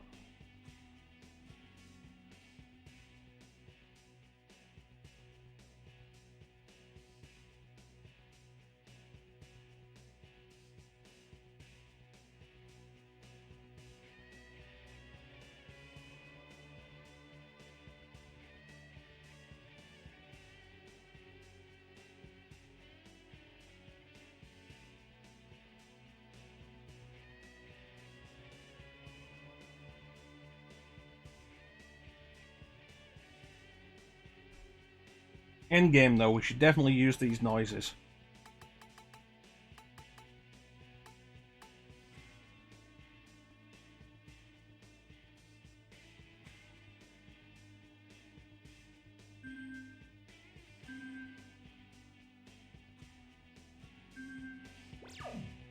We're gonna grind. I'm gonna do some grinds to get Gale up to speed. And I want to apologize for that. It's entirely my fault I've messed this up.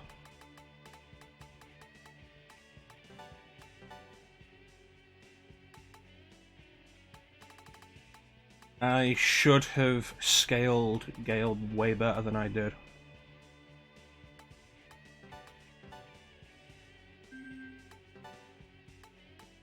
But I chose poorly on what I was setting him up for.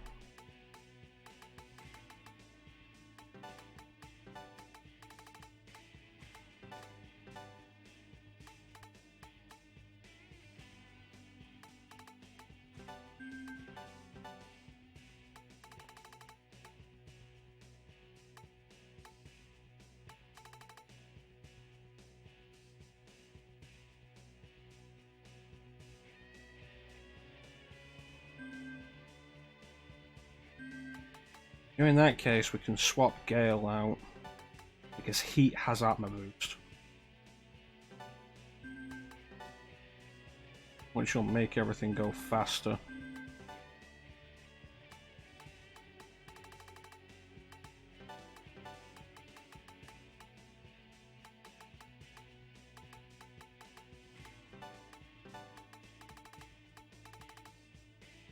Yeah, I want to apologize to everybody. That we're going to be doing more grinding.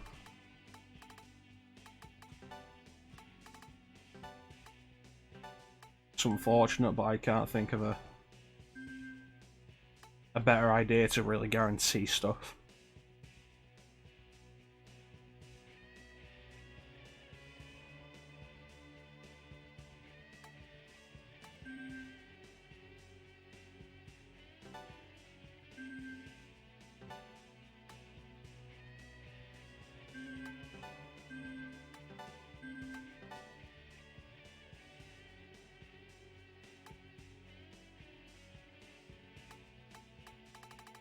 No, but I don't want to draw things out so much.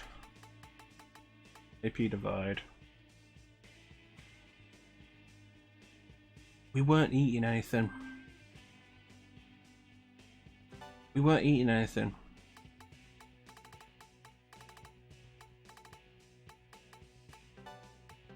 That's why we had Chakra Walk. We weren't eating anything.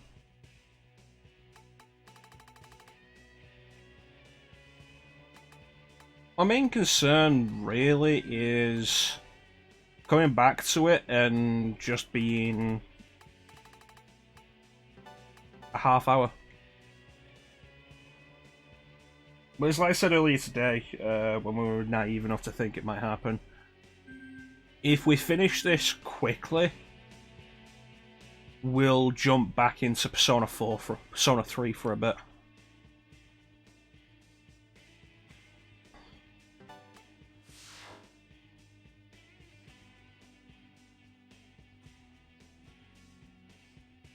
My whole thing is I don't want to just throw a session at the final boss and then have that take up most like an hour.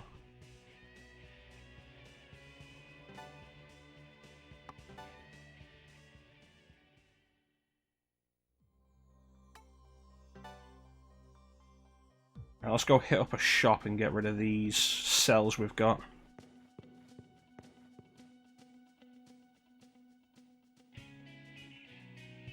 But if we hit a point where the last session with this is pretty short, then we'll jump back into Persona 3.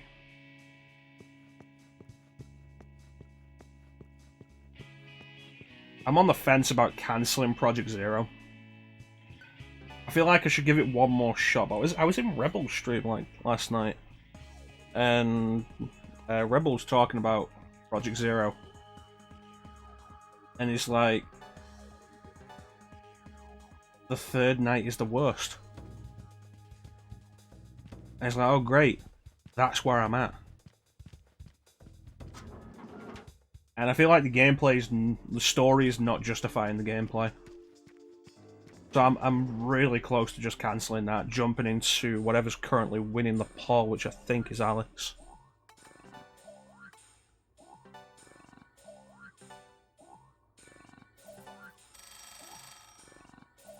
Okay. Yeah, it seems to be what it is.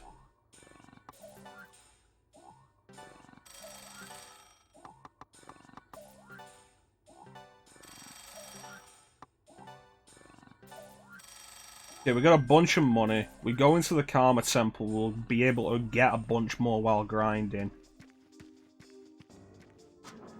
Set up a specific set of Atmas with the intent of taking out the final boss. Mantras with the intent of taking out the final boss.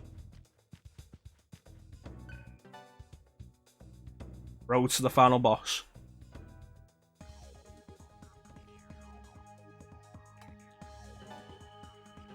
Yeah, we might call Project Zero just done with. Call that. Set up Alice, get that done.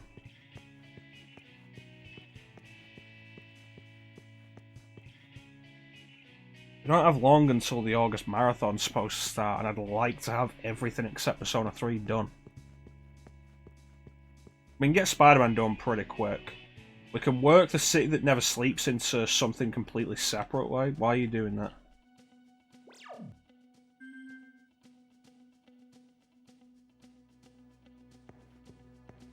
We can work City That Never Sleeps into something separate. Post-game DLC anyway.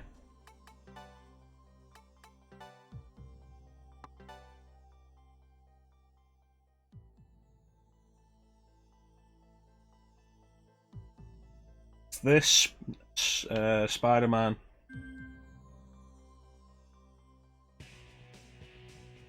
Are you still doing that? I hope my DS2 isn't on the way out. It's Spider-Man and Alice. Try and get those done before August, and then we go into the August Marathon. Persona 3 can wait until after that, honestly. There's no way we're getting that done beforehand.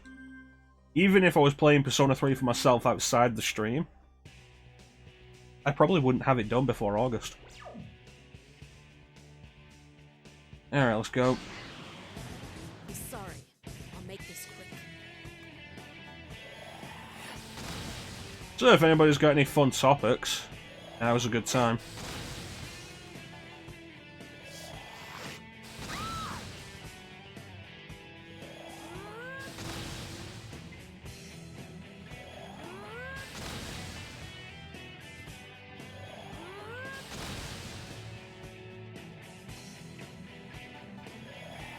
We'll go back to the Project Zero series, definitely. 2 is supposed to be really good.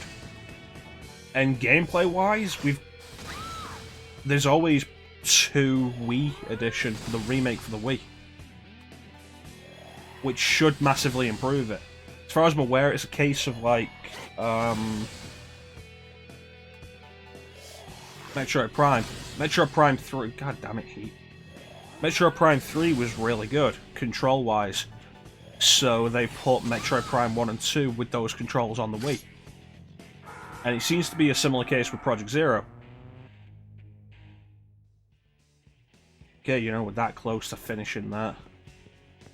Project Zero 4, Fatal Frame. No, it was Project Zero 4 because it never left Japan. Project Zero 4 was good enough control-wise that they remade Project Zero 2 with those controls. And then never put that out in the US, but they did put it out in Europe.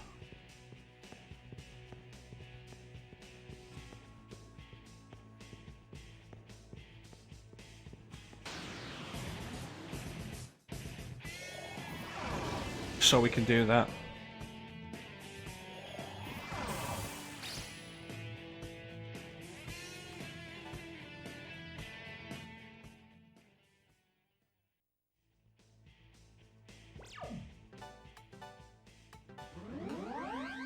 But we're not going to leave the Project Zero series.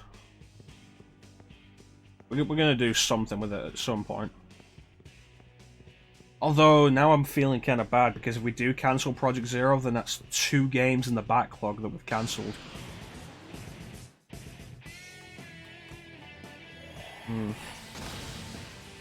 At the minute, I think it's Sonic.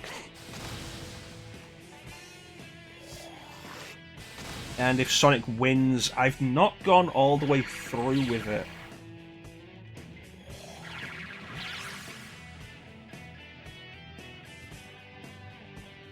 But I think if Sonic wins, I've not gone all the way through with what games we're doing, but I think it'll be 1, 2 CD, Sonic 3 Complete, rather than Sonic 3 and Knuckles. Adventure, Adventure 2 Heroes, and then either call it with Heroes or do Mania.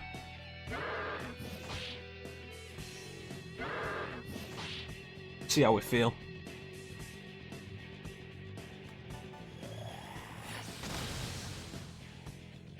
Well, looks like you're going to see a bunch. I gave people the option of stuff like Legacy of Kain, which I think was a good idea, or Metal Gear Solid, or the Arkham series, but people have really voted for Sonic. I'm pretty surprised. Let me get the page up so we can make sure.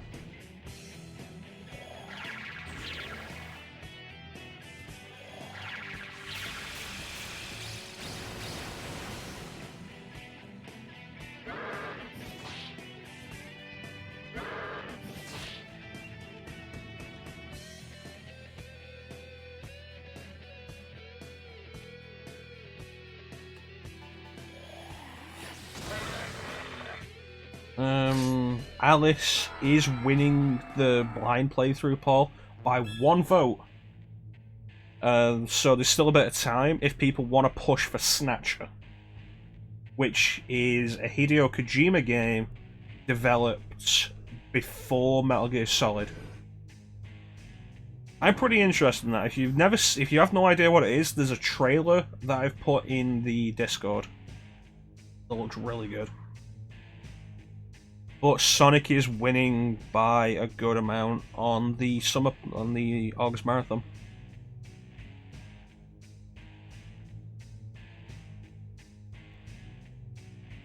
There's still time to get people to vote, Ninja. Try and get people with you.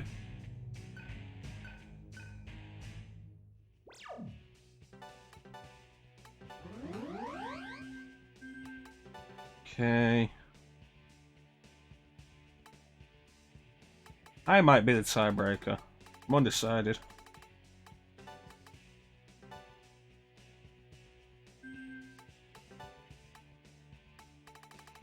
But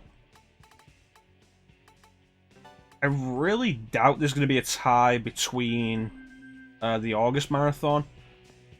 The next game, if there's a tie, may just flip a coin. Maybe as simple as that. Okay.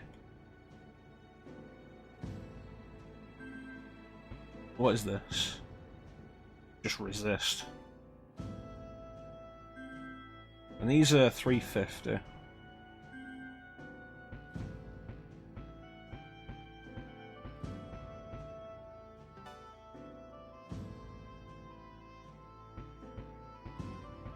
Yeah, it may just be flip a coin.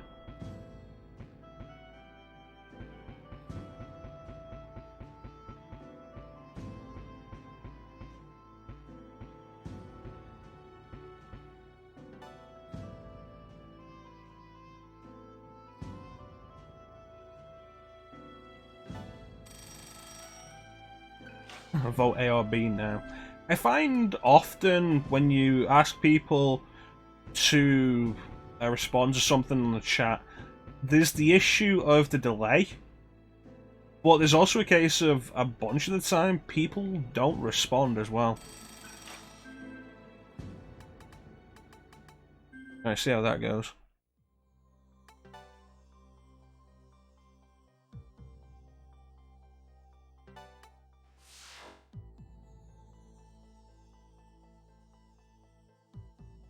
So we get some more levels for Surf, and we're going to throw them all into Magic. Let's go climb the Karma Temple again.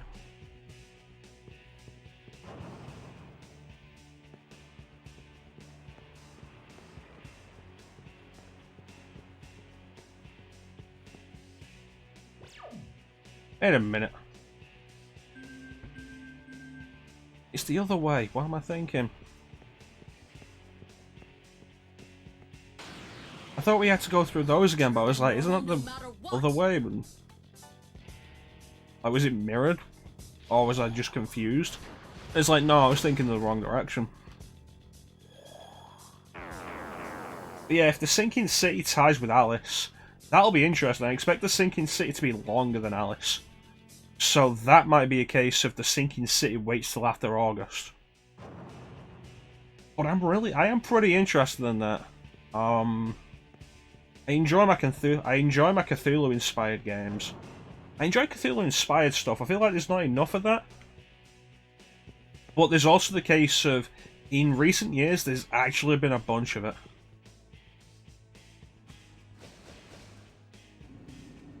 But tiebreaker, it might be flip a coin, it might be, well, fuck you then, we're picking one of the other two. We'll see how I feel, honestly. That's going to be the main thing. I'm kind of curious about how Alice is going to play, because we're going to play it through Madness Returns. Alice Madness Returns, which I have on Xbox. It's backwards compatible. It was a 360 game. It was put on backwards compatibility. And it was a case of, it was back when you bought a game new, it came with a code. Because publishers wanted you to buy games new. The original Alice was a code, but EA stopped that after a while. And it's not just that they stopped it.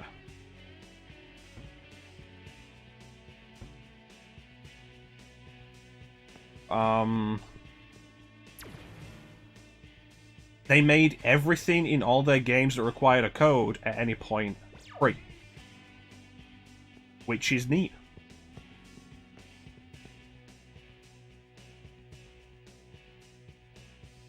It wasn't just EA. I think the first time I saw that thing was with Arkham City, which was, to me, one of the worst examples, with it being a single-player game, and the code was for Catwoman, who was a big part of the pre-release stuff.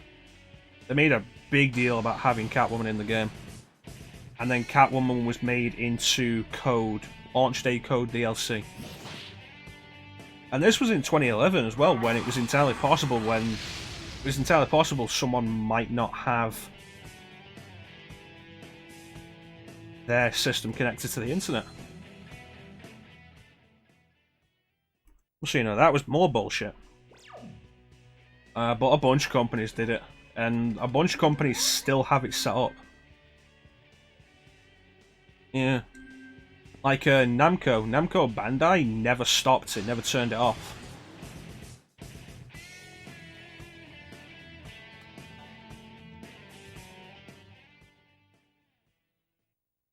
It's like if you pick up Tekken Tag Tournament 2, and Tekken Tag 2 is available on Xbox One via backwards compatibility. The online code is still required. They never turned it off.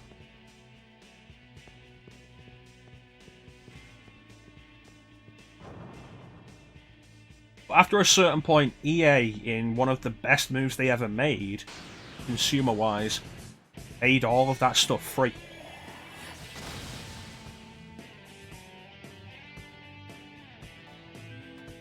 Yeah, that's one reason why I don't want to play on PC. It's worse on PC with a lot of stuff like that. But yeah, EA made a lot of the stuff like that free. Made all of the stuff like that free. So, say you bought Alice Madness Returns pre-owned, and the code had already been used, you can just go onto the store, Xbox or PSN, and just download it for free. It's free now. So, you know, that's nice. Like, one of the best things he ever did. For the most part, it probably doesn't matter because it was usually online passes. But sometimes it was for single-player content like that. But getting back to my original point before I got sidetracked, I'm kind of curious about how it's going to play. Because Alice, the original Alice, never came out on console. It's an add-on for Madness Returns that I wouldn't be surprised if it's poorly designed. Like, if it's poorly done and it plays terrible and shit like that.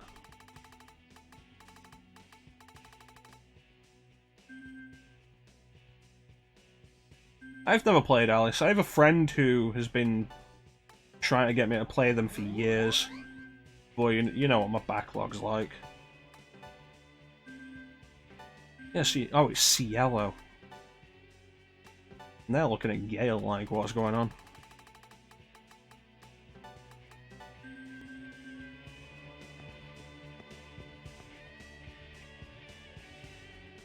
But yeah, so I'm kind of curious about how well it'll actually play, with it being a PC game from 2000 mapped onto a controller, and how well it's going to have been mapped to the controller.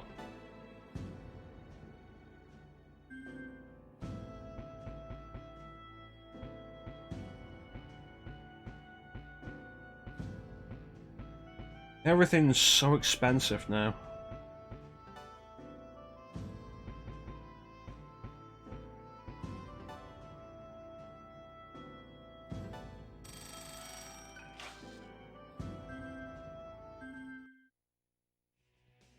So, like, in the end, that's my biggest concern about it. Is it going to actually play well? Probably not, but is it playable? It's a 3D platformer action-adventure game, released for PC in 2000. So it could be fine. It could also be incredibly complicated. It's probably not complicated.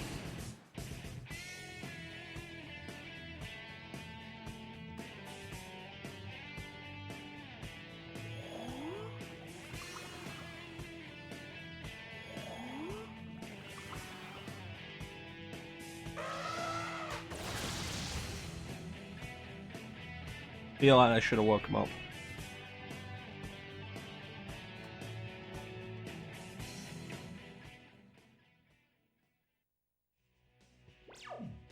Yeah, that's my only real concern with it. As I said, like, if you've not voted yet, I do really recommend you check out the poll, the trailers for the poll, the games in the poll. That Snatch trailer is actually fan-made, but it's really good. Really good trailer. The rest of them are official trailers. you shouldn't be surprised that I couldn't find an official trailer for Snatcher. The game came out on the Sega CD.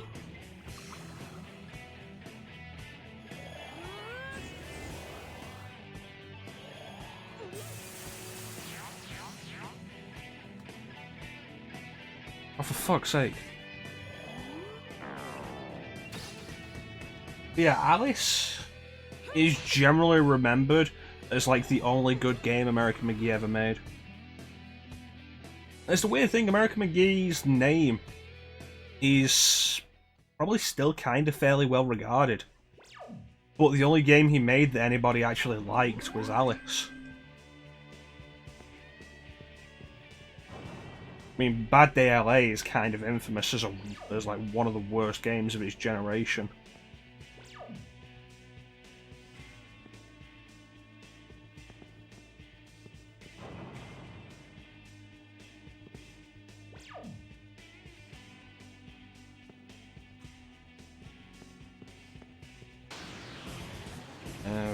Scrapland, I remember playing on original Xbox. It was okay, but it wasn't great. It had good ideas, but it was one of those games of good ideas with really poor execution. I think after that he did Alice Madness Returns, and that was kind of it.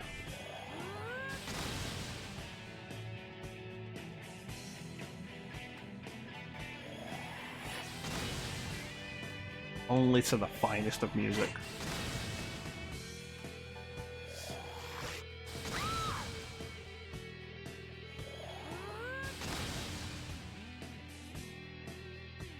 That one already appeared earlier.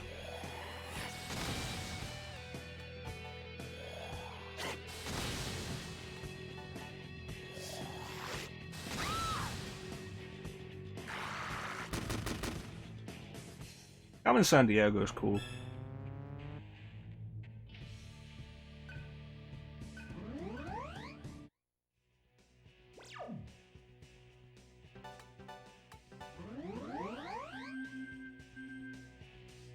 It was good until the inevitable betrayal. There's always a question of who was going to betray who first.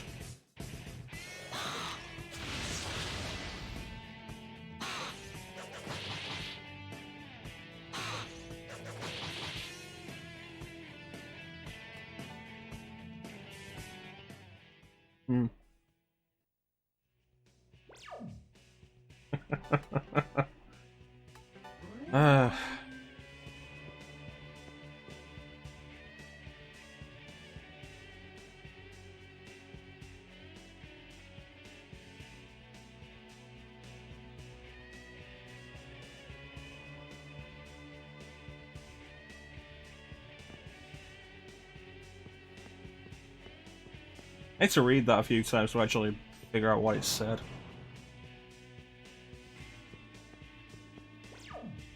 I'm kind of dumb sometimes.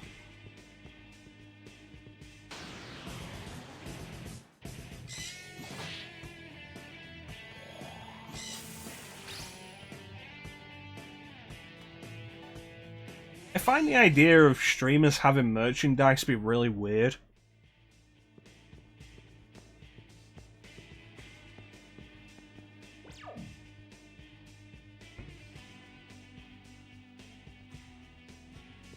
I mean, you could argue the same of YouTubers, but I feel like YouTubers may have a better brand.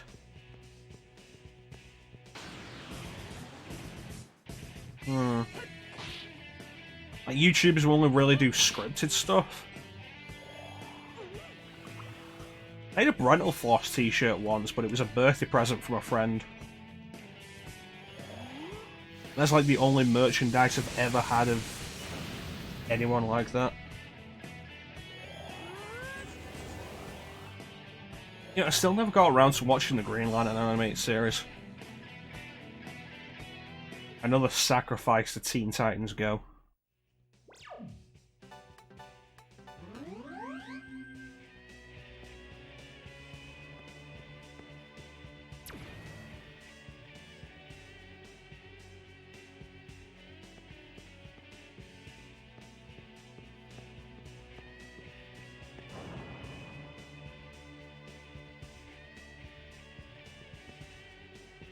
You ever see time travel written as like one word?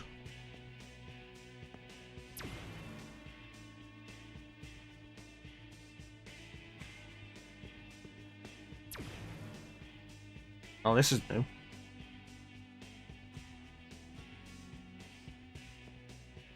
Ooh.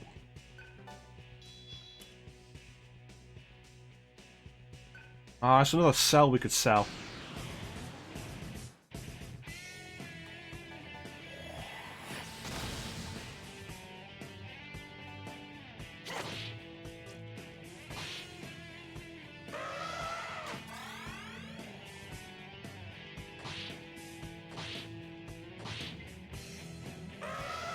To be fair, I feel like the Marvel Cinematic Universe is going to end up being like the modern day equivalent to, say, the Carry On films.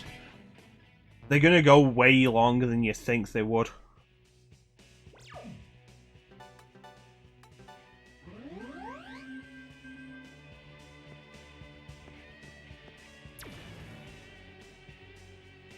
I feel like eventually we'll really start seeing them scraping the bottom of the barrel.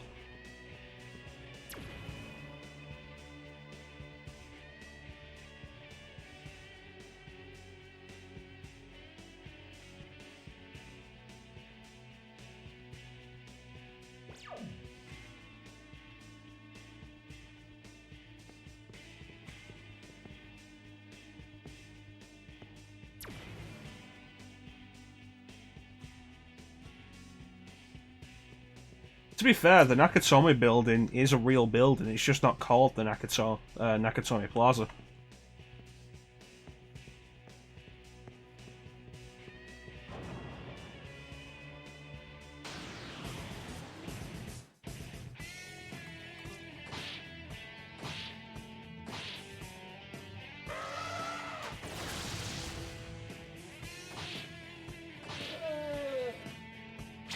It's one of the landmarks you can find in true crime streets of LA.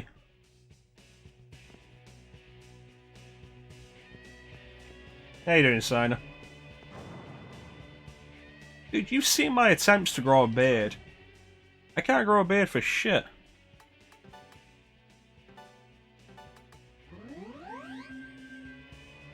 You know, Police Academy is probably a good example. Try harder. Alright, there's a wall. Yep. Alright, let's go this way. Old man Corona.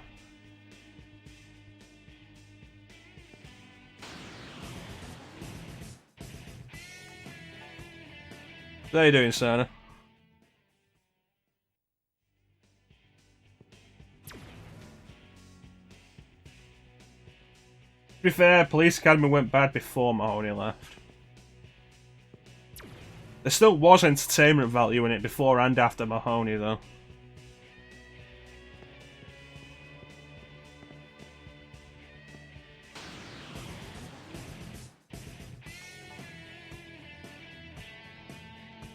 I mean, I think Police Academy 6 is probably kind of underrated.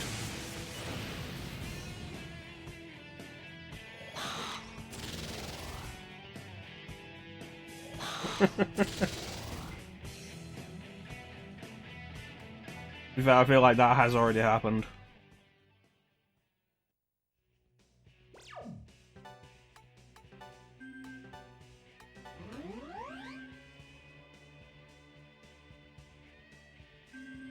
Did you ever actually build your Rex? What year is it? I've heard the new Jumanji movies are actually pretty good, but I have no desire to actually watch them. Still box, jeez.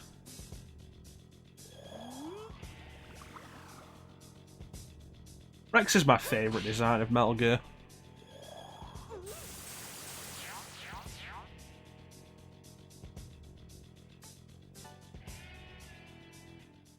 It intimidates you.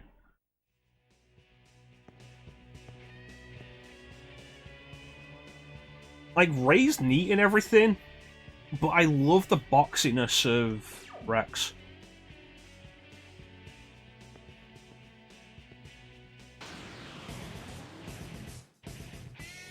I don't like Sahelanthropus. No, you haven't even shown me the box. You might have shown me a picture of the box.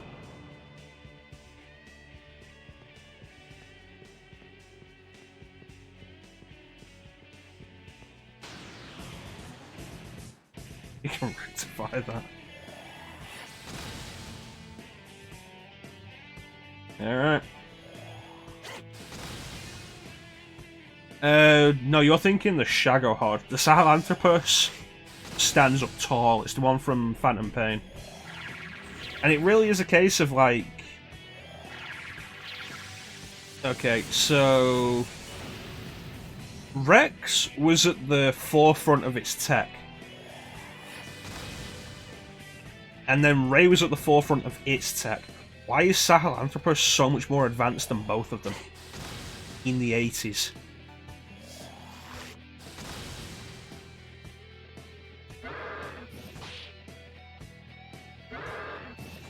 Sahelanthropus looks really stupid, honestly.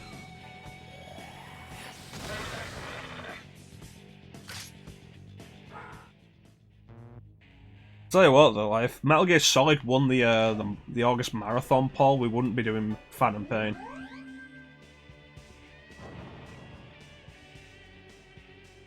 Yeah, I always forget Excelis is actually a Metal Gear.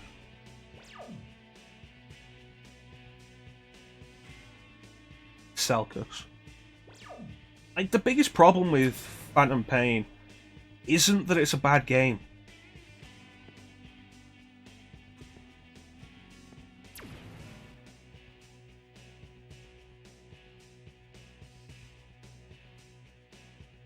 I think Excelkus was specifically an ant.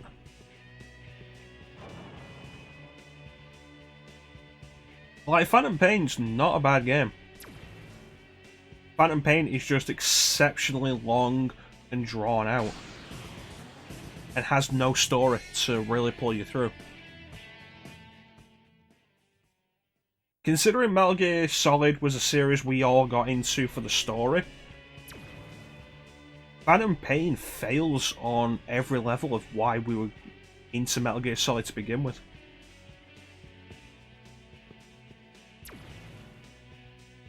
Yeah. That is basically it, Bane.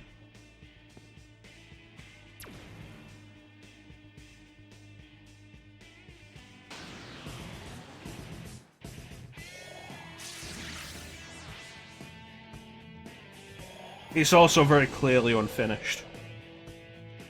And I still take issue with the fact that several publications gave it a perfect score. It's like, this game clearly isn't finished, why is this a 10 out of 10? Well, yeah, it didn't have David Hayter.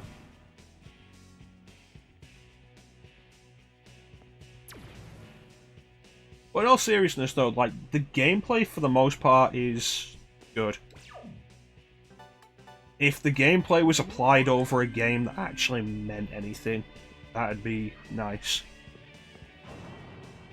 But it didn't live up to its promises as a story. It was too long and drawn out. They use Sutherland because Kojima has a boner for Hollywood. That's the entire reason.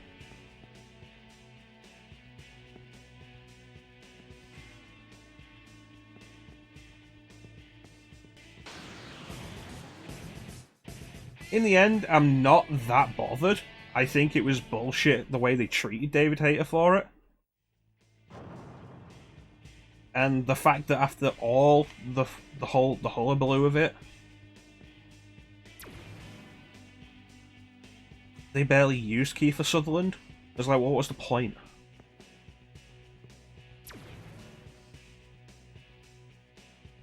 But using Kiefer Sutherland was for no reason other than Hideo Kojima wanted a Hollywood actor.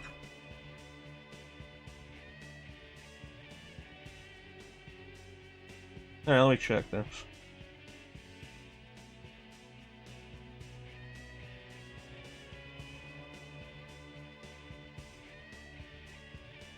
That looks actually pretty simple as far as models go.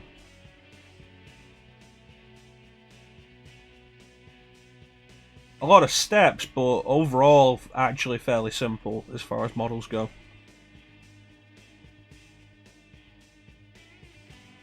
It requires glue.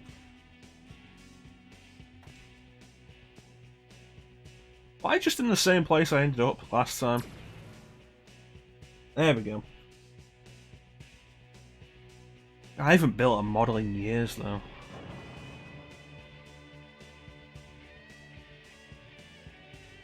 There is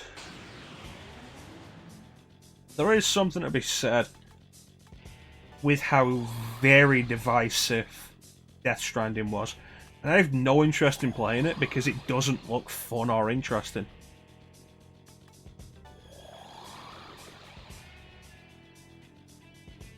But the fact that you can point out, that so many people can point out objective problems with it, like its controls, and yet people were clamouring for 10 out of 10s. There's also the whole thing of Death Stranding being nominated for more awards than anything else at the Game Awards. You know, just in case you didn't know that the Game Awards is a complete shit show. There's the thing, if Hideo Kojima made a movie, it would be a shit movie because movies are held to a higher standard.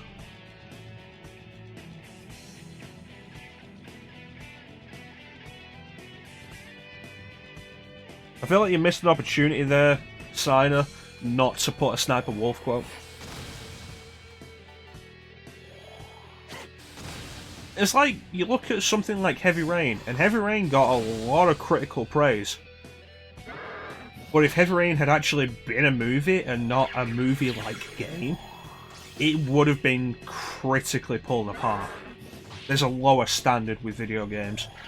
And people can argue however they want. It's true, video games are held to a lower standard than movies are.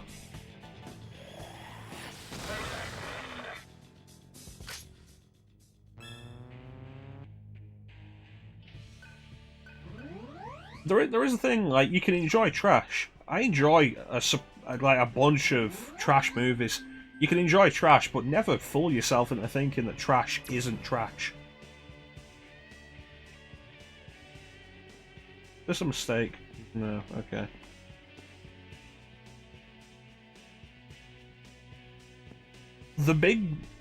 I think the biggest thing with Heavy Rain is, at the end of the day, there are so many plot holes.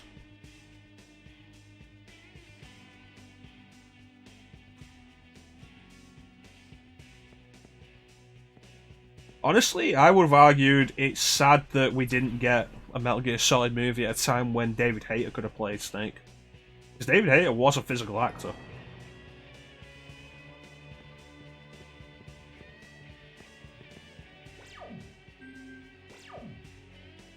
Yeah, this is where I want to go. Like I say, there's the whole thing. Kojima was trying to get rid of David Hayter for years to replace him with a Hollywood actor. He wanted Kurt Russell to play Naked Snake in Metal Gear Solid 3, and said to the localization team, you get Kurt Russell, immediately drop David Hayter.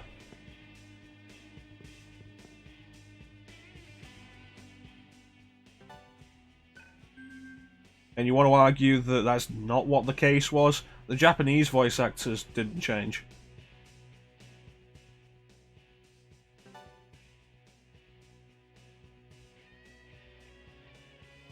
It's all about Kojima's Hollywood boner.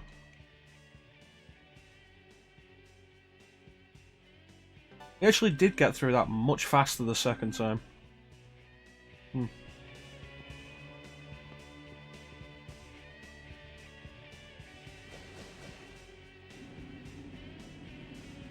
I'm not entirely sure it was even hate. It was just complete disregard because he wanted a Hollywood actor.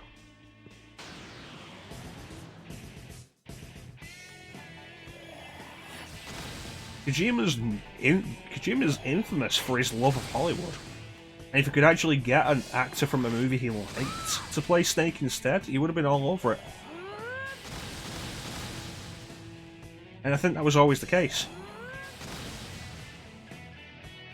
I mean, hell, look at Metal Gear Solid 2, where the minute they had the reputation and the budget after the success of Metal Gear Solid 1.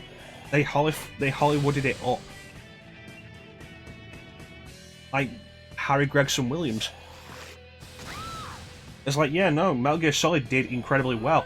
We'll give you the budget to make Metal Gear Solid 2 bigger and better. And so Kojima gets in an actual Hollywood composer. Not to disparage Harry Gregson Williams' work. The first track you hear that he composed, the opening of Metal Gear Solid 2, is my favourite track of the series.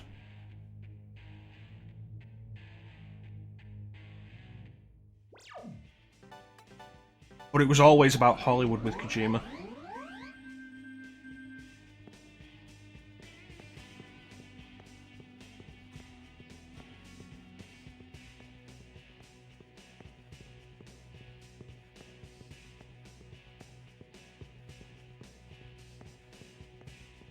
Yeah, the opening to MGS2 is fantastic.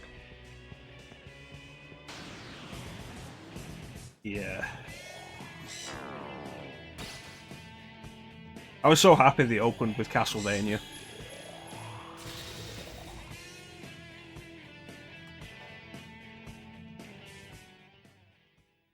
Like, you want to get me on board musically, Castlevania's a good way to do it.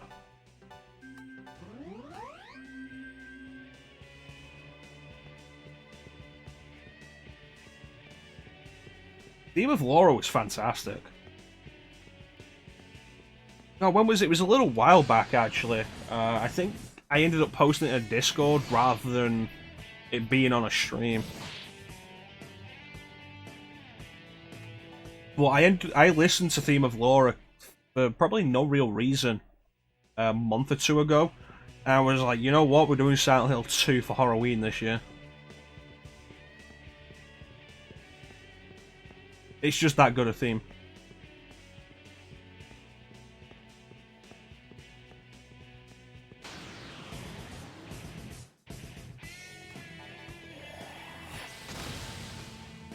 Shit, we need to learn the Mirages. We need to learn the Maz. God damn it, I forgot about that. Hopefully it'll be in a better venue next time.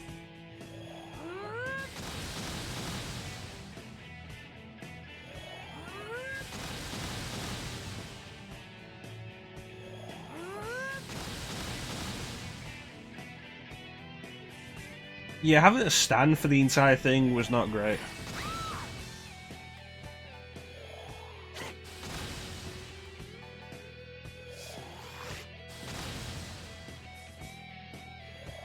Well, the race didn't actually even offer drinks, did they?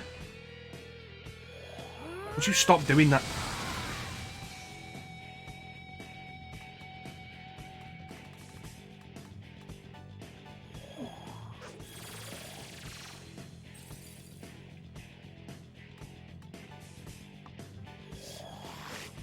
Fair enough. I knew there was a reason why I didn't have a drink there.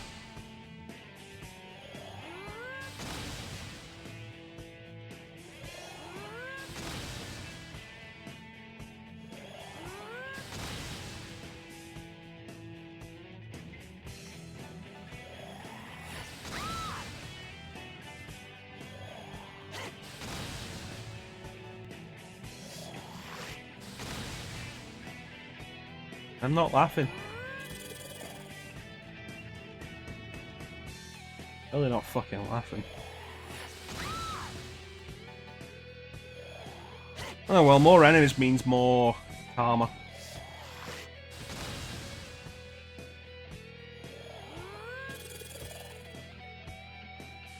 Alright. Wanna keep going.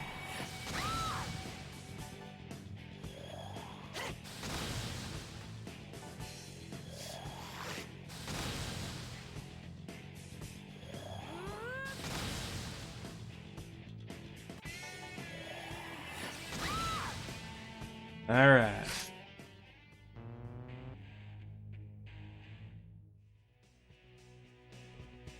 Rather than putting heat and surf on Sir. That. Really should have pushed the mass skills, because they are what I need.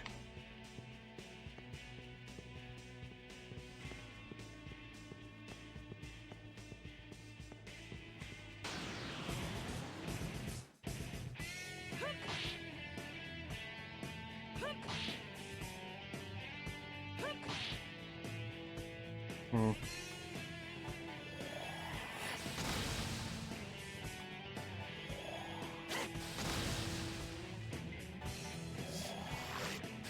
Am I using anything other than fire at the minute?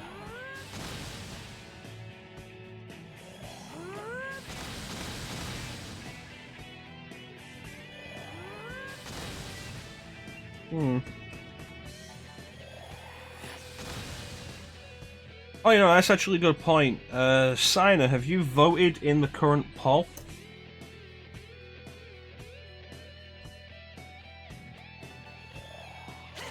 Currently, American McGee's Alice is winning, but Snatcher is very close behind. You know, Hideo Kojima's Snatcher. Awesome.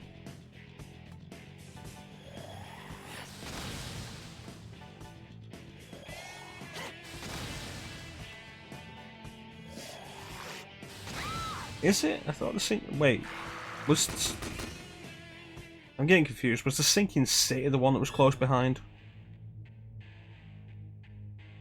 Let me check this. Blind playthrough. No, it was Snatcher. I don't know why I was thinking the Sinking City at one point. I don't know why. But no, Snatcher, yeah, now Snatcher and Alice are neck and neck.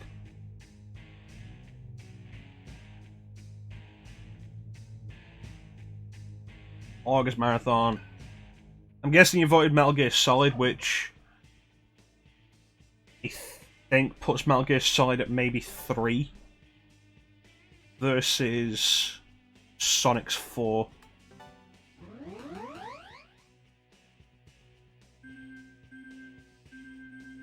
Yeah, let's go and hit the save point so we can switch mantras.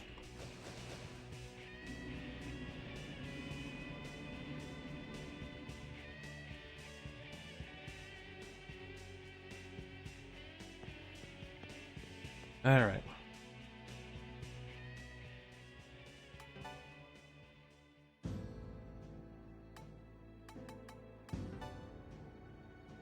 Okay, so it doesn't matter about giving you another one of these. We need one of these. 350,000.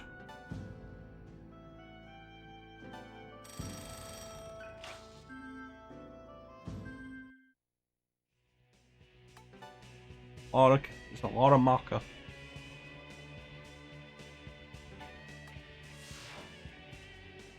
Wish there was a Highlander game that we could do.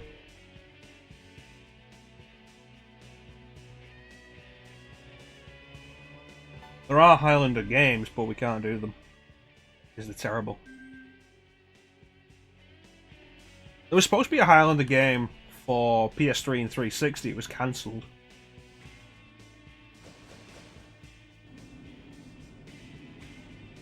Which I'm just going to say is bullshit. Well, then again, you could argue that everything after the first Highlander movie was just garbage anyway. Alright, thanks for joining us, Bane. You take care, buddy. We'll catch you next time. Really? Of all the things you want to complete... You know what? Watch Highlander 2 The Quickening and see how you feel about the jacket there.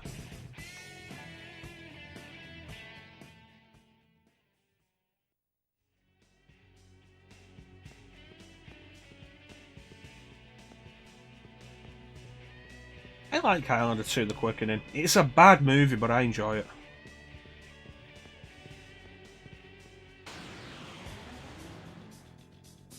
Yes.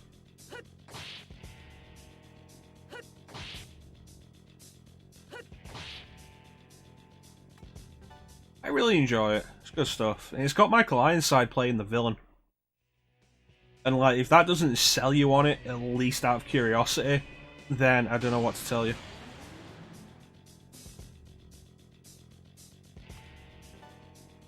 I like Michael Ironside. I don't think he's in enough movies.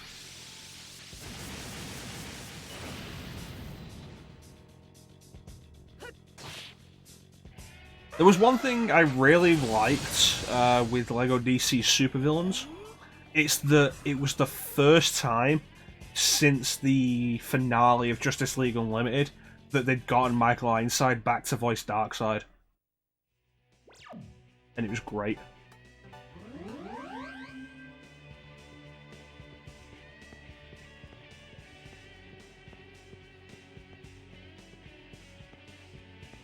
And Michael Ironside's my favourite Darkseid. He just has the voice for it. It's perfect. Sounds like he could be speaking from a throat made of stone.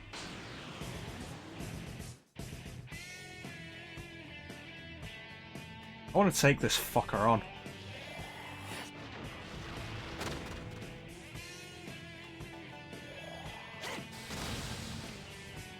I just keep throwing fire. Okay, you know what? Now I remember why we don't fight this thing.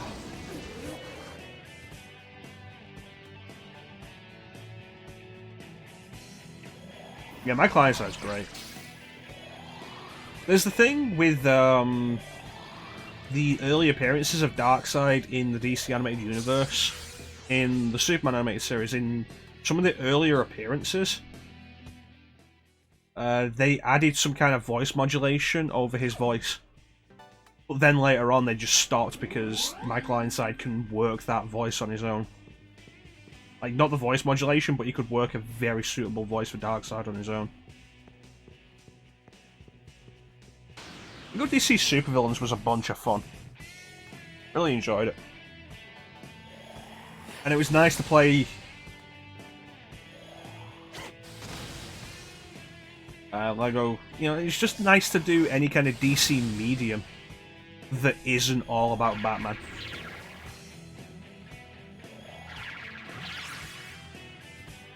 Like I say, he doesn't do the voice modulation to his own voice, it's not replicating that.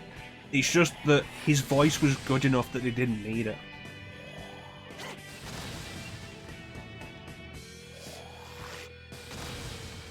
There have been other Darkseids that have been pretty decent since. If you watch Superman Batman Apocalypse, they got Andre Braugher to do it, who you might best recognise as Captain Holt in Brooklyn Nine-Nine. And you'd think he'd be good at it, but like maybe the direction just wasn't there. He wasn't great.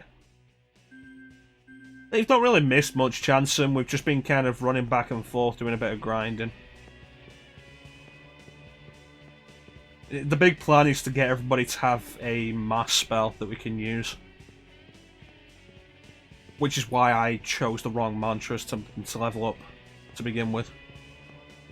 We've only been running in a circle for like 10 minutes.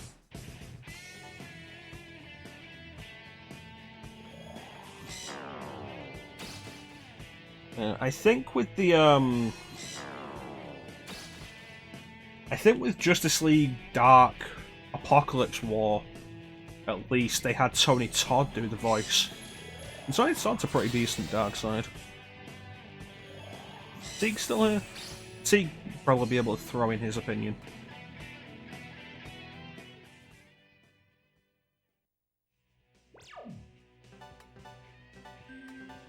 Like, Darkseid's one of my favourite DC villains. And like, if there's ever a Justice League threat, I'm always into it being Darkseid. Like, Justice League level threat.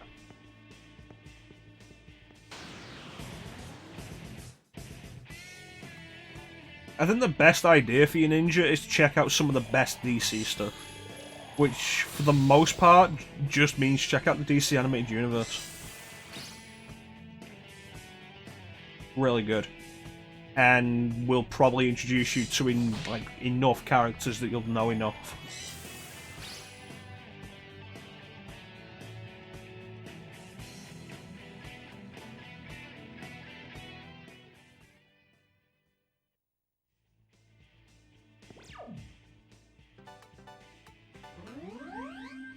Like, the DC Universe, DC Animated Universe did a lot of stuff so well that a lot of the characters it created end up being taken into the mainstream comics.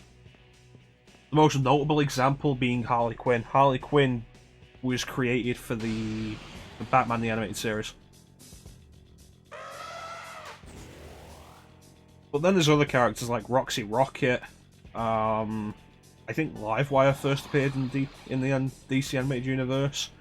Renee Montoya, who later became the Question in the comics.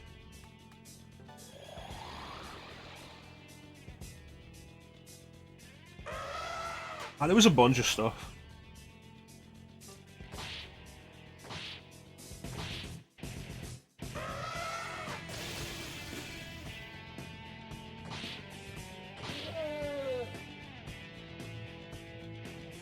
Oh, god damn it.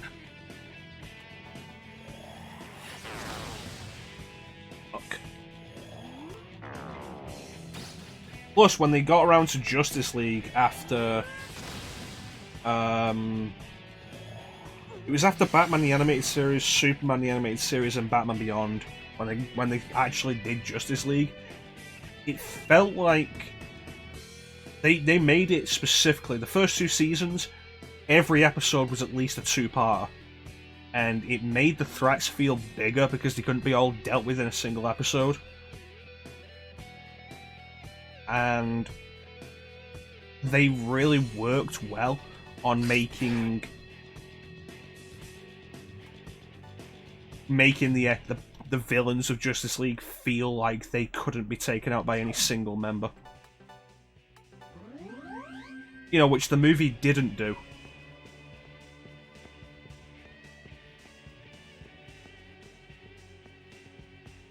The movie's all like, oh hey, yeah, no, Superman's back, Superman solves everything.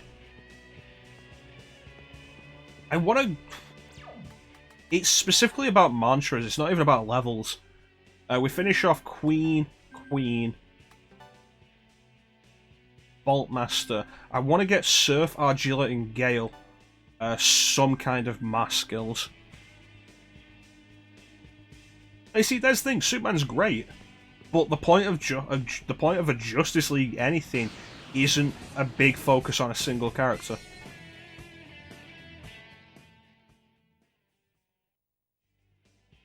It's like the Avengers movie did it so much better. A threat that no one character could have handled.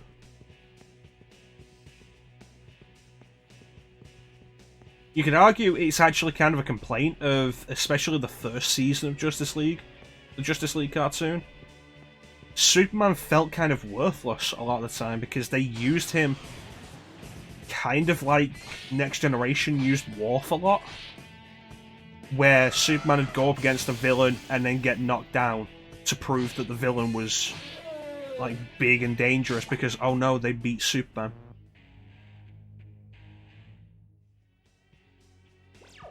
They got better about that, starting with the second season.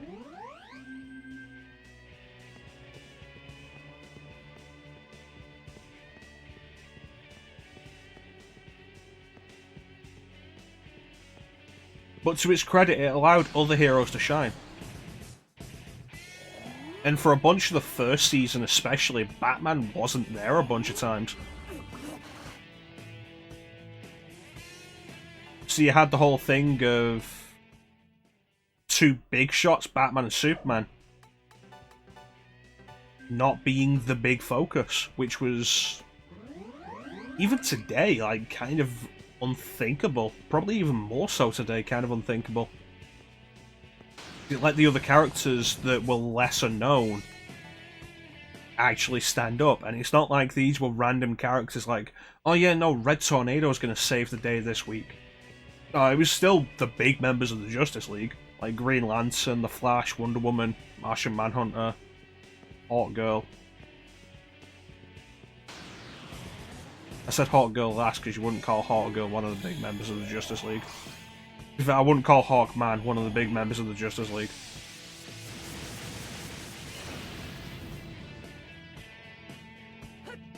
But it let them actually shine on their own. It was a good idea.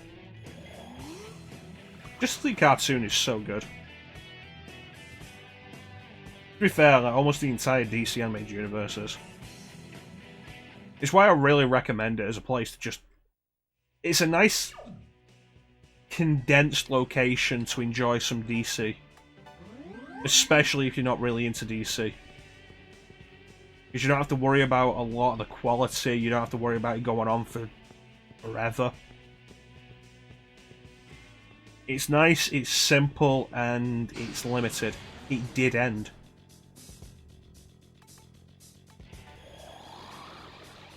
And to be fair, the way it ended was hype as hell.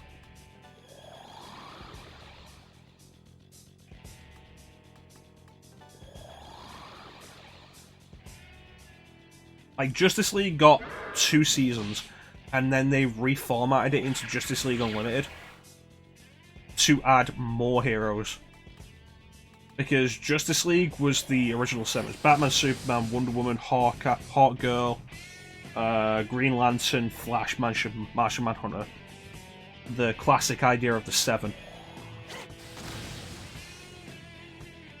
Justice League Unlimited made a point of more. So you had characters like Green Arrow. Aquaman had been there in the DC animated universe since the Superman animated series, but he actually joined the Justice League with Justice League Unlimited. The Question became a decent thing. Vixen became a thing in the animated universe. They really expanded it and showed off a bunch. There's an episode focused on Hawk and Dove, of all characters. It was really well done.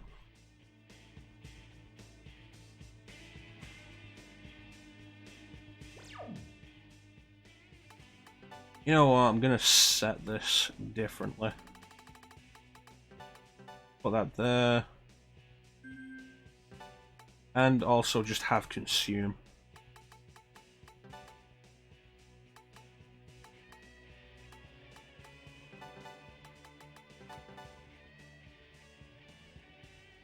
But yeah, there was 2 seasons of Justice League, 2 seasons of Justice League Unlimited.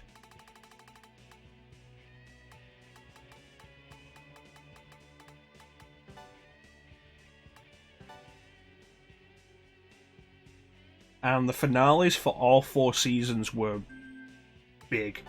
Like, really good.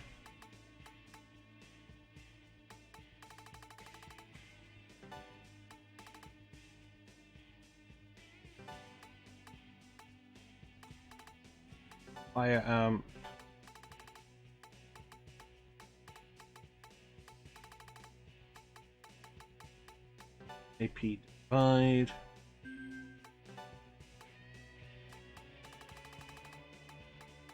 Try and speed this up a little.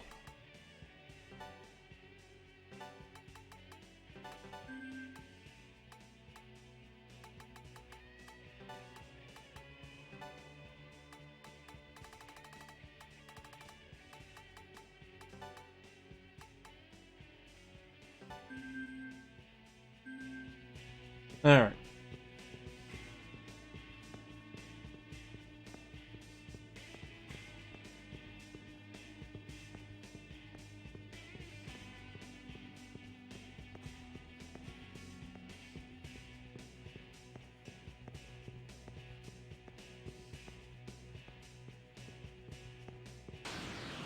Yeah, some of the best things you may have ever heard of DC, just DC Universe, may have started with the animated universe.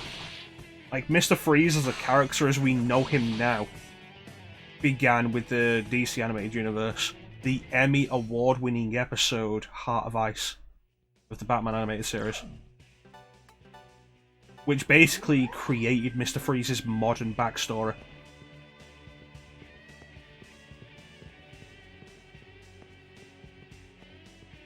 Yeah, came from the animated series. Everything you know and like about Mr. Freeze is from the animated series. Fucking damn it. The voice is great. It was one of the things, I remember when the trailer for Arkham City came out that showed Mr. Freeze, and I was like, I'm not sure about that voice. But then they closed the helmet down, and the voice just went right.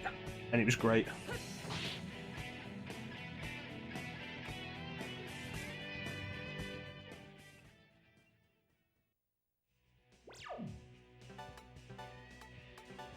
I like that Batman Beyond didn't focus on using the classic Batman villains, but the Mr. Freeze episode was fantastic.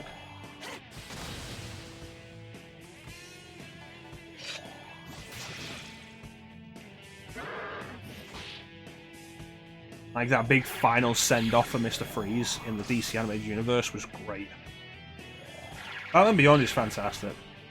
And it really helps that, for the most part, it stands up on its own. Over the course of the entire series, I think, like, there's the Mr. Freeze episode, there's a Bane cameo at one point. That wouldn't be a bit of a spoiler. And then there's Return of the Joker, the movie. Like, so over the course of it, you only actually get appearances from 4 of Batman's villains, and the rest of it is new villains specifically for Batman Beyond.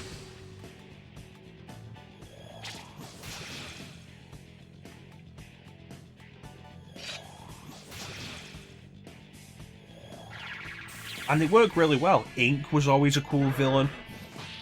I was kind of disappointed that Blight didn't appear after the first season.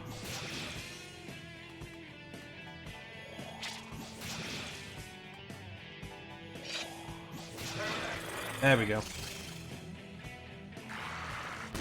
Shriek was interesting. There was the Hunter, whose name I can't remember.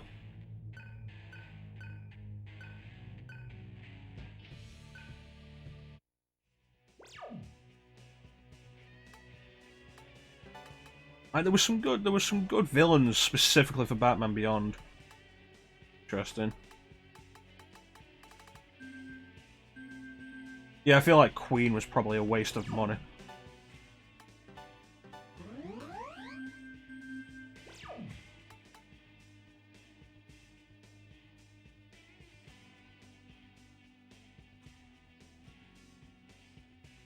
If there's one show to really recommend you as like an underdog, though, it would be the Superman animated series.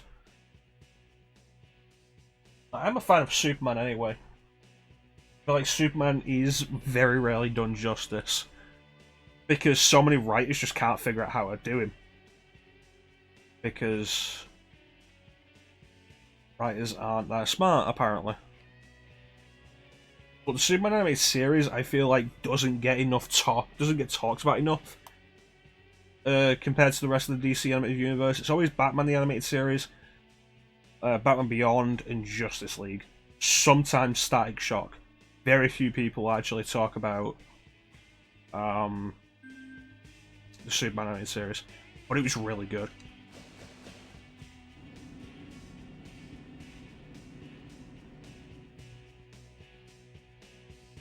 It's good, and it's a good way of getting to Superman, and then be perpetually disappointed by everything Superman's in that isn't as good as that. Yeah, Clancy Brown as Lex Luthor was fantastic.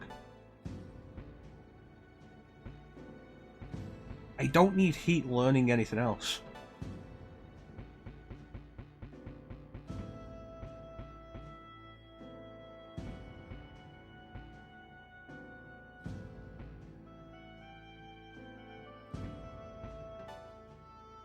Oh.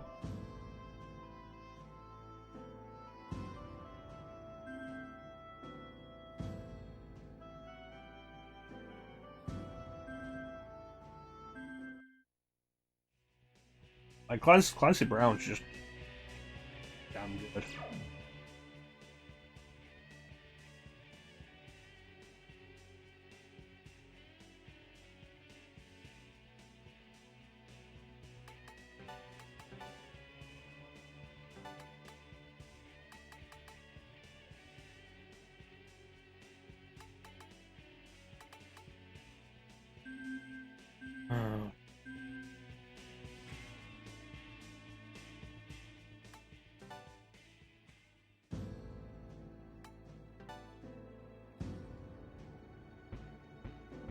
I think we'll go till 1 o'clock. Another half hour. I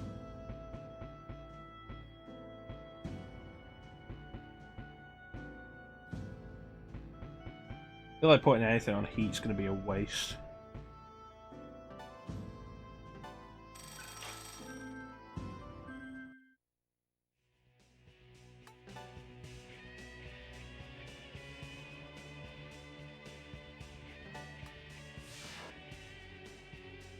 Tim Daly as Superman was really good.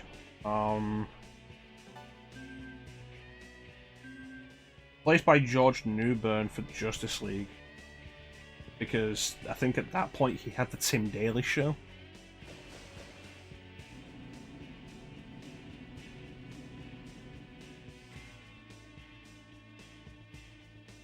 There was some really good stuff. The Superman animated series had the first actual on-screen death in the DC animated universe on TV. It was like, people died in Mask of the Phantasm because it was a movie and they didn't have to conform to TV standards with it anymore. So like the Joker killed people instead of just making them laugh all the time. But Superman animated series had the first actual death. It was good because it meant the death had to mean something.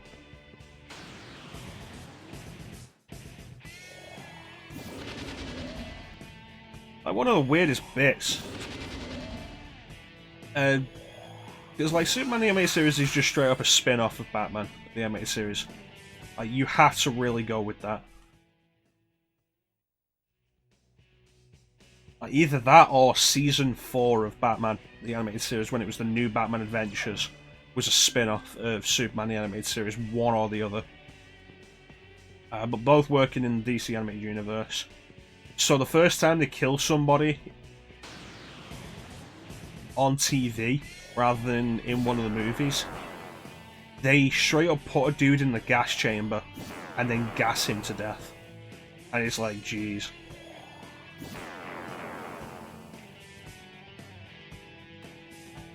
I really am due a rewatch of a bunch of the DC animated universe.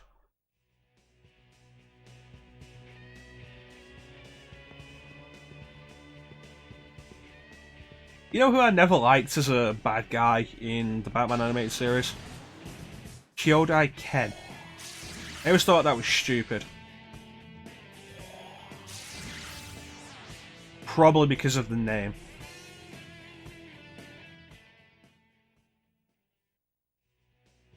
My Batman animated series is well known for being some of the best writing DC ever had. But, you know, it had some stupid shit at times.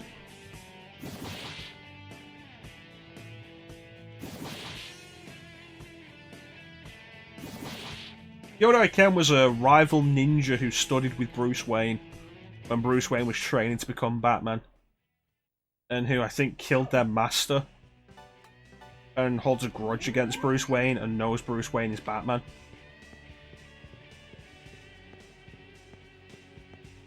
Like, hey, remember there's Batman in my basement?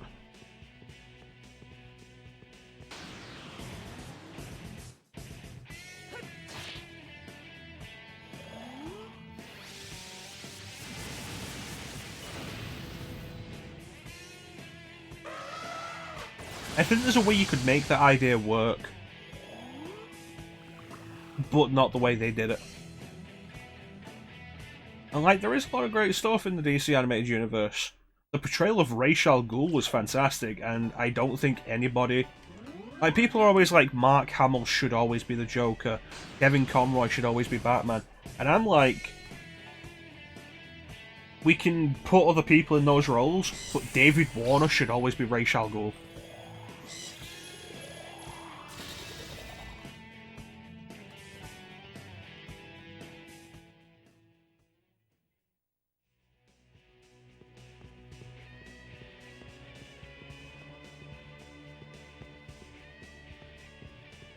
Yeah.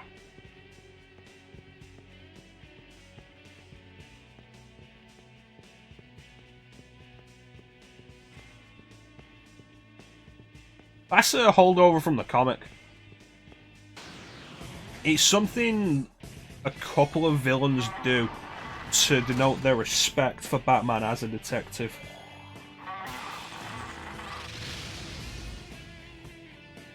But I think it was started by Ra's.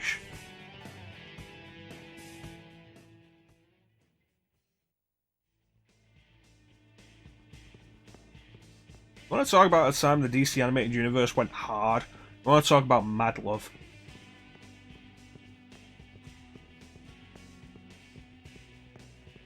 Which to me is always like one of the most tragic episodes of the animated series. It details Harley's origin.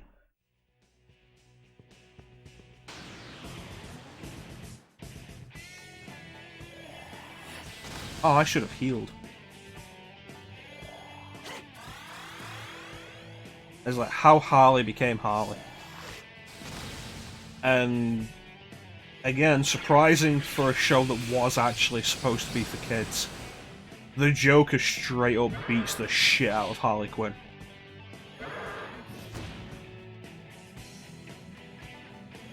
Like, it's unbelievable they got away with that.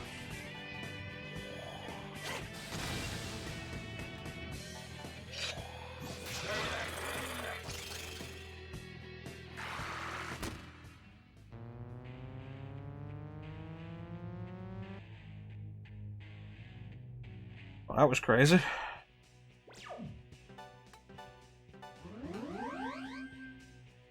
Yeah, people often disparage Season 4 of the Batman the Animated Series, but it had some really good episodes.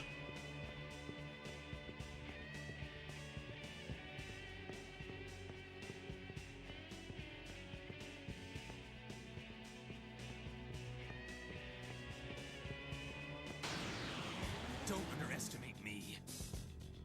I'd also say it probably didn't have anything as bad as Batman in My Basement.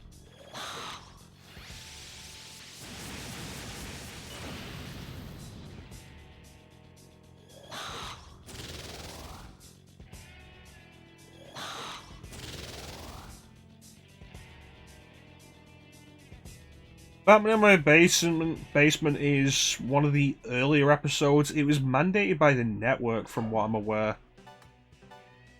Batman is injured in a battle with the Penguin, and collapses in someone's backyard. I think is the specific set of events. So the kids who live in that house take Batman in and hide him in their basement. And I'm just like, I feel like the only thing I have to say here is the main characters of the episode are these kids, one of whom aspires to be a detective, and you'll probably understand.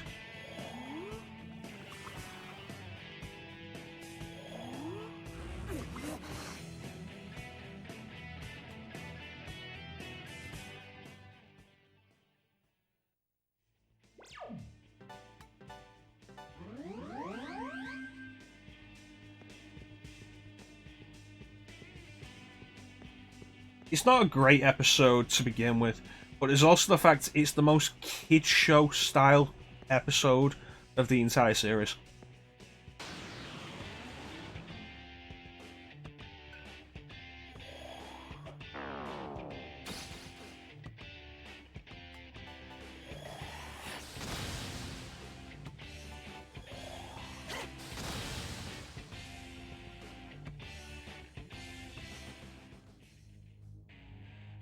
Because it's one of the defining points and part of the reason why people love the DC animated universe.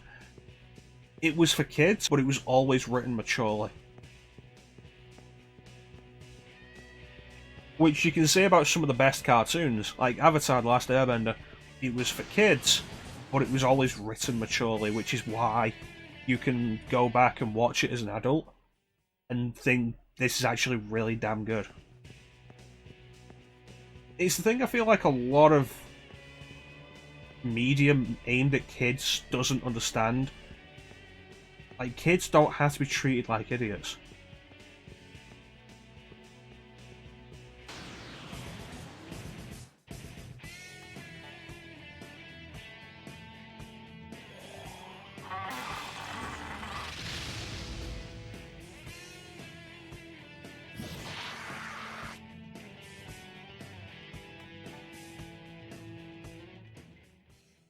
Yeah.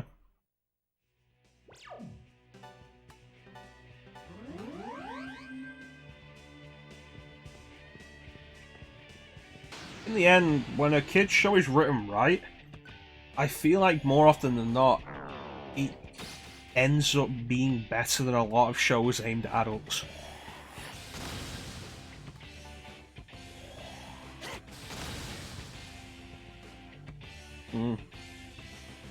I feel like a lot of shows aimed at adults will take refuge in violence or gore or swearing to compensate for a lack of actual writing talent. But a kids show written maturely has to stand up on its writing.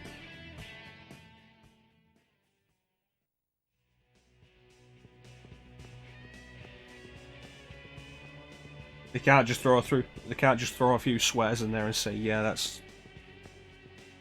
mature. But it's part of the reason why I'm not overly into a bunch of the direct-to-DVD movies that have come out in the past couple of years that they say continue the DC animated universe, like Batman and Harley Quinn and Justice League and the Justice League versus the Fatal Five. I feel like they completely missed the point.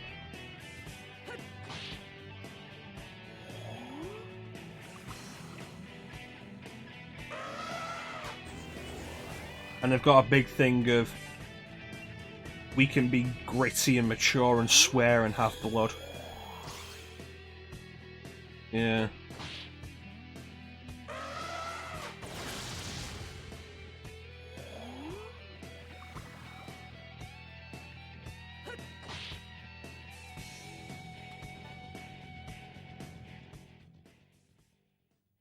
And it's a good comparison to do. To do with it.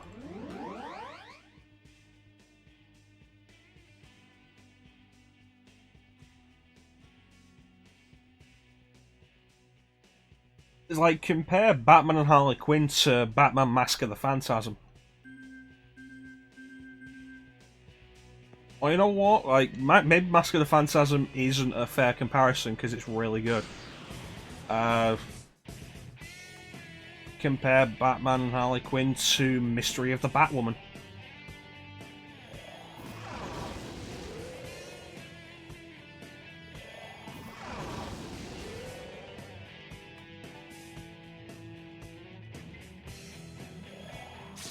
God damn it.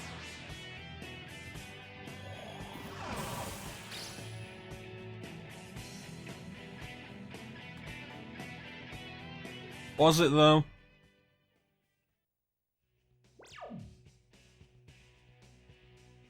Mystery of the Batwoman's better than Batman versus Batman and Harley Quinn.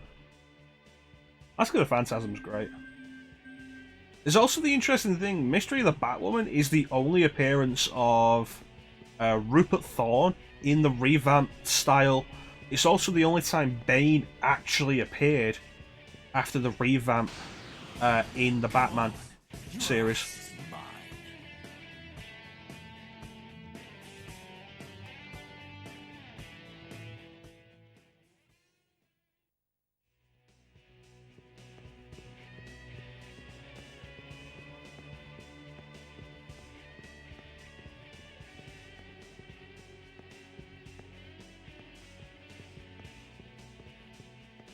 This is actually easier to watch on the monitor.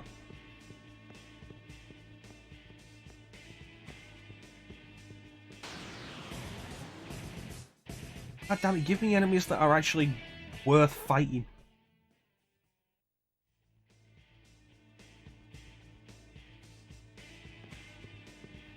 I feel like Mystery of the Batwoman's biggest problem was the Batwoman. Batwoman in that, and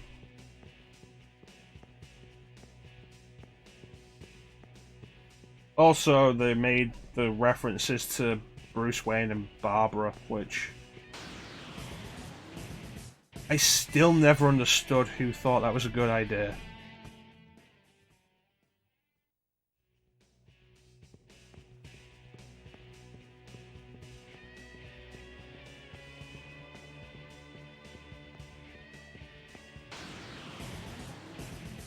Yeah.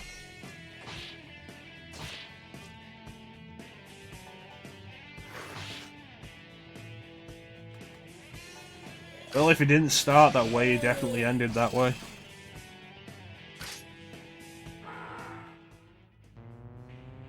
There we go. was something else in there.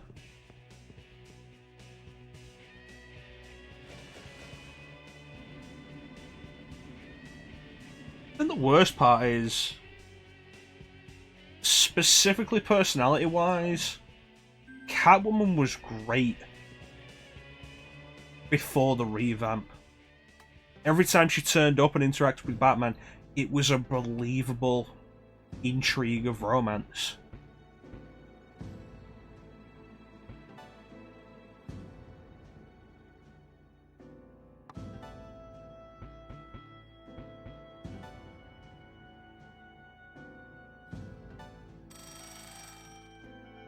Of course, after the revamp, she never interacted with Batman that way again, which was kind of weird.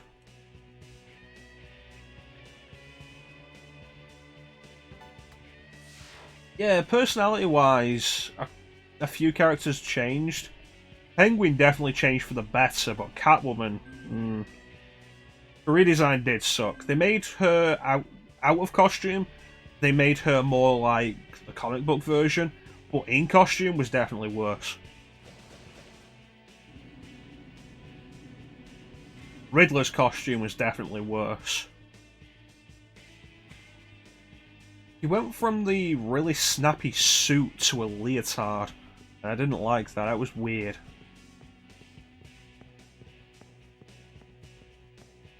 Scarecrow's redesign was great. Scarecrow's redesign is undeniably great. Joker's is infamously just kind of no. Which is why they redesigned him again. For Batman Beyond Return of the Joker.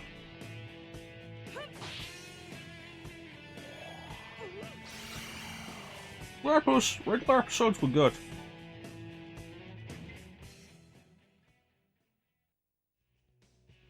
I forget if the Mad Hatter actually appeared in the animated series after the revamp, or if he just appeared in that one episode of the Superman animated series.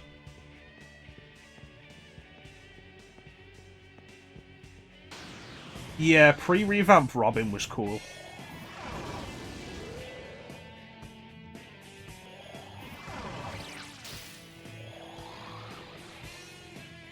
I don't really have anything against Tim Drake as Robin in the animated series, but when they made Dick Grayson Nightwing, his personality completely changed.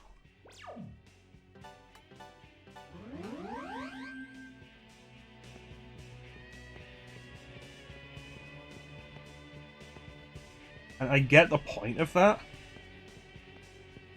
but it wasn't a change for the better writing-wise.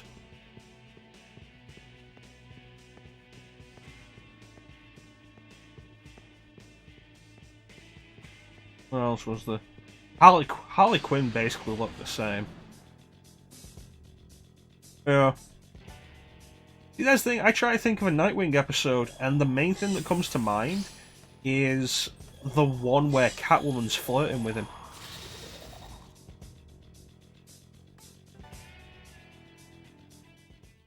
And that's it.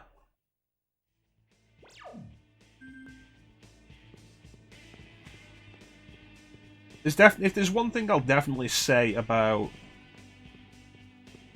the DC animated movie universe, they did start him with Justice League War and ending with Apocalypse War. Like, they really had something against Nightwing with that entire run. Lauren Lester's great. That was like the thing that had me most interested in Batman and Harley Quinn, that they brought Lauren Lester back.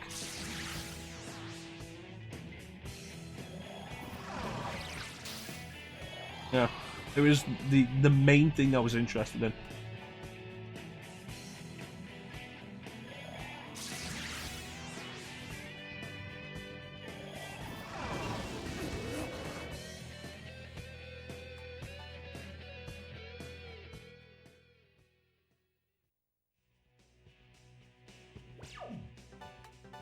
Gotta heal.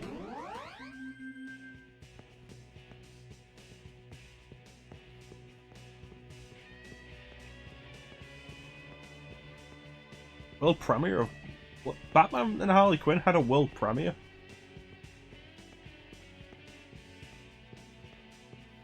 Also, Harley Quinn was terrible in that movie.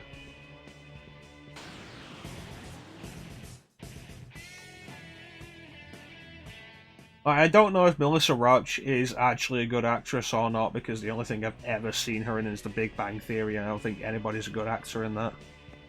I don't think they give them the material or the direction for it. But she really didn't work as Harley Quinn.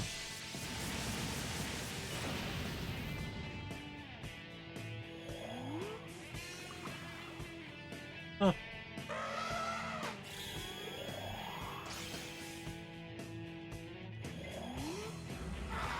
No, that's fair enough.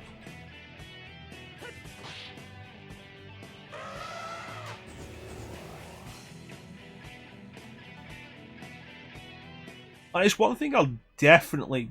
Yeah, I've said that before. It felt like all of her acting talent went into doing the accent, and there was nothing left to actually act with. It's one thing I'll definitely say with the Harley Quinn series. You could argue Kaylee Cuoco was probably stunt casting as well, but Kaylee Cuoco does really well with it.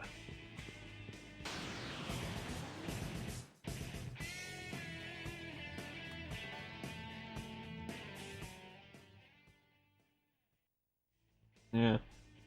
I've heard that's the reason why they had Andre Braugher as Darkseid in Superman Batman Apocalypse instead of Michael Ironside.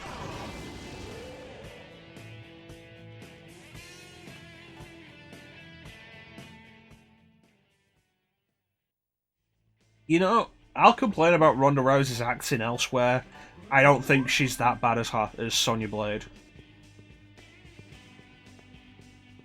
I think they probably should have hired an actual voice actor for her, but I don't think she's as bad as a lot of people make out.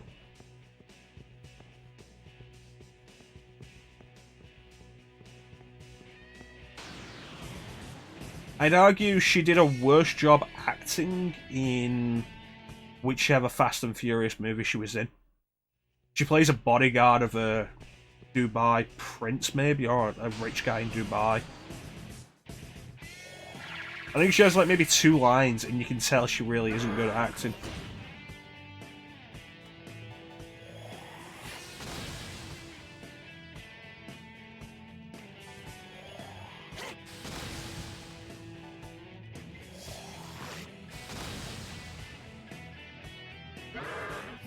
And she didn't really bother me that much, honestly. I'll agree they should have gone with someone who's actually a voice actress, but she didn't bother me.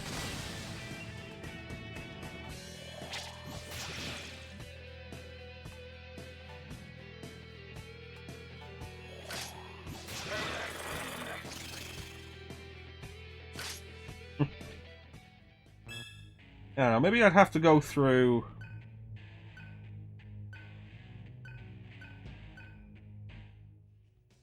Mortal Kombat 11 again, which I don't know if I want to do that.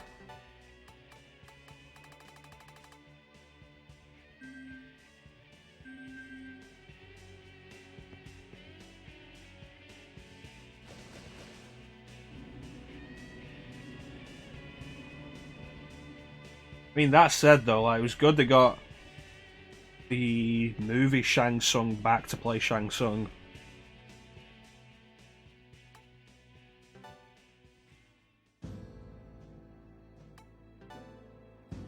Game is a DLC character.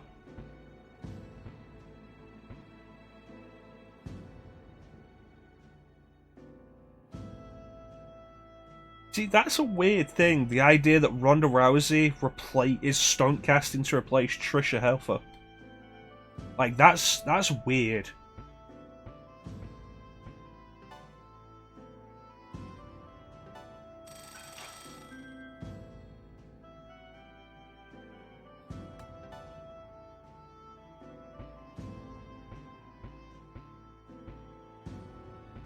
Surely you'd be able to argue that Trisha Helfer is a bigger name than Ronda Rousey.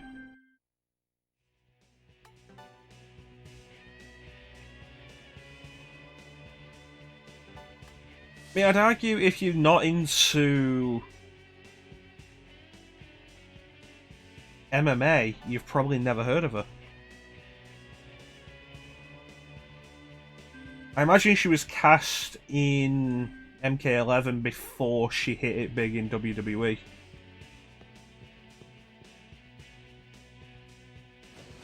You want to talk about a former MMA fighter who is actually worth casting? Gina Carano.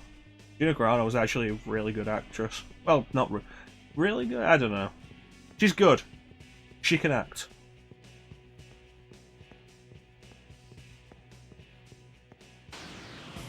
Come on, your ass is mine.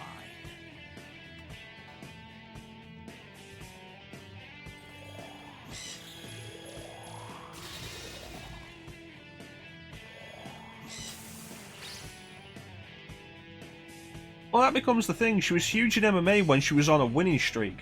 By the time she was cast in MMA, by the time she was cast in MK11, it had been a good while since then, hadn't it? Like, she got her ass kicked several times.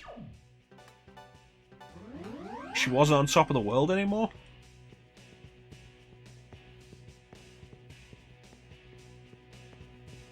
I think that's a big part of the reason why she went to WWE, because she couldn't hack it as an MMA fighter anymore.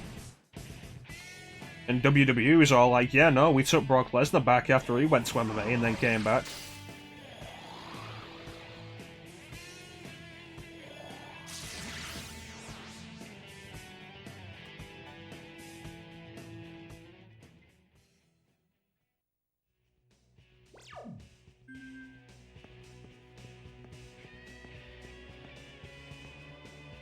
Like WWE will take anybody who has any kind of recognizable name.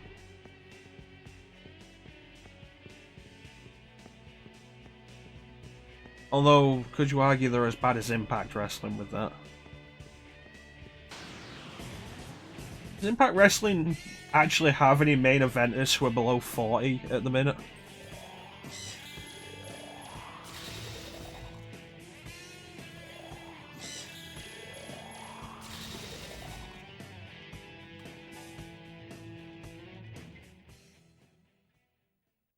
But yeah, when it comes down to it, like, I don't think Ronda Rousey was the worst thing to ever happen to Mortal Kombat.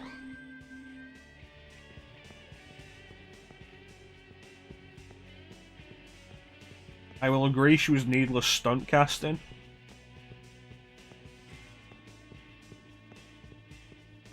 You know what? I thought she was alright in The Expendables 3. But then again, the level of acting in The Expendables 3 may have just massively lowered my perception.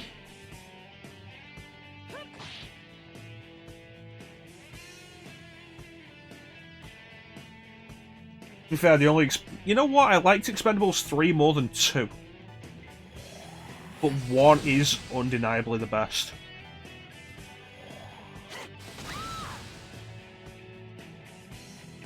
I'd say Mortal Kombat 4 is worse than 5 to 8. Like Deadly Alliance, Deception, Armageddon, and yeah, MK vs DC is counted as 8, yeah.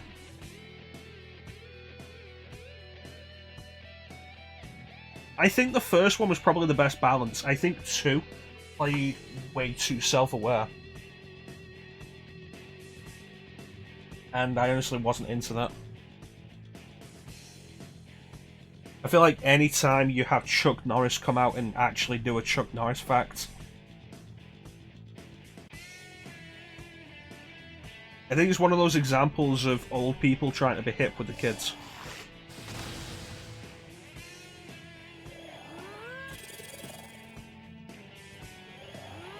I feel like I said, I feel like the first movie just did it better. Had a better balance of it all. Especially the extended cut. The extended cut's great. They actually have the theme song playing. Diamond Eyes by Shinedown. It's great. And the Expendables is on Netflix, but it's not the extended cut, and it's a shame because the extended cut is more of it, and it's awesome.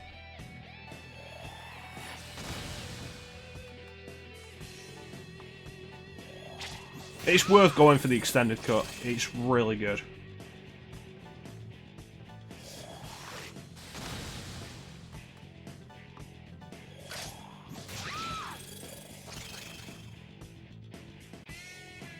I didn't put Iron Stomach on. I still have Disache. Yes, I do.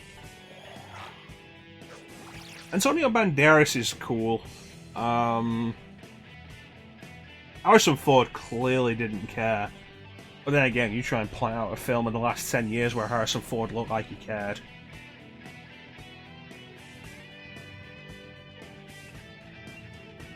I think Mel Gibson was about as good as he could have been expected to be.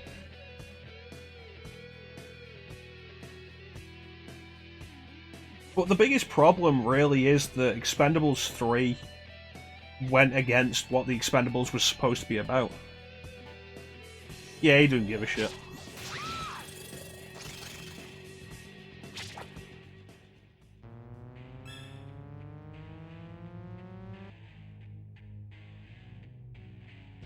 Okay, what's the point of the Expendables? The idea is that it is a series. The idea is, especially you go back to the first one, the point of it was an homage of 80s action movies starring older action stars. So it's violent, it's over the top, it's full of quips and puns, and it's full of quips and one-liners. And it's got the old stars. Yeah. I don't think you were ever going to get Mel Gibson to work out like Sylvester Stallone does.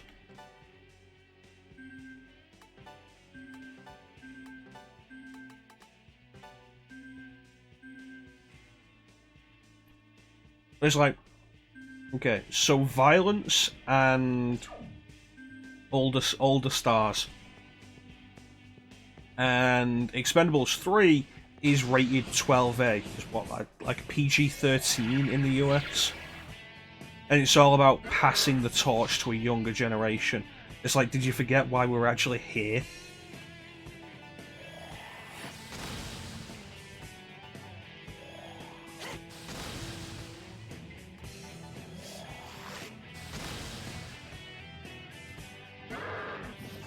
Yeah. Because we weren't there for the younger team. It's like bringing Wesley Snipes into it. Great idea. Why is Wesley Snipes playing second fiddle to Ronda Rousey? Yeah, dude went to jail for tax evasion for a few years, but you know, he got out of jail, and I'd still rather watch a movie with Wesley Snipes than Ronda Rousey.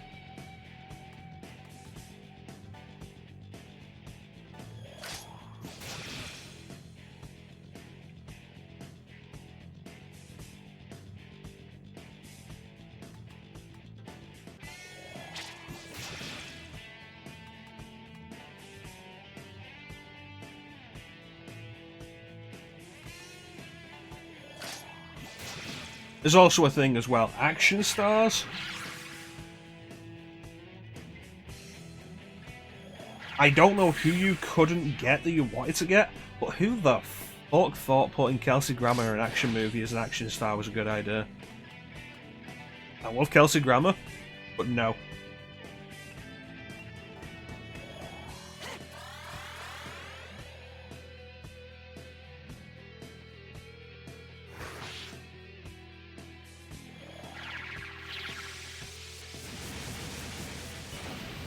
To be fair, it's not the worst I've ever seen Kelsey Grammer. Like, you want to see Kelsey Grammer in a state of, I really don't care, I am only here for the paycheck, leave me the fuck alone. You want to watch Transformers Age of Extinction.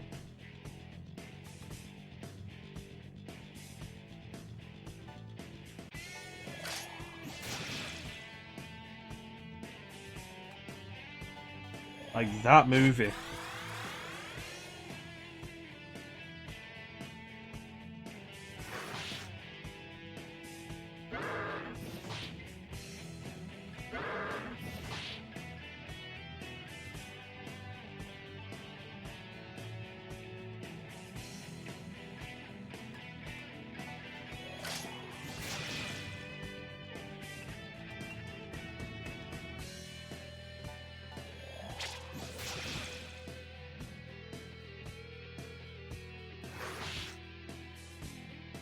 That's right.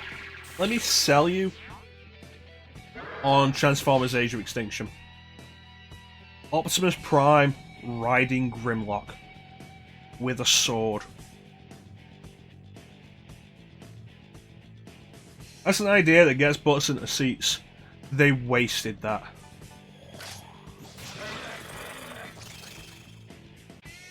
So that's interesting to note that Hunt doesn't count as physical.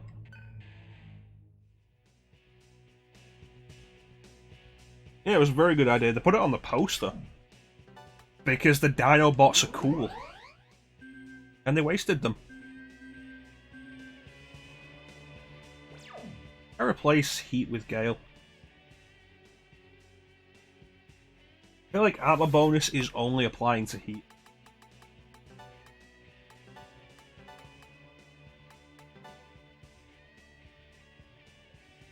Yeah, don't watch it. And they're all like, oh yeah, we've made this Transformer. This man-made Transformer from the remains of Megatron. We call it Galvatron. And it's like, at no point does Galvatron ever actually really do anything.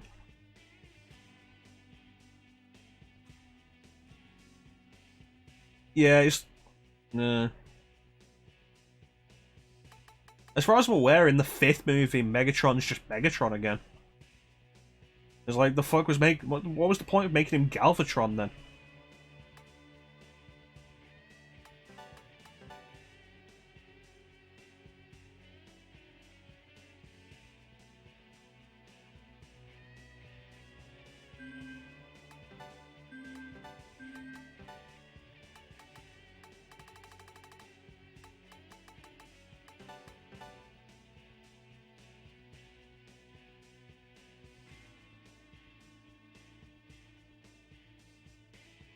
Well, if you remember, Ninja, be sure to post it in the Discord so we can also be like, why the fuck did you watch that?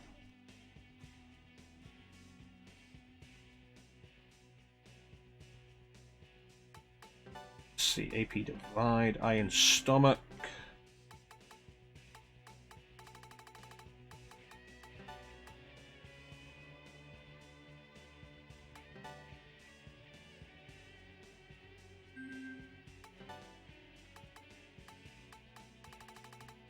Alright.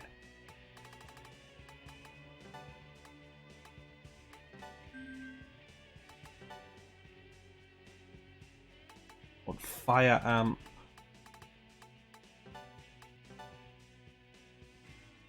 That's all we need. Yeah.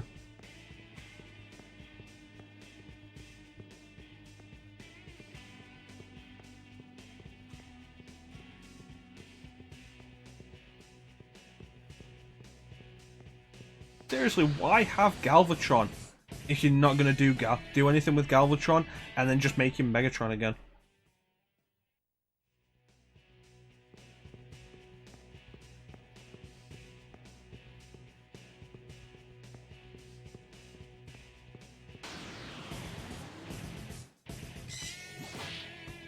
Yeah, it's definitely worth checking out the extended cut of The Expendables. So much fun.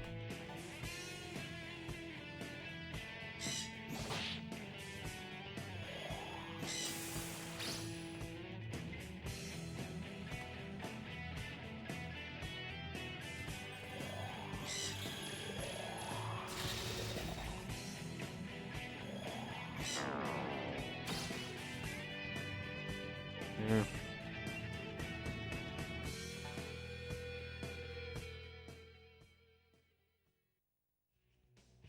I heard Bad Boys 3 was surprisingly actually really good. Are we talking about Michael Bay?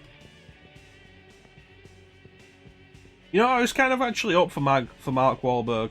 It's like, Mark Wahlberg's probably going to pull this off better than Shia LaBeouf. Because if it isn't a really...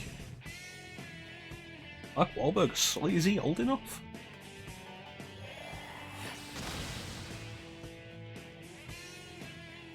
Like, Shia LaBeouf can act, but he's very clearly way more interested in niche weird shit.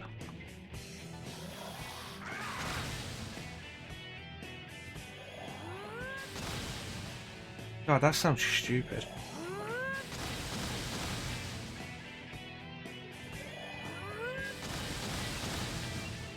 But yeah, Mark Wahlberg will generally do the... Mark Wahlberg can do some good stuff. Like, the other guys was good.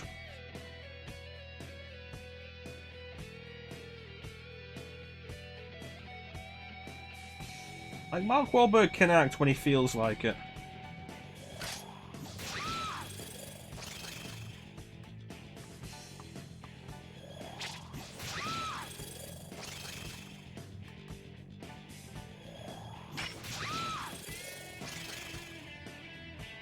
So I was into the idea of we're dropping Shia LaBeouf and we're gonna have Mark Wahlberg instead. But it was all garbage. And Optimus really hated humans.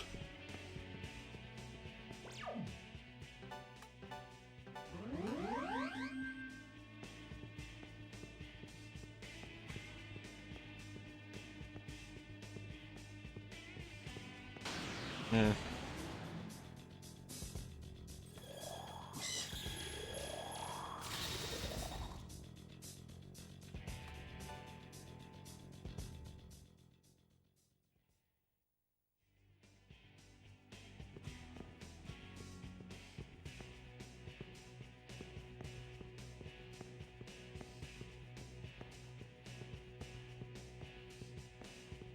Yeah, especially when you hear about some of the behind-the-scenes stuff that went down with Michael Bay and Megan Fox. Well, it's kind of a shame that the only way she was able to get anything back out of that was to be in another Michael Bay movie. Not directed, but produced.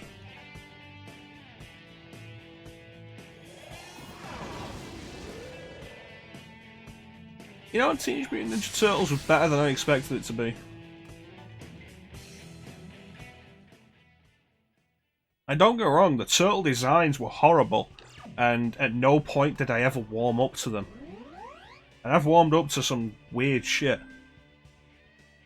But, like, the designs were awful beginning to end. But the movie itself was good. And... okay, I've not seen 3 of these before. I saw it on Netflix. And, like, the thing I really liked about it was specifically the interaction between the turtles. Like, the best part.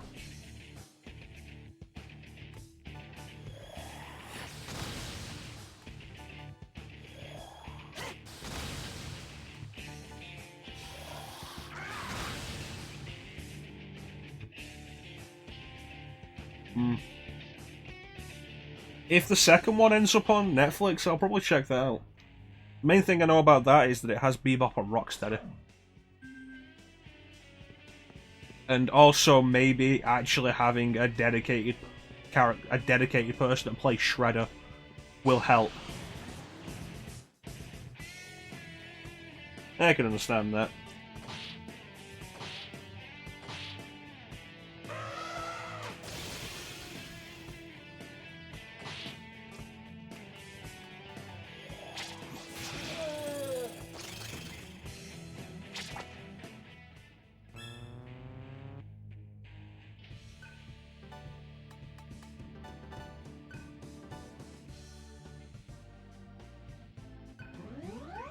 I can believe that.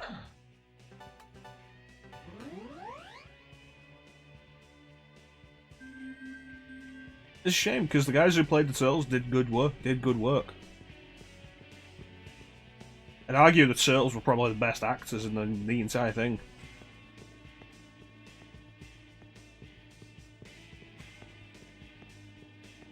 I mean, William Finchner probably would have been good if they'd gone through with the idea of having him be Shredder.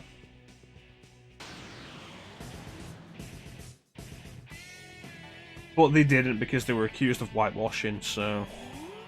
Shredder as a character only appears in shadows until the end, where he appears in Shredder armor.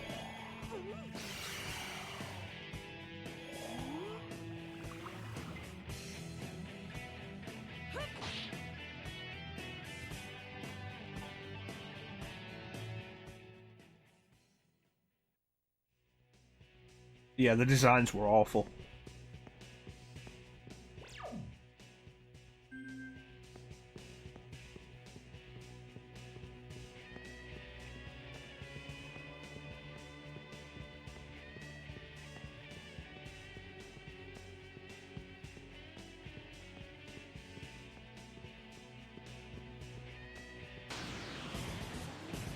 Yeah, I recommend checking it out though, Ninja. It was a decent movie. And the turtles were fun.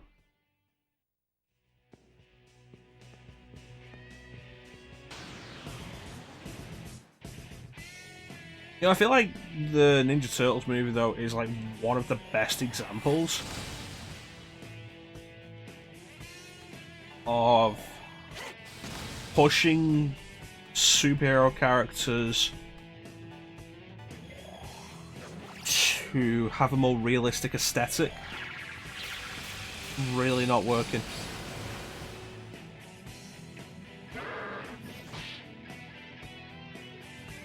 Well, yeah, no, the turtles look more like turtles instead of guys in rubber suits, but they also look terrible.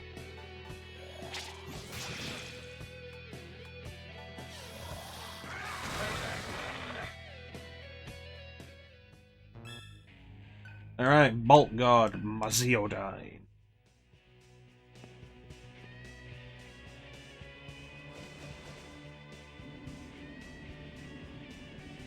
The designs were straight up horrible. It's the main thing. The rubber suits were more visually appealing.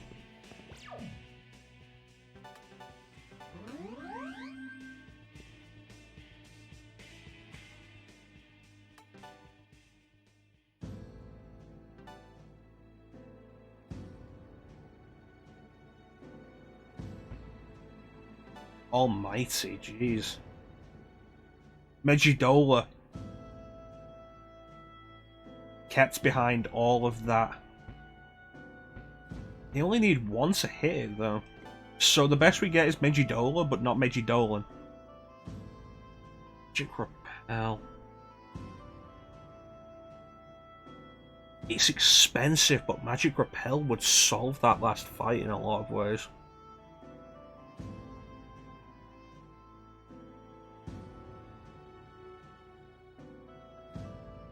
Probably not worth it for the price, though, not unless I'm going to do a lot of grinding.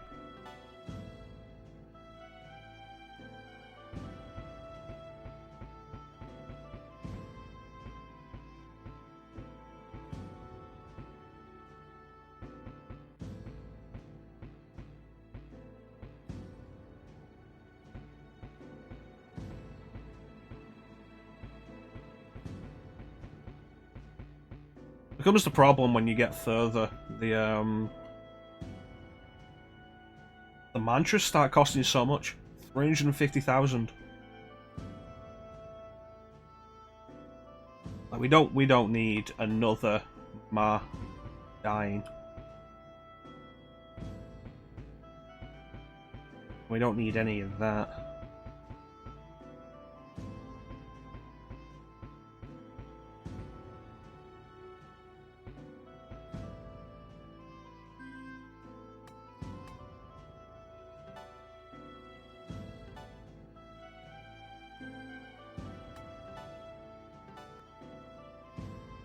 Yeah, I feel like that is the last we need.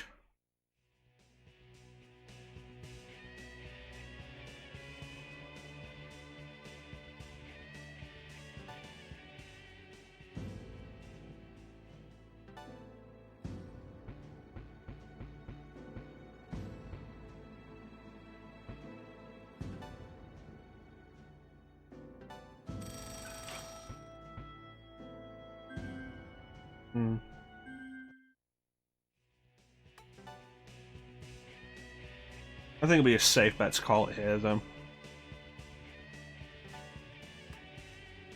I'm going for 5.5 hours.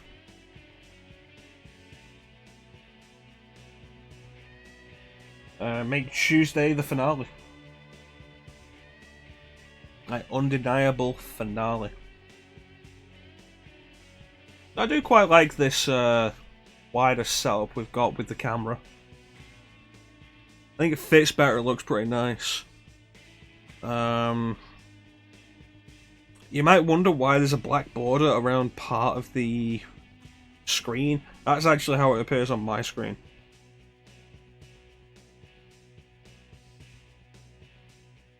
You're not actually missing any of the game there.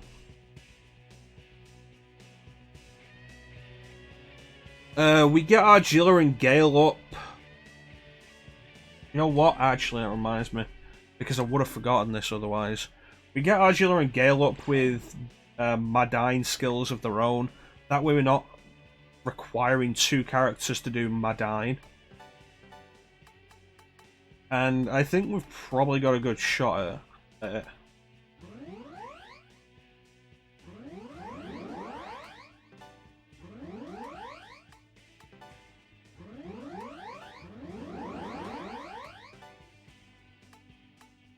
You.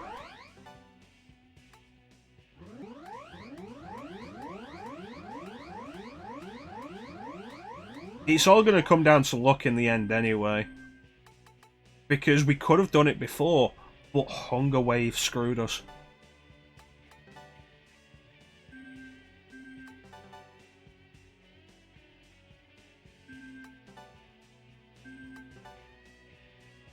We're all at 59 there. I guess. Like, we need to hope Hunger Wave isn't going to screw us over. The only other thing I can think of is specifically grinding for Magic Repel. Magic Repel would negate anything it throws at us, except what the actual body throws at us. And what the physical core throws at us. Because you've got 5 enemies throwing magic.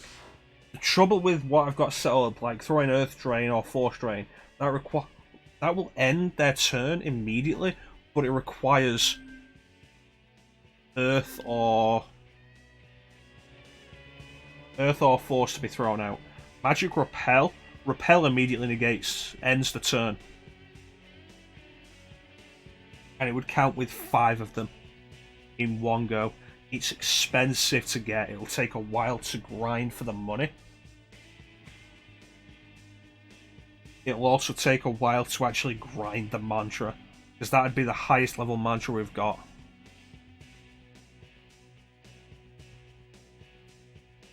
But I think with that, and with everybody having a Ma skill, a Ma dying skill, I think there's a good shot. Chansum really did hit with a good idea earlier of having a Ma to take them all out at once, which clicked on the idea with me of,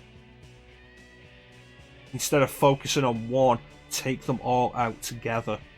Because that was the problem, take one out, but then she resummons it. So weaken them and then set it up to take them out with a single Ma skill.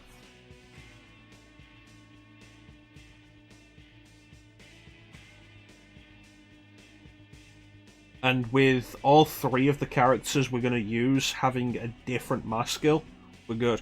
We've also increased the magic. So we've got 3 characters all at 59 magic, which is more than we had in the first time. Heat was on like 30, I think. So we've got 3 characters all strong in magic as well. It's the best shot we've got. We come back, we'll finish grinding up the mantra. Give it another shot. If it doesn't work, we're going to grind for Magic Repel. Let me take a look at the rest of the mantras.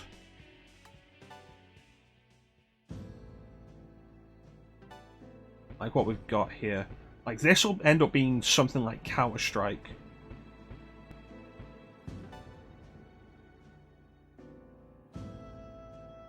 Building up with Mind Charge isn't going to be worth it. I already know what that is, because Argilla has these two. That's Medea Haran. I don't know where these go.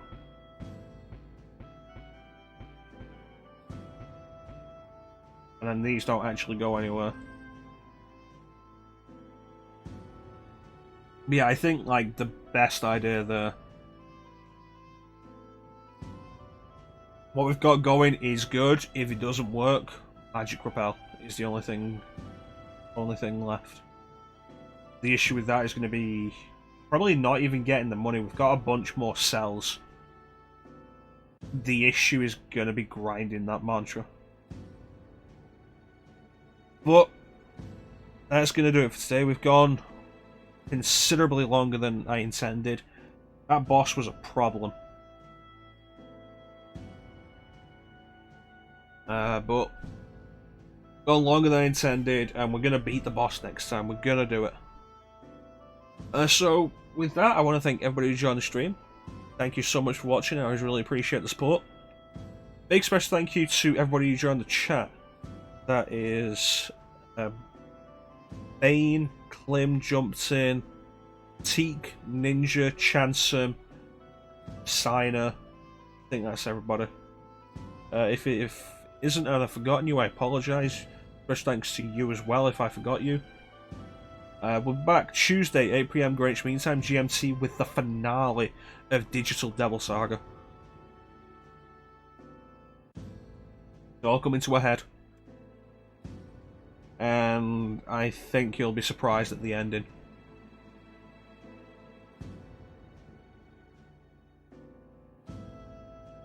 Especially if you don't know what's coming, you're gonna be surprised with the ending.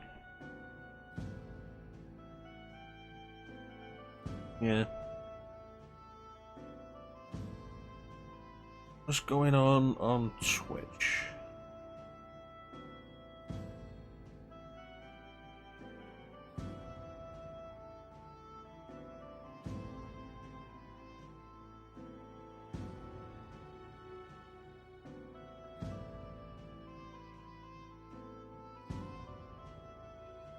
Nothing much. Alright then.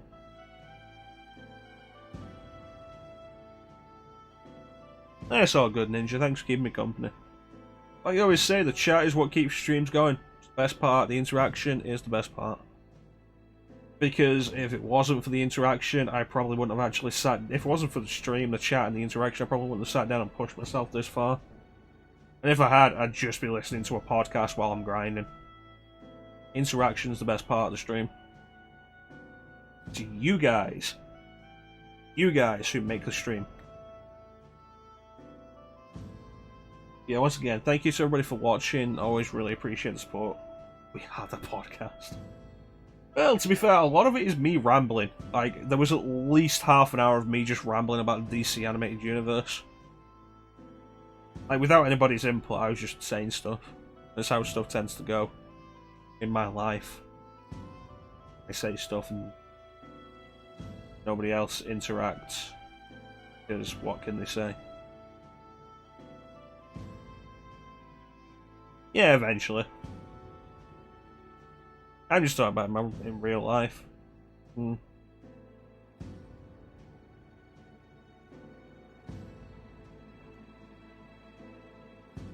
Yeah, check out the DC Animated Universe as a whole, Ninja.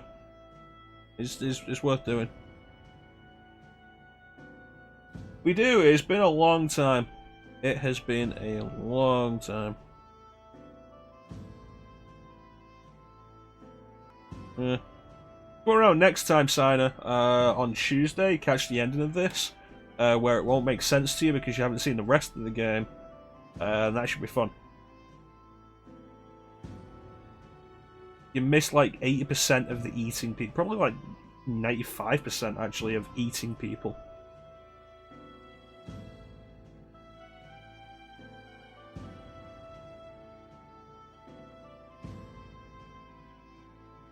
Yeah, it's good stuff. Fun stuff. Good times.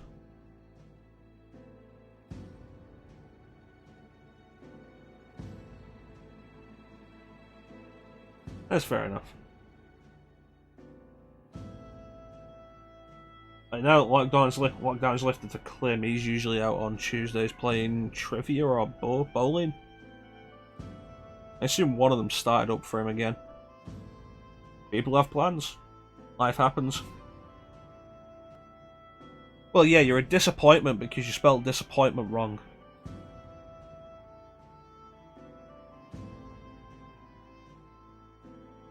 Oh no, people have lives.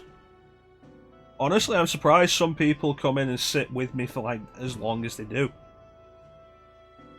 Like Ninja last week coming in an hour before the stream starts and then sitting with me through the entire streams, like 4.5 hours, like geez.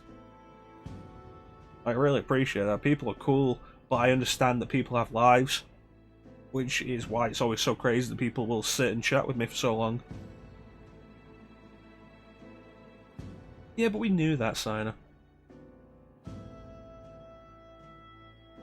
I appreciate you just throwing the support, Teak. Throwing the support when you can. Actually, sorry I've not been in your streams more often lately. I've been trying to rework my sleeping schedule. And that's kind of ruined watching a bunch of your streams because of the time zone difference. I appreciate everybody who drops by. The company is very much appreciated and the support. It's good stuff.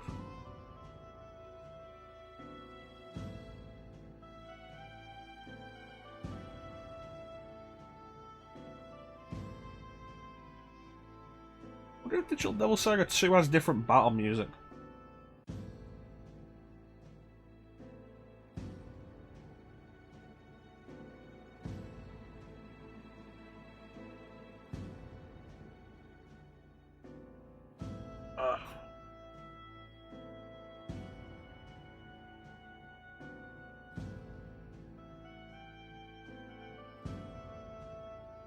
Yeah, I own it like twice.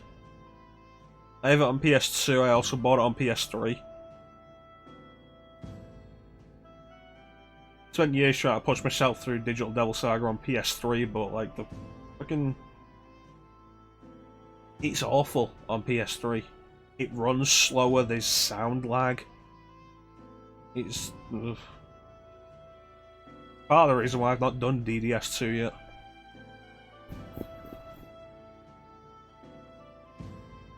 Like, it's so good being back on PS2.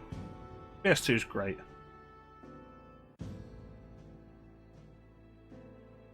Good times, good times, good times. Good times.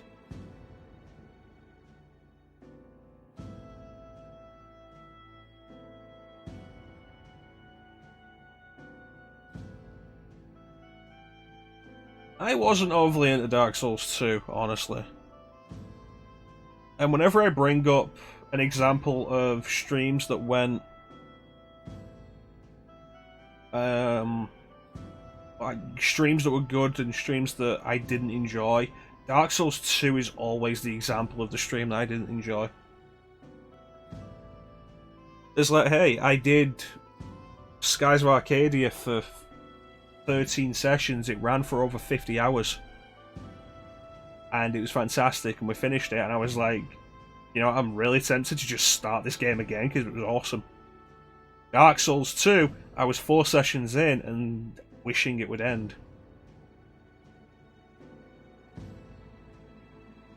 The next Soulsborne game we're going to be doing will be Bloodborne. This is fantastic. Like, damn.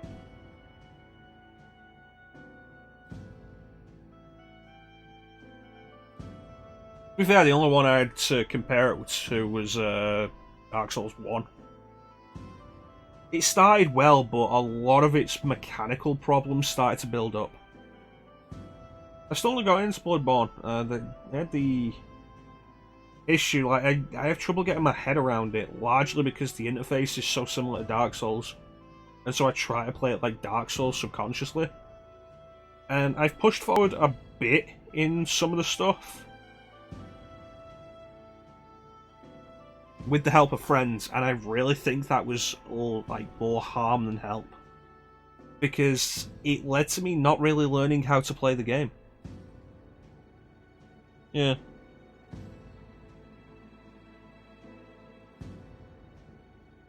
So, like, you doing it for the stream, the motivation to just push forward and keep going.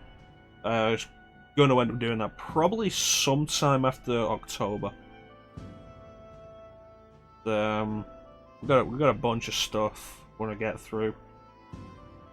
The August marathon is happening probably throughout all of August. Sonic Adventure is probably going to be at least 4 sessions on its own.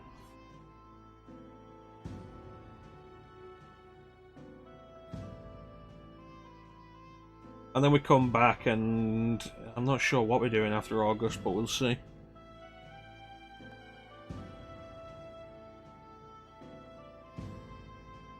Yeah, probably Bloodborne sometime after October. The only... we'll go back to Skies of Arcadia for a minute. The only game I've ever heard of possibly topping Skies of Arcadia as an RPG is Suikoden 2. And that's a series I need to get around to for the stream. Like, I did the first one, and that's kind of it. And I've not played the others yet. And I have them, and I should play them. But Suikoden 2 is supposed to be, like, fantastic. Like, one of the best RPGs ever. Yeah, Suikoden.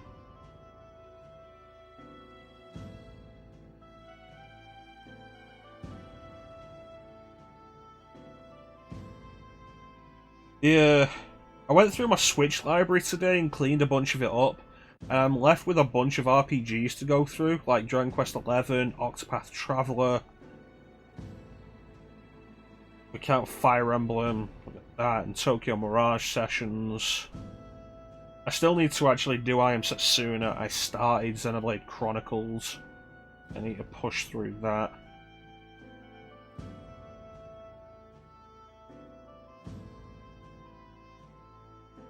I didn't really enjoy Bravely Default 1, is the thing. Like, Final Fantasy V callback, cool. I finally sat down to play it, and I was really not into it. I was really disappointed. Did you ever actually finish Bravely Default 1? I remember there was a point of, like, at least a year where you were just not doing Bravely Default despite being near the end.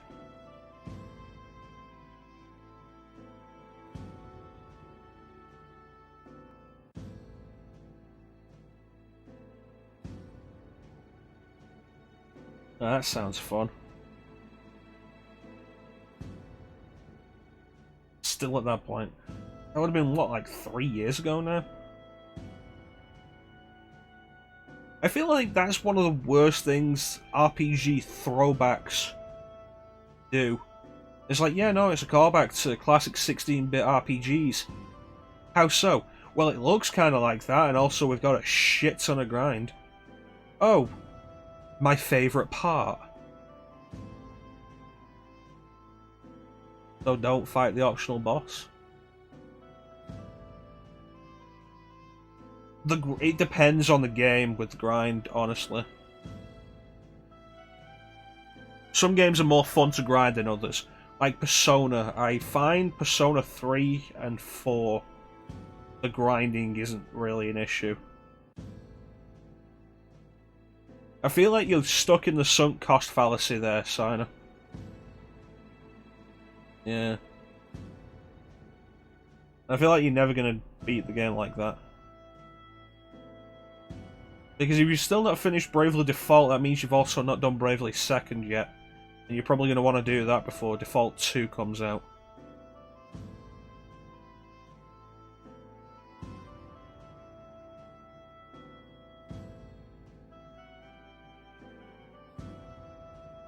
I should get to Octopath Traveler.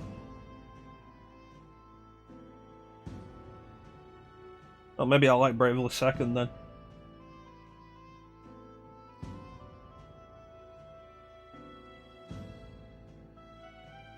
You know what? I need to sit down and do the Final Fantasy the Four Heroes of Light. I've had that for years, and I never pushed that far in it. The Bravely Default was basically a spiritual successor to that.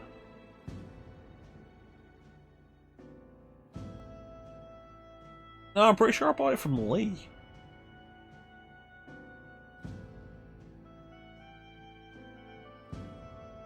Yeah, I'm pretty sure Lee had it, and I bought it from Lee.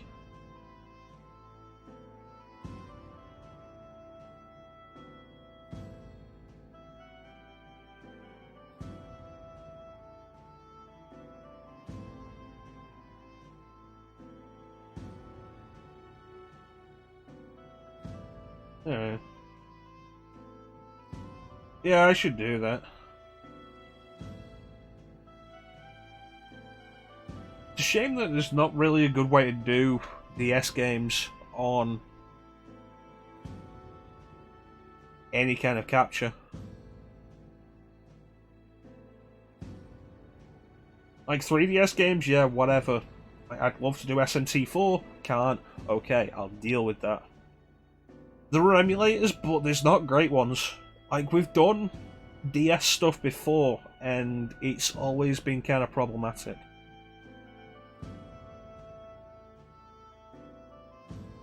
Like, we did some Resident Evil Deadly Silence at one point.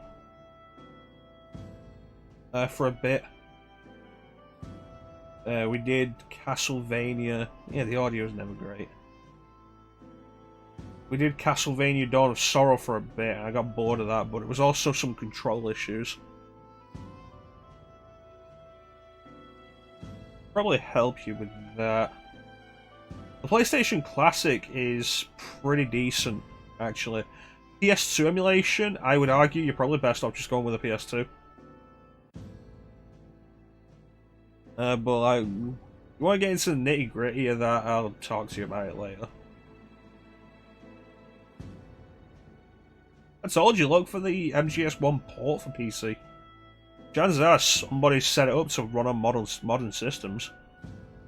And it's the integral version as well, so you'll get VR missions with it and all the integral extras.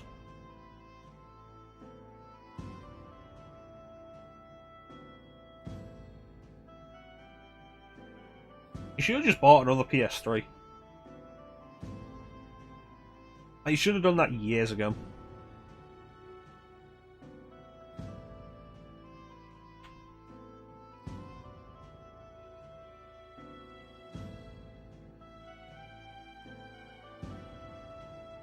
Yeah.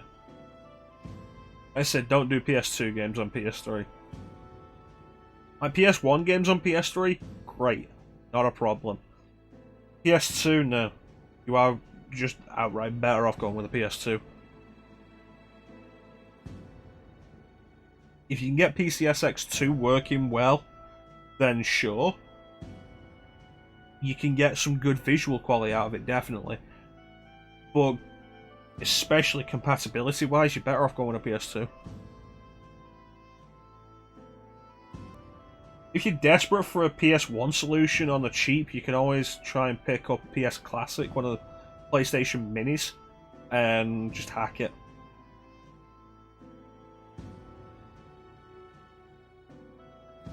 And give that a go. I mean, hell, you don't even have to hack it for Metal Gear Solid, it's got it on there. And I do feel like MGS, the first Metal Gear Solid, does play better with the D-pad than analog. It's like I play Metal Gear Solid 1, and I'll put the analog on, and I'll move around with that, but during boss fights, I'm always using the D-pad. It's more accurate, I find.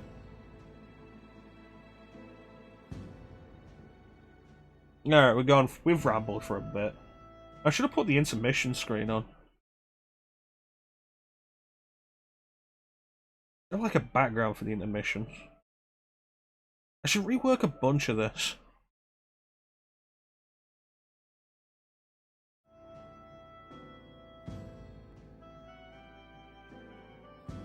Yeah, it catches you off guard how much harder Twin Snakes can be.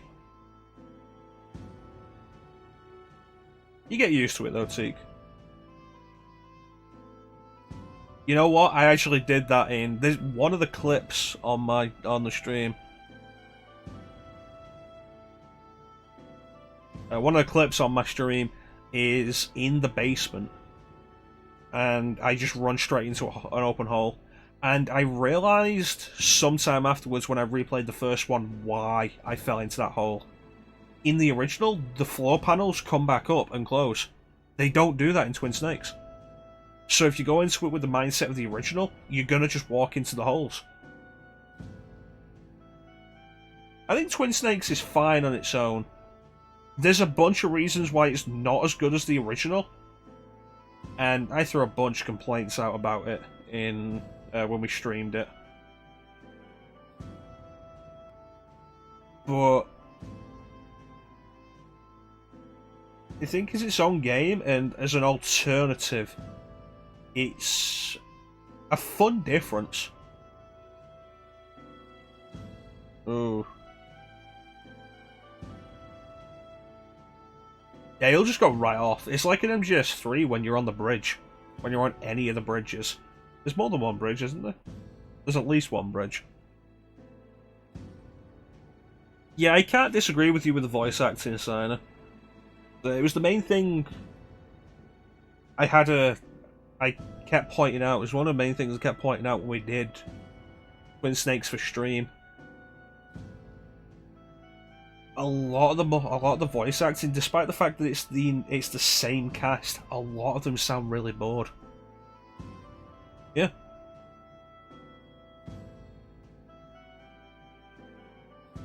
It's a shame Metal Gear Solid probably isn't going to win the August marathon, because my idea was MGS 1, 2, Twin Snakes, 3, 4, Rising.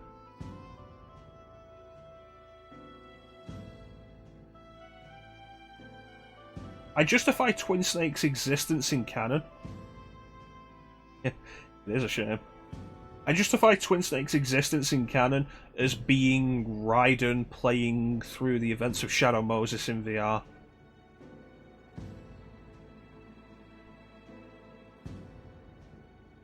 Like, MGS2 tries to say, like, supposedly the idea with MGS2 flashing back to VR missions is the idea that it was actually Raiden you were playing as. It's like, yeah, that can work, and then I would also argue so does Twin Snakes as Raiden doing VR for that as well. Fine.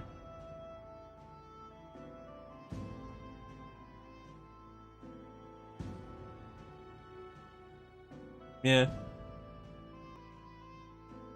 Where do the polls stand at the minute?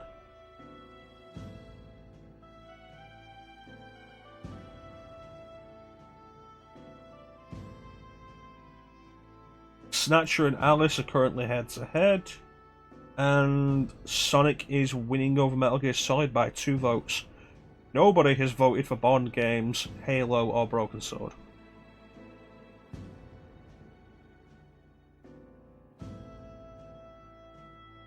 Yeah, well.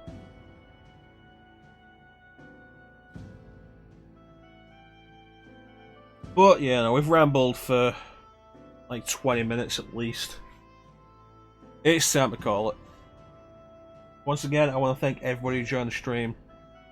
And, like, big special thank you to everybody who joined the chat. The chat is it's the best part of the stream. And doing RPGs is great because it means I can actually pay attention to the chat. Like, we were doing Spider-Man yesterday, and it was like, at points I'm having to pause the game so I can read the chat without anything bad happening in the game. I just feel like it's kind of a letdown. Stuff like RPGs or classic Resident Evil with the door. Like, doors are always a good time to go,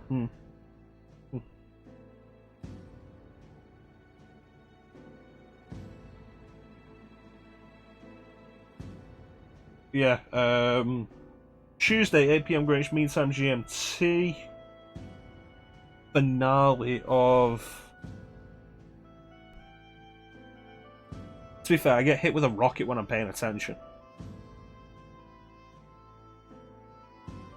8 PM Greenwich Mean Time GMT, finale of Digital Devil Saga. After that, I think we're just going to call it on Project Zero. It's not fun. But we'll see if I change my mind. There's a lot of rockets. It is unbelievable. You are totally right.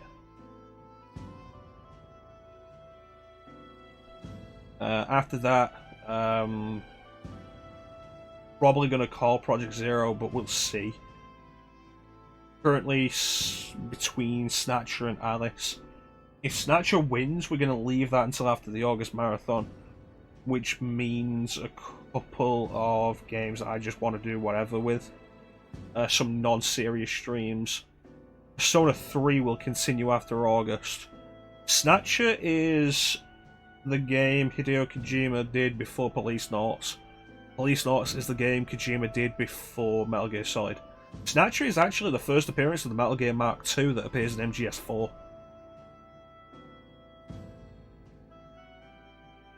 There's a fan-made trailer of it in the Discord if you want to check that out, which looks really good. I've never played Snatcher, so I'm pretty interested in it. We'll be doing the Sega CD version if we do that. August Marathon coming up, where it's looking well like we'll be doing Sonic the Hedgehog unless some new people come in and vote in a different direction. Might throw that vote on Ali's Discord, see if anybody wants to vote there. Persona 3 back after August Marathon, because there's no way we're finishing that before August. But yeah, finish this and Spider-Man, and then just relax a bit.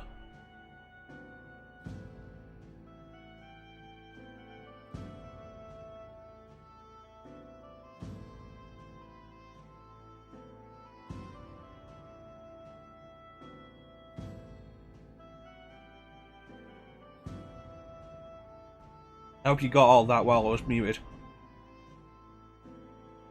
You can read lips, right? 1, 2 CD, 3 complete instead of just 3 in Knuckles. Adventure 2 Heroes, probably Mania. Depending on the date I finish Heroes and how I'm feeling, we might do 06. Maybe. It's the first time it's happened today, so...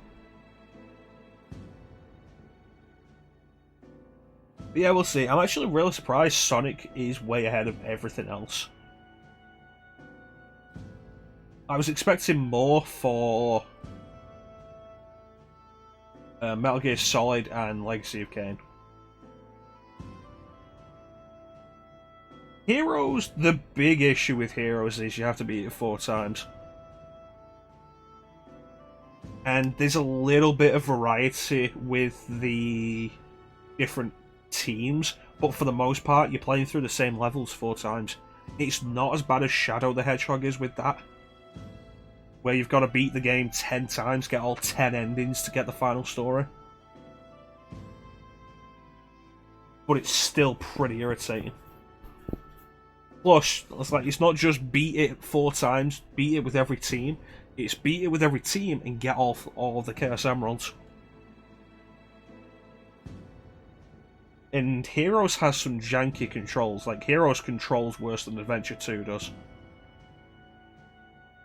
And more so than Adventure 2. Like, Adventure and Adventure 2 have the problem of... The Dreamcast controller has the diamond layout, the diamond button layout. Everything is marked as jump, and everything else. And they continue that into Heroes. One of the best things about Shadow the Hedgehog that nobody really talks about, they finally use all the buttons on the controller.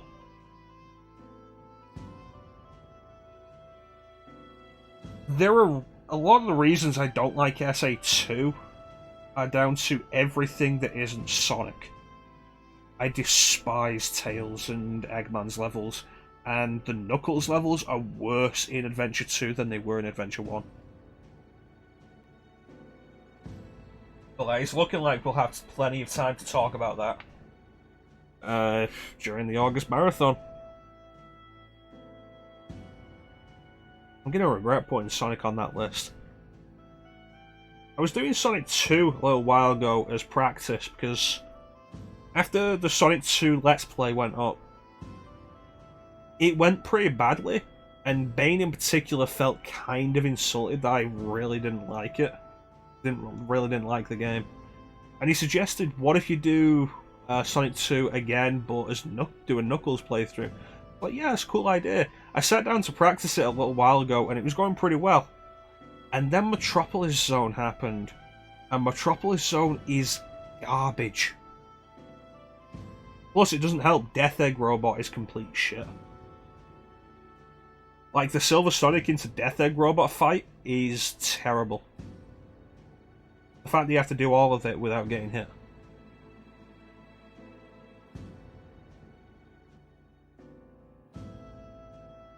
I don't think Metropolis Zone is a good time for anybody. I had a better time in Metropolis Zone than I did with Knuckles than I did with Sonic. But yeah, out of all of them, Sonic 2 is probably the one I'm dreading most. I feel like you can deal with that for the most part with the climbing. But like, there was one death before that. I think in Mystic Cave Zone because I got crushed at one point.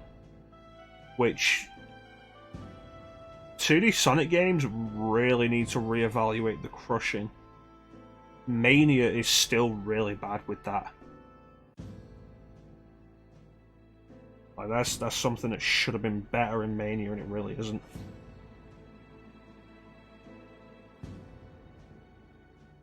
But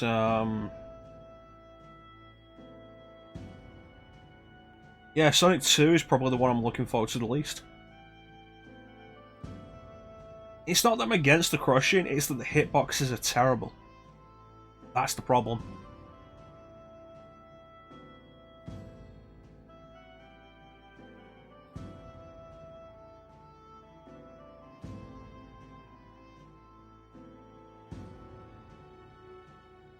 I'm gonna finish this on Tuesday.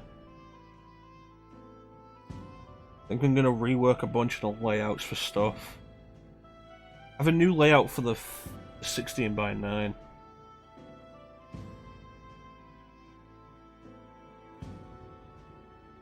We'll see about that.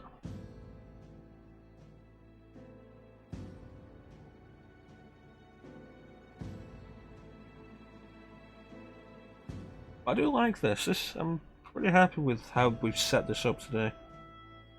Just expanding the camera zone further out here. I think it looks nicer.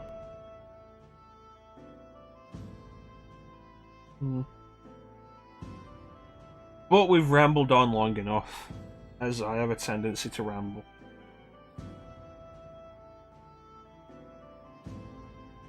Yeah.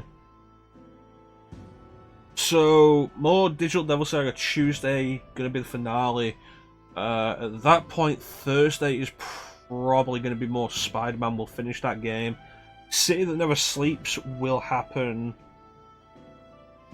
some other time. Oh, I knew what you were trying to do, Teak.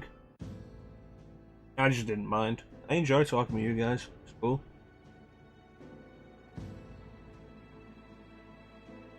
Yeah, City That Never Sleeps will happen some other time. It's post-game DLC. It doesn't really matter.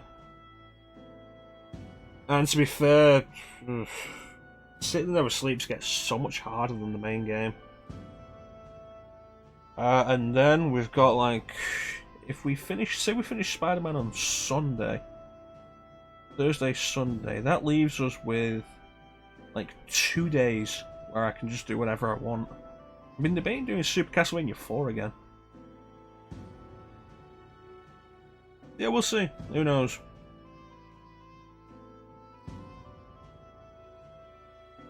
Yeah. But in the meantime, it's been a grind. Yeah, no.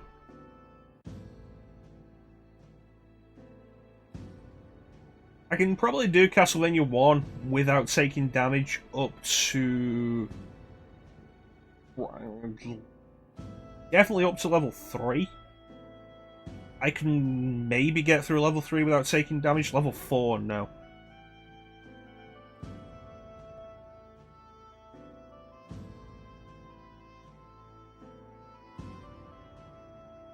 You know what? Actually, here's a fun thing. If you remember when we did Super Castlevania 4 to round out the Castlevania Marathon,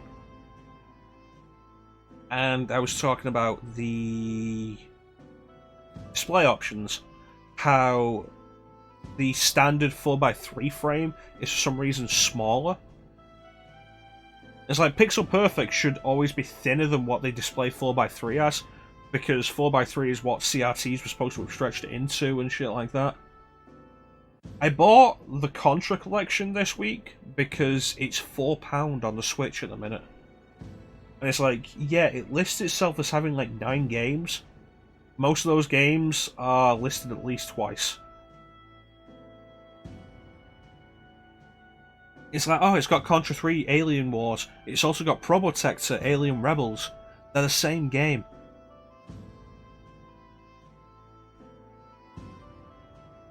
Like, knowing that, £4 felt reasonable for it.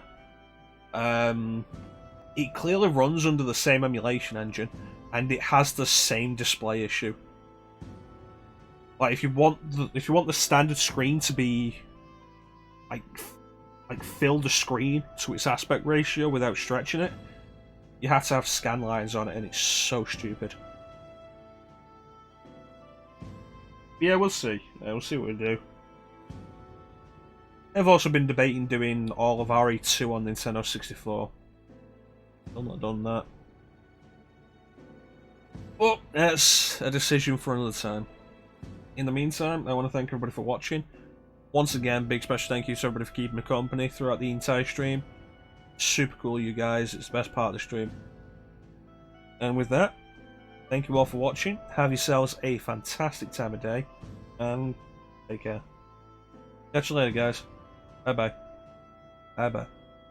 Bye. Finale on Tuesday. Bye-bye. Bye. You too, Sana. Catch you later, Teak.